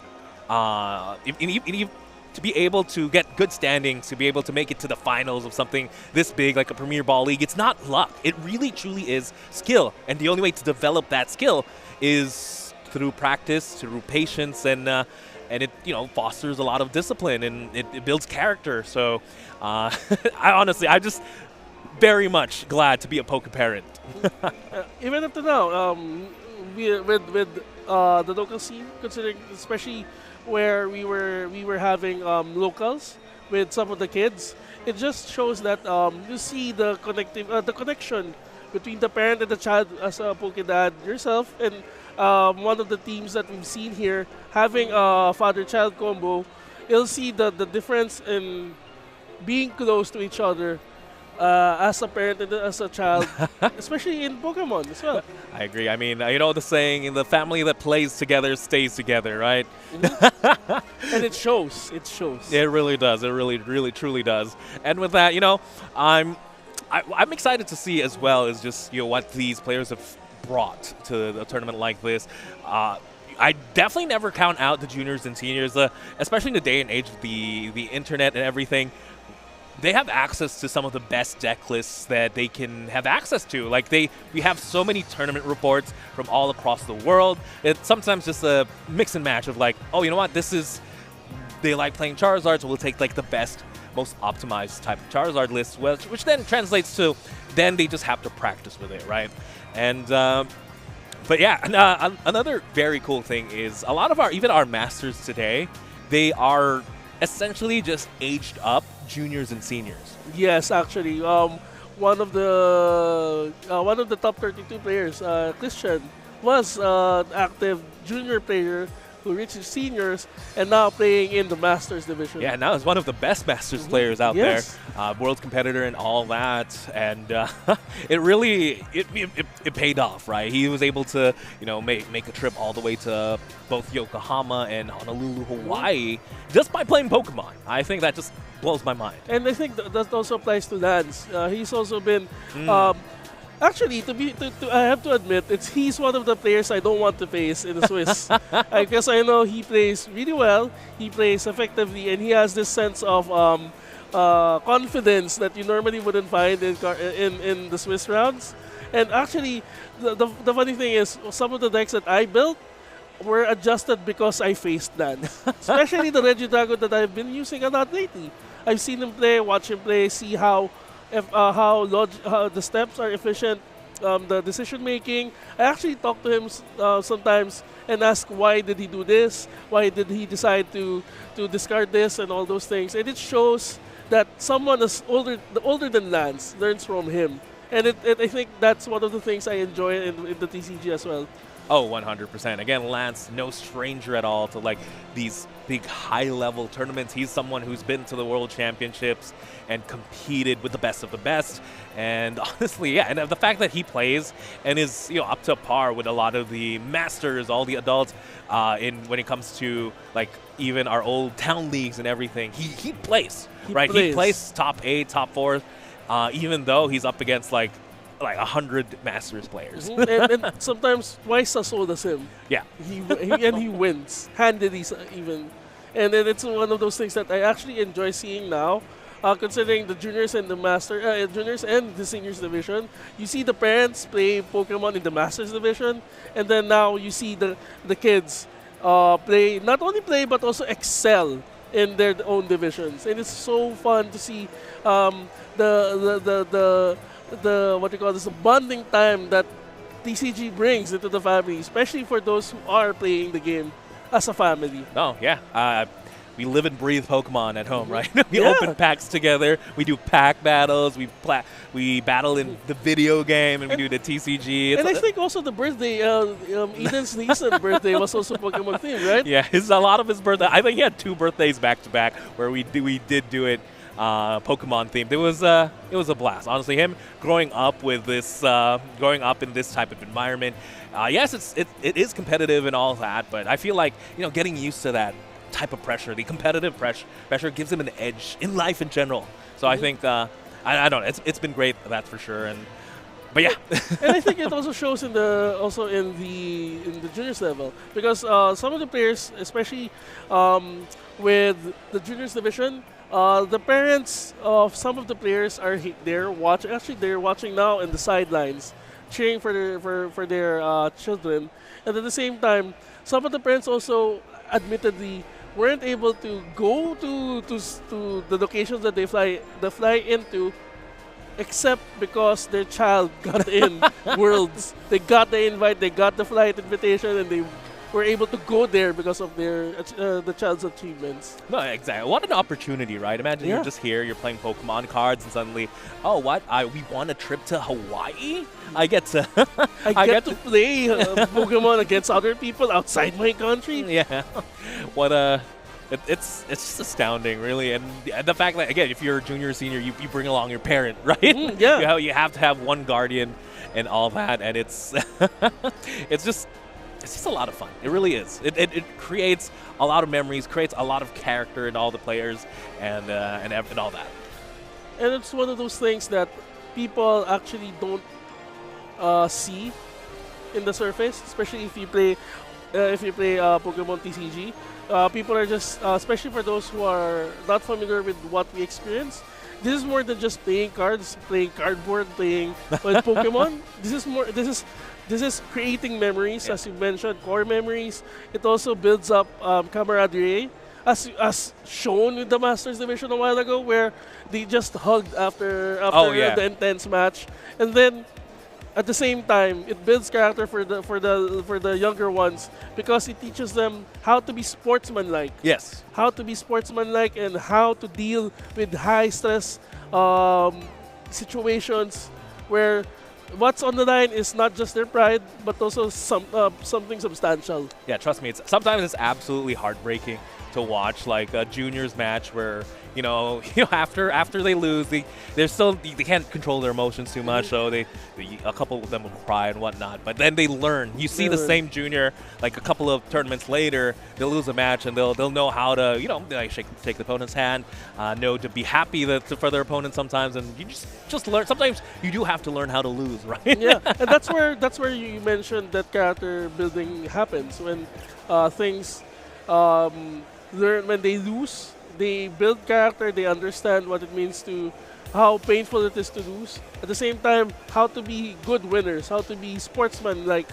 when it comes to if they lost against a very smart, very strong opponent, and then just accept their either wins or losses gracefully. No, yeah, exactly. I think I think the kids that grow up with Pokemon are just the best kids. Yes, they are. I agree. I agree. No, especially being in this game for over 12 years now, I've seen my share. Sometimes I go through my own social media and I'd see a kid. I babysit a kid from Pokemon, and now they're an adult and they're very well rounded. They have a proper job now and everything, which kind of astounding. It's really scary seeing. I mean, for at least, especially recently, it's one of the kids that I used to play card games with. Now started playing Pokemon, and then we took a picture. How old are you now? I am beyond 20 something, and then I just felt it in my bones. I felt my age. I felt my age. Oh my goodness, I'm that old now, huh? Yes, we are. That's why they call us the Master Division. Yes, we are. We've been here for a minute. Yes. So, speaking of the Master Division, let's take it back real quick and just recap. What happened here at the Premier Ball League and all the previous matches we've seen. I just have to ask, what was your favorite match you've been able to watch so far? I think my favorite one is the Great Tusk Mill and the Palkia At the deck. very start of the day. Yeah, at the very start of the day. The Great Tusk and the Palkia deck, it's something you wouldn't normally see on stream. It is definitely something you wouldn't normally see on stream. It's something we also, missaw. Yeah, actually. And it's normally, especially if you look at the other tournaments, you don't normally see mill or control deck on stream in the region because it's normally just attacking and the normal decks that you've seen, like something similar in the finals. But having a mill deck and then a Palkia to start off the top 32 is really, really fun to see, at least. How about you, Wancho? I mean, I have to agree, right? The Tusk Mill was very fun to see. It's our take. It's the Asia take of what control has to be in this region. As I'd love to answer what match I enjoyed, but it looks like we're up now in the seniors finals. Again, it's going to be Lance against Jans, and I'm seeing a Raging Bolt on Jan's side of the field, so that kind of shows what he's playing. Lance, however, I see an Earth Vessel and a Lightning Energy. Could this be a Raging Bolt mirror, potentially? I see Grass Energy as well. There's the Sada. It's a Raging Bolt mirror. All right, Raging Bolt, mirror, Lance. Opting is going first. That means technically in this type of match, he's at a disadvantage. And it's kind of, we mentioned a while ago that the meta's different also in the region. And it also shows here in the juniors division, where we only saw one Raging Bolt in the top 32, and now we see two Raging Bolts in the finals for the juniors, right? And for seniors. So maybe for the seniors, they're a little bit more standardized to what the overall metagame is, just because, Raging Bolt has the highest share of play rate in most international tournaments, as, again, Lance is off to the races here. Despite going first, being able to Teal Mask Overpawn double energy, does have the trekking shoes as well, has Pokestop, has access to Pokestop. Looks like opting to keep the Nest Ball. I like that play, because you do want to get your Pokemon established. So, in this type of matchup, Lance is going first. He's at a disadvantage. Jans, again, being able to potentially attack first, take the two prizes, could mean, both of these decks very straightforward. 2-2-2 is the game plan. But Lance being mindful. This shows how much he knows this game. Started with a single prizer. Yeah, and then it's a good strategy too, because if ever Jans was able to pull off an attack in his turn, it's going to be just one prize. When normally with a Raging Bolt deck, it's going to take a 2 prizer, especially with the Raging Bolt in the front. But now with Yeah, especially basically in this type of matchup, it's for the first person to take the first two prizes should be able to win the game. And I think they're playing the same 60. It could be the same 60. There is a Crispin on Lance's side of the board. This is something I know he's been experimenting with. Very interesting card. Sometimes you just need that easy energy acceleration on turn 1. Sometimes you don't get that early discard and energy acceleration. And meanwhile for Jans, he's doing a more tankier build with having 3 Bravery Charms on his build. Considering that, I think he just wants to. He understands that sometimes in Raging Bolt you just have to take the hit and survive and hope that you survive. That's a little bit tough though, especially in Raging Bolt where you have no limit to the damage output you can do, right? And so yes, the Bravery Charm does increase your HP. It's just 1 extra energy Lance has to discard. Yes, that may be the 1 extra energy could be the difference of the game, but I think it definitely just comes down to if you can be consistent. If you can be the first one to launch an attack on a 2-prizer, you should win this game, especially when both players, their only means of disruption is like 1 Iono.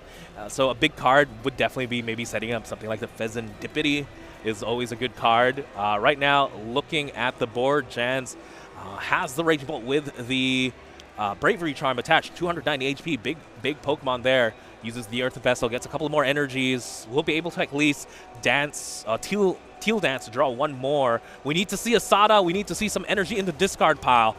A lot of thought combos have to happen, and to top it off, we have to find a Gust in the form of your Prime Catcher, Pokemon Catcher, what have you. Or a Counter Catcher. And it's one of those things to see right now. I think this is one of the reasons why you mentioned a while ago, sometimes you just have to be efficient with the way you use your energies for Raging Bolt. And I think it shows with Lance's record right now. He's currently undefeated with 6-0, and maybe this is just an indicator of how well he has been able to use Raging Bolt and its attacks very, very effectively in the Swiss rounds. Yeah, Pokestop just played there on Jan's side of the field. Unfortunately, not the best Pokestop. Again, you'd love to see some energies discarded more, or draw an item that really extends your board. I believe the only item got was the Night Stretcher. Could get you an extra energy, could get you an extra Pokemon, but I don't know, not seeing too much. Would love to see maybe a Radiant Greninja. I'm not sure if we've squawked already, but again, we need to see more. Right now, the board is looking very bare. Going second, this is your chance. This is your chance to take out 1 of the Pokemon in your opponent's field, and I think that's what Jans is hoping to do. But then again, he doesn't have enough Ogre Pawns or Teal Masks in the field compared to what Lance has. Yeah, all right. Yeah, but Lance here, I just have to give him props as well. I'm looking at their deck lists, and I feel like Lance has the more...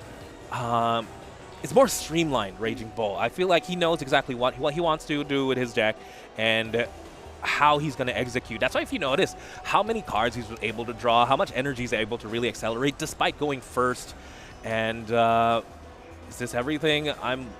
We saw it attached to the bench, I believe, which is could be a good sign. Attaching to the bench means no, it's not a good sign, unfortunately. Not even a Burst Roar here to draw some cards. Very interesting play. But yeah, attachment to the bench, typically that could signify maybe you have a Prime Catcher, but missing out on Sada turn 2, Lance is just in complete control of the match now. It's going to bite Jans later on, especially now that it's Lance's turn. And there's a possibility that Lance could take the first KO with his Raging Bolt in the bench. You could just easily switch it up with either a Prime Catcher or a Switch and then take it out, especially now that he has all the energies that maybe he could get if he has Professor Sada in his hand. Yeah, that's well played there, finding the Raging Bolt. More, I like that mindset of Lance. Despite he already had Raging Bolt in hand, using the Nest Ball means he thins it out of the deck. Using the Pokestop here does get the energy retrieval. I believe he was also supposed to get that Pokemon Catcher. It was accidentally discarded there, I think. But should be fine here. Does use the energy retrieval. Can Teal Dance some more. Accelerate more energy. I'm not... is that a Sada? No, I can't tell if that's a Sada or Slitherwing. I think it's a Slitherwing. Might be the Slitherwing. So if no Sada here, again, we need to accelerate energy. Unfortunately, the wrong energy is attached onto the Raging Ball. It's like grass energy. We need light. We need fighting and lightning, and the only way to get both of them attached at the same in one turn is through Professor Sada. Just an attachment for turn. Might just be a pass here. Yeah, it is a pass. Yeah, just a pass here from Lance. Again, Raging Bolt. Typically, by this point, They're we've seen some attacking. prizes taken. They've been already knocking out each other. It's just that you can just imagine the Raging Ball just staring at the Greninja, waiting at this moment if whoever attacks first gets the first win. And I think at this point, it has to be the first two prize attack as well. So, like, attacking the Ninja doesn't, doesn't really do anything for Jans. So, if anything, it puts himself in more trouble to knock out this Radiant Greninja. He needs to pair it with a boss. So it's not necessarily first attack, it's first meaningful knockout. Take two prizes, name of the game. Looks like Jans is going to be able to find the Earthen Vessel, get him grass energy. That's another way to keep drawing here. And if you look at Jans' list, he only has one boss's orders. One boss's orders. But he has the Iron Leaf. Oh wait, sorry. This is Iron Bundle. Iron Bundle. Yes, Iron Bundle, great Pokemon, especially if you have bench space. That is actually a great Pokemon to be able to draw. He also has access to stuff like Prime Catcher and Pokemon Catchers. Typically, that's these type of decks like to depend on item style gust effects, as we are going to see. No! The Professor Sada hit the discard pile. Hate to see that. I believe... So painful to see the Sada being discarded. That's true. What was grabbed, though, off the Pokestop? Was it just one card? It was a switching card and Iron Bundle. Oh, wait, no. Interesting. In any case, Iron Bundle is going to be played. Switching out the Raging Bolt. And with a switch card, Jans here has the first attack into a two-prizer. I see a lot of energy on board. Jans should be able to take the first two prizes here. Great card in that Iron Bundle. Opts to use the Night Stretcher to get the Radiant Greninja. Big card. Radiant Greninja increases consistency. We can still keep drawing here. Energy Retrieval gets you more energies to either attach or discard with the Radiant Greninja. So he gets two energies, one lightning and one fighting.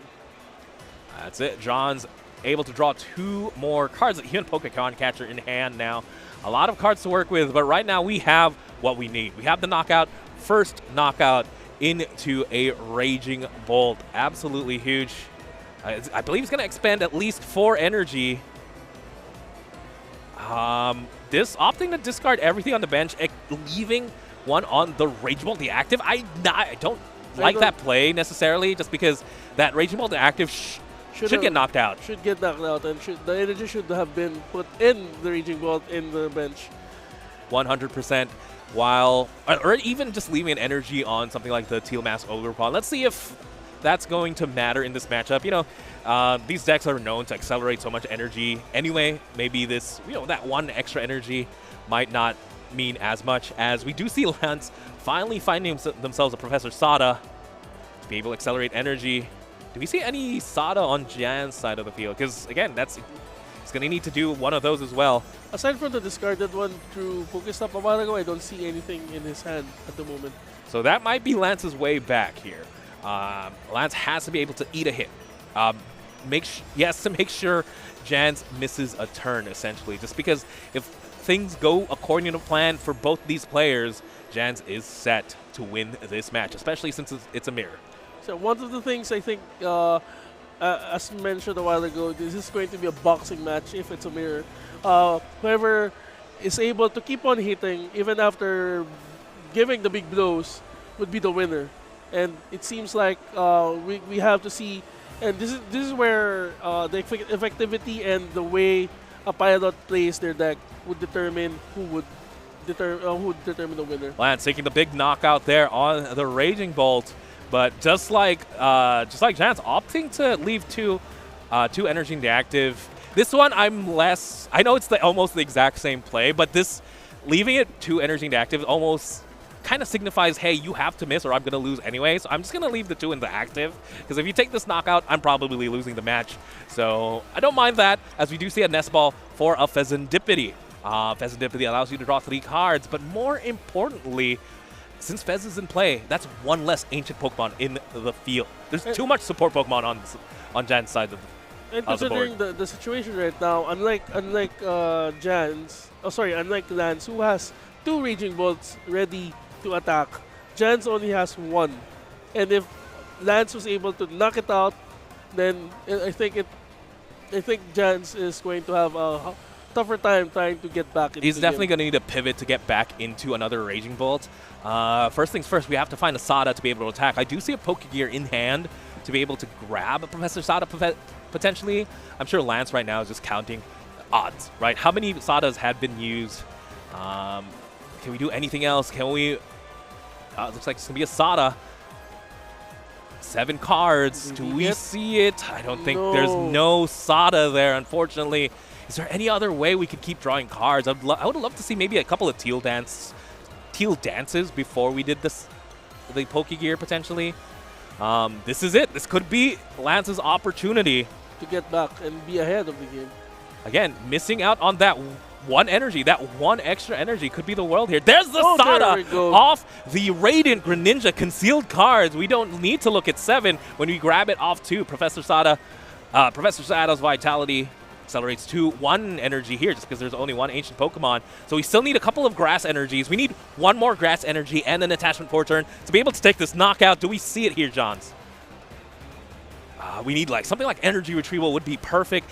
Very big hand here. Surprised there might not be much to do. Just attachment for turn. This is it. This could be that 1 energy. He has 4 earthen vessels. He actually has to be able to get it with the hand like that. It's kind of... It's a big hand, but I'm not seeing a way to get an energy. Any earthen or any energy retrieval. Using the Pal Pad as well to put back some supporters back into the deck. I'm not sure if the Pokestop has been used yet. Typically, you like to use the Pokestop first before the Pal Pad. Before putting it back. Maybe some missequencing here. But if we're lacking 1 energy to take this knockout, that is the world for Lance. That is exactly what he needs. And it could be that 1 energy we talked about earlier. Leaving it on the Raging Bolt could have cost him the entire match, but Pokemon Catcher could save the day. This needs to be heads. It's heads. Wait. Looks like it was asked for a reroll. Yeah, reroll. But then it looks like it's still heads. Still able to take the Teal Mask Ogerpon 210 HP because we're doing 210 damage. That was a close one here for Jans. And this time around, we'll see Jans taking out the Teal Mask. The question now is, how will Lance respond moving forward? Will he just knock out the Jans' current lone Raging Bolt in the field? Or will he try to boss any of those in the bench and then take out? I feel like it has to be a combination of, at this point, you're so behind, you have to go for a Prime Catcher on the Pheasantipity and pair it with something like an Iono, right? Because you're behind. You have to depend on some comeback mechanics. We do see the Pokemon Catcher as well. So again, Lance's board full of energy now. There's the double Teal Mask, 2 Raging Bolts with 2 energies a pop, unlike Jans' board, which is bare bones at the moment, but ahead in prize cards. I believe Raging Greninja was just used. Pokemon Catcher, not as lucky, unfortunately, for Lance, but there's a second one. Pokemon Catcher. Will he get... He gets the Fez. There it is. Pokemon Catcher heads, does get the Pheasantipity. Can we pair it with the Iono? Again, we do see the absolutely massive hand here for Jans. So if we can't pair it with it, there it is, ladies. Iono. You called it one shot. Exact plays he had to do to come back in this game. It's just a matter of, can Jans draw out of it? We did see the Pal Pad put back a couple of Sada. If he draws into Sada, this could be this could still be it. Yeah, he could use Sada to be able to take out the remaining region belt that Lance has. As again, no shortage of energy. Is just going to be a simple knockout here, discarding the 2 energy from the Teal Mask Ogre Pawn. And again, just leaving. Actually, do we leave the energy at this point? Because we're ahead. We're not. No, it's fine to leave it in the active, because if this gets knocked out, we're losing the game. Just the Raging Bolt. Can we find it? Pokegear off the top. Do we find and the Sada? Do we need a second Raging Bolt to get full effect though? We need as many energy as we can. And it's going to be critical here how many energies Johns has in the deck and in the discard pile. This is where the energy count is going to be critical. It's a make or break for Jans. If he is able to get 4, he wins. I believe that's an Earthen Vessel already in hand, as well as a Nest Ball. If anything, this could just be game here. Nest Ball is played. Is going to grab another Raging Bolt. So Sada for full effect, 2 energy. As long as we can find 2 energy, 1 grass, 1 lightning, or fighting, we could crown ourselves a senior Premier Ball League champion. If I recall, he already has the fighting and lightning in the discard pile. It should be in the discard pile, but I believe it Earthen Vessel in the deck, in hand. So yeah, he should be able to accelerate, but then he still needs to find an attachment of lightning or fighting and the grass energy. There's the Earthen Vessel. Draw 3 does draw into grass energy. Teal Dance draws 1, just needs to find 1 more. A fighting energy.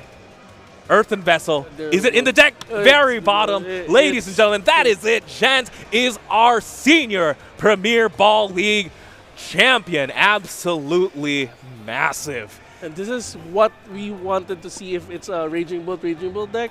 It's just both decks trying to knock each other out as fast as possible without being able to recover and hit it once again. Again, it's just knockout after knockout. Both decks are very straightforward, but I have to give props to Lance for identifying his win condition. He's behind.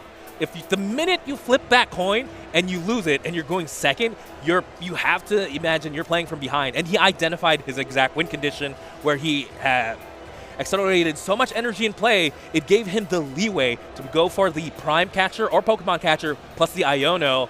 But sometimes you just draw into exact cards you need. Yeah, and even with the Iono, and then Jans was able to get Sada, that's it. That's a game. And then with him ahead already, it's just a matter of how many energies he can get into his active Pokemon and also in the bench. And then that's pretty much the ball game. Exactly. The Iono is almost perfect now that I think about it. It's because the Earthen Vessel was ready in hand, plus the Pokegear able to get the Professor Sada. It's very, he needed 2 cards, happened to get those exact 2 cards. But the thing is, the deck is almost all gas, right? Other cards he could have gotten were maybe the Night Stretcher to get the Pheasantipity back, maybe just hard drawing from Sada, maybe even your energy retrieval so you can start using Radiant Greninja or Teal Mask. There's so much gas in this deck. That's why it's very, one of the best decks in the format. And that's why this is the reason why it's so scary with Raging Bolt. It rages. It rages against your opponent, especially if it has enough energy in play, then you're sure going to have trouble against it, especially 2 prizers. That's for sure. And with, he's definitely earned the break here. He's been raging all night, all day. A lot of Pokemon matches have been played, but I believe we only have 1 more for the stream. It's going to be the Juniors Finals, but in order to set that up, we're going to go ahead and take a quick break, so don't go anywhere.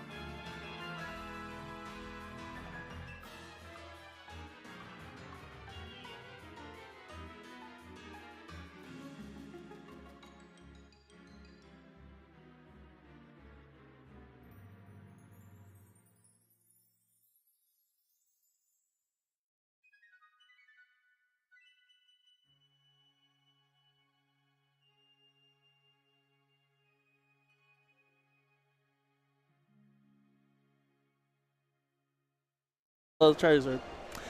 Hello again, ladies and gentlemen. Welcome back to the Premier Ball League. My name is Juan Saldana, joined by Vincent Hauson. And again, one last match, ladies and gentlemen. We've been together for most of the day, and it's very sad to see just one last match, but should be a good one. Juniors finals. This is it. This is like the youngest that you can get when playing Pokemon. Yeah. And right now we'll have Charleston and Scott playing in the juniors, and I think we're still trying to figure out what Charleston is playing, but Scott is playing Charizard EX. Yeah, Charizard EX, very powerful Pokemon, and again, I know Scott. He's practiced with this deck like multiple times, even getting coaching for a couple of masters. So he is definitely prepared to be here in the main stage, in the final stage of the Premier Ball League. And again, I just have to say, I love seeing the juniors. Love seeing all the talent, really, of all the young people we have. And looks like we do have the deck list now. It's going to be Charleston against Scott. Charleston playing the Raging Bolt deck as well here. Again, Raging Bolt, very powerful. We've just seen that in the senior division, and not quite sure who's favored in this matchup. And considering the history between the decks, Charleston was able to participate in the under-17 with this deck. Meanwhile, Scott also at the same time fought and played with the Charizard a lot, and he had a lot of coach, a lot of training. It's going to be interesting how both players are going to win with their decks. And Juancho, I think this is going to be an interesting match because we haven't seen this matchup yet even in the Masters division. That's true. This is something I expected to see in the Masters division. Again, these are two of the best decks in the format. Charizard EX, again, has won multiple regional championships, and Ogerpon and the Raging Bolt is just a deck that's been the highest played in the entire meta share. I'm looking at their deck list. I love how Charleston actually is completely different. It's completely different from any Raging Bolt list I've seen. It's playing 3-2 Hoot line. A 3-2 knockdown line. So very heavy. Typically, you see a 1-1 line really work out for this deck, but even plays the Trumpet and the Area Zero. So really getting a big board, using the Trumpet as another means of energy acceleration to do even more damage. I'm going to have to say, Charleston might have the advantage in this matchup. 330 HP is going to seem like nothing. Yeah, especially now that one of the bigger, shall we say, weaknesses of the Raging Bolt deck is that it needs to put two prizer in the field to attack or to prepare for the energy. But with Charleston's build, he's able to sacrifice the Hoot and the Noctowl once they're done with their job. And I think that's one of the bigger advantages Charleston has. And unlike with Scott, Scott has the typical build of Charizard, which means the gusting is going to be pretty critical for Scott. Yeah, something I'm not seeing in Charleston's build as well is just the lack of Briar. Briar is just a great card into the Charizard matchup just because it makes you go into a 1-2-3 type prize mapping. Again, you take a little Charmander, you take a big Charizard, you take another big Charizard, but you hit it with a Briar as well. It fixes your awkward math there. So that might be something to keep track of if Scott can take the first two prizes and just take 2-2-2 from that point. So it should be interesting. We'll have to see. Again, these are two of the best decks in the format, and it's gonna be piloted by some of two of the best kids we have here in the Philippines. Should be a very exciting match. Again, I feel like I do have to give the advantage to Charleston. I just have to say that, just because of how streamlined his deck really looks. Yeah, but I think one of the key factors in Scott deck is the Thornton in it. He has a Thornton, and it's rare to see a Charizard deck having a Thornton, which means he can easily switch out one of the two prizers into either Radiant Charizard or maybe Duskull. And That's then true. evolve it to Maybe Dusknoir. once you're done with your Luminion or Rotom, you could switch it into something a little bit more useful. As well as Scott playing the Briar is in a very good card as well. We're going to need to see some tricks, basically. Charleston deck, very straightforward. I'm going to hit you in the head with a lot of damage. Scott has a couple of tricks, especially with some Ghost Pokemon, as looks like Scott is going to start us off. He's going to start us off with an Ultra Ball, discarding Cancing Cologne and the Iono. No, it looks like it'll be the Mist Energy. Let's see what Scott opts to get. If that's the only Ball Search Scott finds, we're going to have to see. Again, just a lone Charmander at the moment. Typically, you'd like to see some buddy Poffins, but when you go first as a Charizard, you don't have access to Arvin, your first turn supporter. I love how the table's too big, for these tiny hands. And the thing is also with Charleston's deck, it has innate advantage in the Charizard matchup with the Teal Mask being able to knock out a Charizard on its own. No, exactly. Just because it's a Grass-type Pokemon, typically Charizard Fire Pokemon you'd think would beat Grass-type Pokemon, but it's Terra Dark, unfortunately. And Terra Dark's weakness is Grass. Exactly. So the total attack can reach up to, I think, if it's the full setup, it's 360 damage on the Charizard. If the Teal Max has 3 energy and the Charizard has 2. Yes. Looks like Charleston is going to be able to use a Nest Ball, though. Finds a Squawk ability. Okay, just to talk about the board a bit. Scott's in a very precarious position. Lone Charmander is a very, very scary spot to be in. We do see a Squawk ability. If Charleston can combo like the Raging Bolt plus something like a Prime Catcher, things could get very sticky for Scott. But right now it's not in hand. Has to depend on this Squawk, and everything has to ride on it. And you can see right now that Charleston also has the build where it has was that a Bravery Charm? So it's one of those we mentioned a while ago when we had the juniors division where Raging Bolt has the tankier build for Raging Bolt, and now we have this for Charles. So the question right now is, at least we have Charleston being able to take hits at the start, especially with Scott's field as it is. Looks like Charleston actually not off to the greatest start as well here. Does have the Sada, but I don't see. Oh, there it is. There's the Nest Ball. Could find the Raging Bolt here. Could still pull off an attack. If I'm correct, there's the Sada in hand. I'm not sure either if there's an energy in the discard pile too. I guess the downside of playing all these Noctowls and Hoot is these aren't turn 1 Pokemon, right? These are Pokemon that have to evolve. They're basic Pokemon, and they provide value like a little bit later into games from your second, third, fourth turn and all that. But Raging Bolt is a deck that just wants to attack. It just wants to attack turn 1. It's supposed to be a turbo deck, but with the Charleston's build, it seems like it's a turn 2 deck where once he gets Noctowl with the abilities out, it seems like he's going to be able to just keep on knocking down his opponents.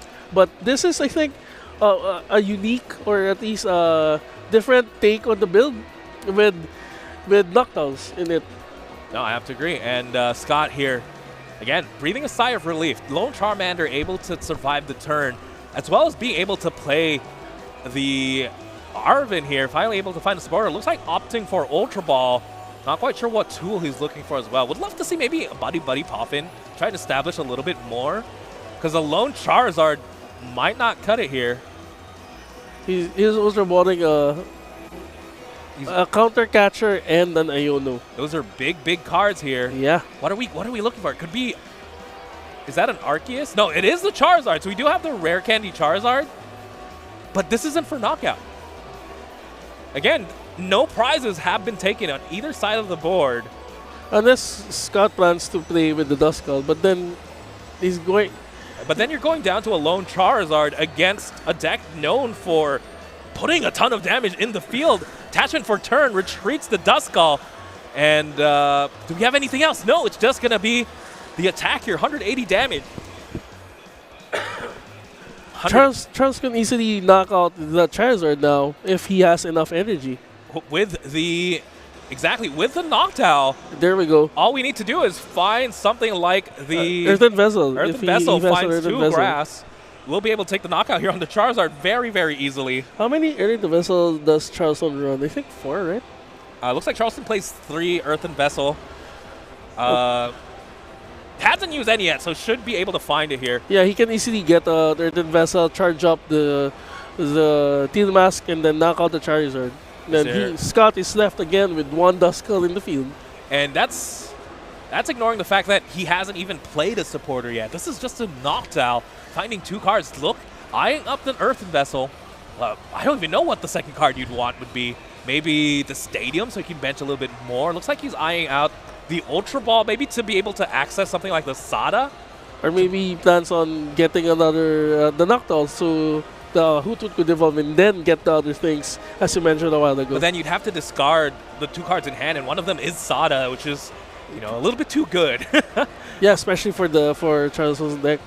So we'll have to see. It might have to just be the Stadium. I don't mind that. I mean, all we need here is energy. And then we're pretty much golden for the rest of the match. Yeah, just because there's nothing established here on Scott's board. Did he? Charizard. He got. What's that? What card is that? I believe right now it's Earthen Vessel. I'm not sure what was discarded. It might be Nest Ball. Looks like it. Yeah, I think it's Nest Ball. And then, in any case, 2 energies. 2 energies. What Charleston needs to knock out the Charizard in the field. And that might be all she wrote here for Scott. This is the lone Charizard. We've expended resources to bring this Charizard to the active. We've used an Arven. Basically, all our eggs are on this basket. The Charizard stands alone. Teal Dance, able to accelerate energy. Attachment for turn. There we go. Again, knew exactly what the game plan was. And it's just a simple attack. We don't need anything else. Does drop the Stadium, though.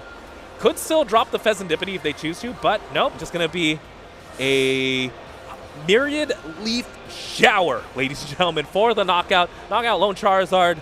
Scott, what do you have to respond here? He has an Iono. He played an Iono. Iono, big card. Maybe this is the time where he'll be able to get something out in the field. I feel like that he has a Buddy Buffin. Off the Iono finds exactly what he needs. He finds the Pidgey, Buddy Buffin, finds even Nest Ball if you want to establish something like a Rotom here. I feel like this is the board you wanted to see, the hand you wanted to see going first, or even at least a couple of turns ago. Nest Ball finds the Pheasantipity. That's probably better than the Rotom. Draws you 3 cards now. And Buddy Poffin. Will he get another Charizard? Double, there we go. Double Charizard. Charmander. This is the board you'd like to see. There's still a 2-prize liability, however, in that Pheasantipity. If Charleston can find another Noctowl, again, these Noctowls are playing. Oh, there's a Prime Catcher in hand. All we're missing is the Sada. All we're missing is Sada plus an energy. But then he has Unfair Snap, so that Prime Catcher is gone unless. Just like that, from a 4-card hand to 2-card hand. Scott with the disruption. And the question now is, will the disruption be effective, or will it be like similar to card games where you get what the cards you need? Again, we're working with 2 cards. This is where maybe Pokestop would be a little bit better. Typically, Pokestop, that will maybe net you 3 more. But off the 2, we just need to find something to work with here. At the very least, we have an attack. The Ogre Pawn is still attacking. Looking at the hand, looks like it's just energy retrieval and another Ogre Pawn. I don't know if there's any more energy in the deck, in the discard pile, excuse me. And flipping the script. Flip the script, drawing 3 more. Scott has a big hand to work with. This is exactly what he needed to come back into this game. That was a big opportunity for Scott to take back the game. And it seems like he's been able to play it smartly now and getting more energies back into the deck. Especially now that he has 2 Charmanders and a Pidgey in the field. That's something I actually debate on. Maybe it would be better to play that Rod a little later in the round, just because you know for a fact that you're probably not going to get hit by Disruption. You're playing against Ogre Bolt. They're going to play Sada. What they want to play is the Sada. So do you essentially want to draw in a Fire Energy? Let's see here, though. And now Charles Charles is beefing up his Raging Bolt in the field with the Bravery Charm. The question now is, it's a an knockout. attack. It's a knockout. Myriad Leaf Shower once again, knocking out the Duskull. This is it, Scott. This is his opportunity to come back. If he can find a Rare Candy Pidgeot, Rare Candy Charizard. There we go. He gets Rare Candy and the Forest Seal Stone. Looks like Arvin was just played. You see a Rotom, though. Just Rare Candy into Pidgeot. We need to find the Charmander. 3 prizes have been taken, so that means this Ogerpon should be knocked out. Oh, and the Ogerpon's already damaged as well. And then with Charles having only 3 cards in hand, it's going to be close. It's going to be tight for Scott. He has some good cards in hand. I believe He got the Rare Candy, and he was able to pull up the Charizard evolving. Yeah, exactly. I mean, I feel like if you go for the Pidgeot, you most likely have exactly what you need. Otherwise, you just go straight for the Charizard. As again, this is the main attacker. This is Scott's second Charizard as well. And yes, flipping the script and seeing what cards can he get. Drawing 3 more cards. I'm trying to think what else is in Charleston's hand. He didn't get to drop the Pheasantipity earlier, did he? He wasn't able Yeah, to. unfortunately, he could have as well. That could have definitely saved him maybe after this turn, as it's just going to be the Charizard. I like the Defiance Band on the Radiant Charizard as well. It's just going to be, and that's it. Here we go. Knockout on the lone Ogerpon with all the energy. If Charleston can find a response here, looks like he's going into the Ogerpon first. He has 2 green grass energies in hand. So that will be able to draw him a couple of cards at the very least. Switch card's good. I would have loved to see maybe going into the Raging Bolt anyway, just because if you don't have anything to play, you could always Burst Roar. Burst Roar is always an option, but looks like it's just going to be a switch card into the Noctowl. Just an attachment for turn and just a pass. Charleston now Being more defensive now. all the eggs in He has a boss. That's a smart move from Scott. Again, Prime Catcher with having access to everything you want. Charleston was trying to set up another Ogerpon play here, but Scott was saying no. That Ogerpon's mine. And just like that, Scott is poised here now to maybe run away with this game. The Stamp really putting him in the position to win it. And this is why Unfair Stamp is so painful if you're playing against it, especially in the Charizard deck, where you need hands to answer or at least set up your field after Charizard eliminates your first active attacking Pokemon. And just like that, again, Scott essentially setting checkmate board here with the Pidgeot. Looking beautiful, actually. Pidgeot can find himself boss orders for the future turn, potentially. Looks like right now just finding a Rare Candy. Oh, is this it? Can he end the game right now? No, he can't. He can't. It's he'd also need to Briar. So here it is, just a knockout, but having the Duskull in play is so intimidating. So scary. It's a very spooky Pokemon indeed. And just like that, Charleston draws into another Teal Mask Ogerpon. Energy Triple, get him 2 more draws at the very least. And again, this is why I would have loved to see the Burst Roar, just so we have more cards to really work with.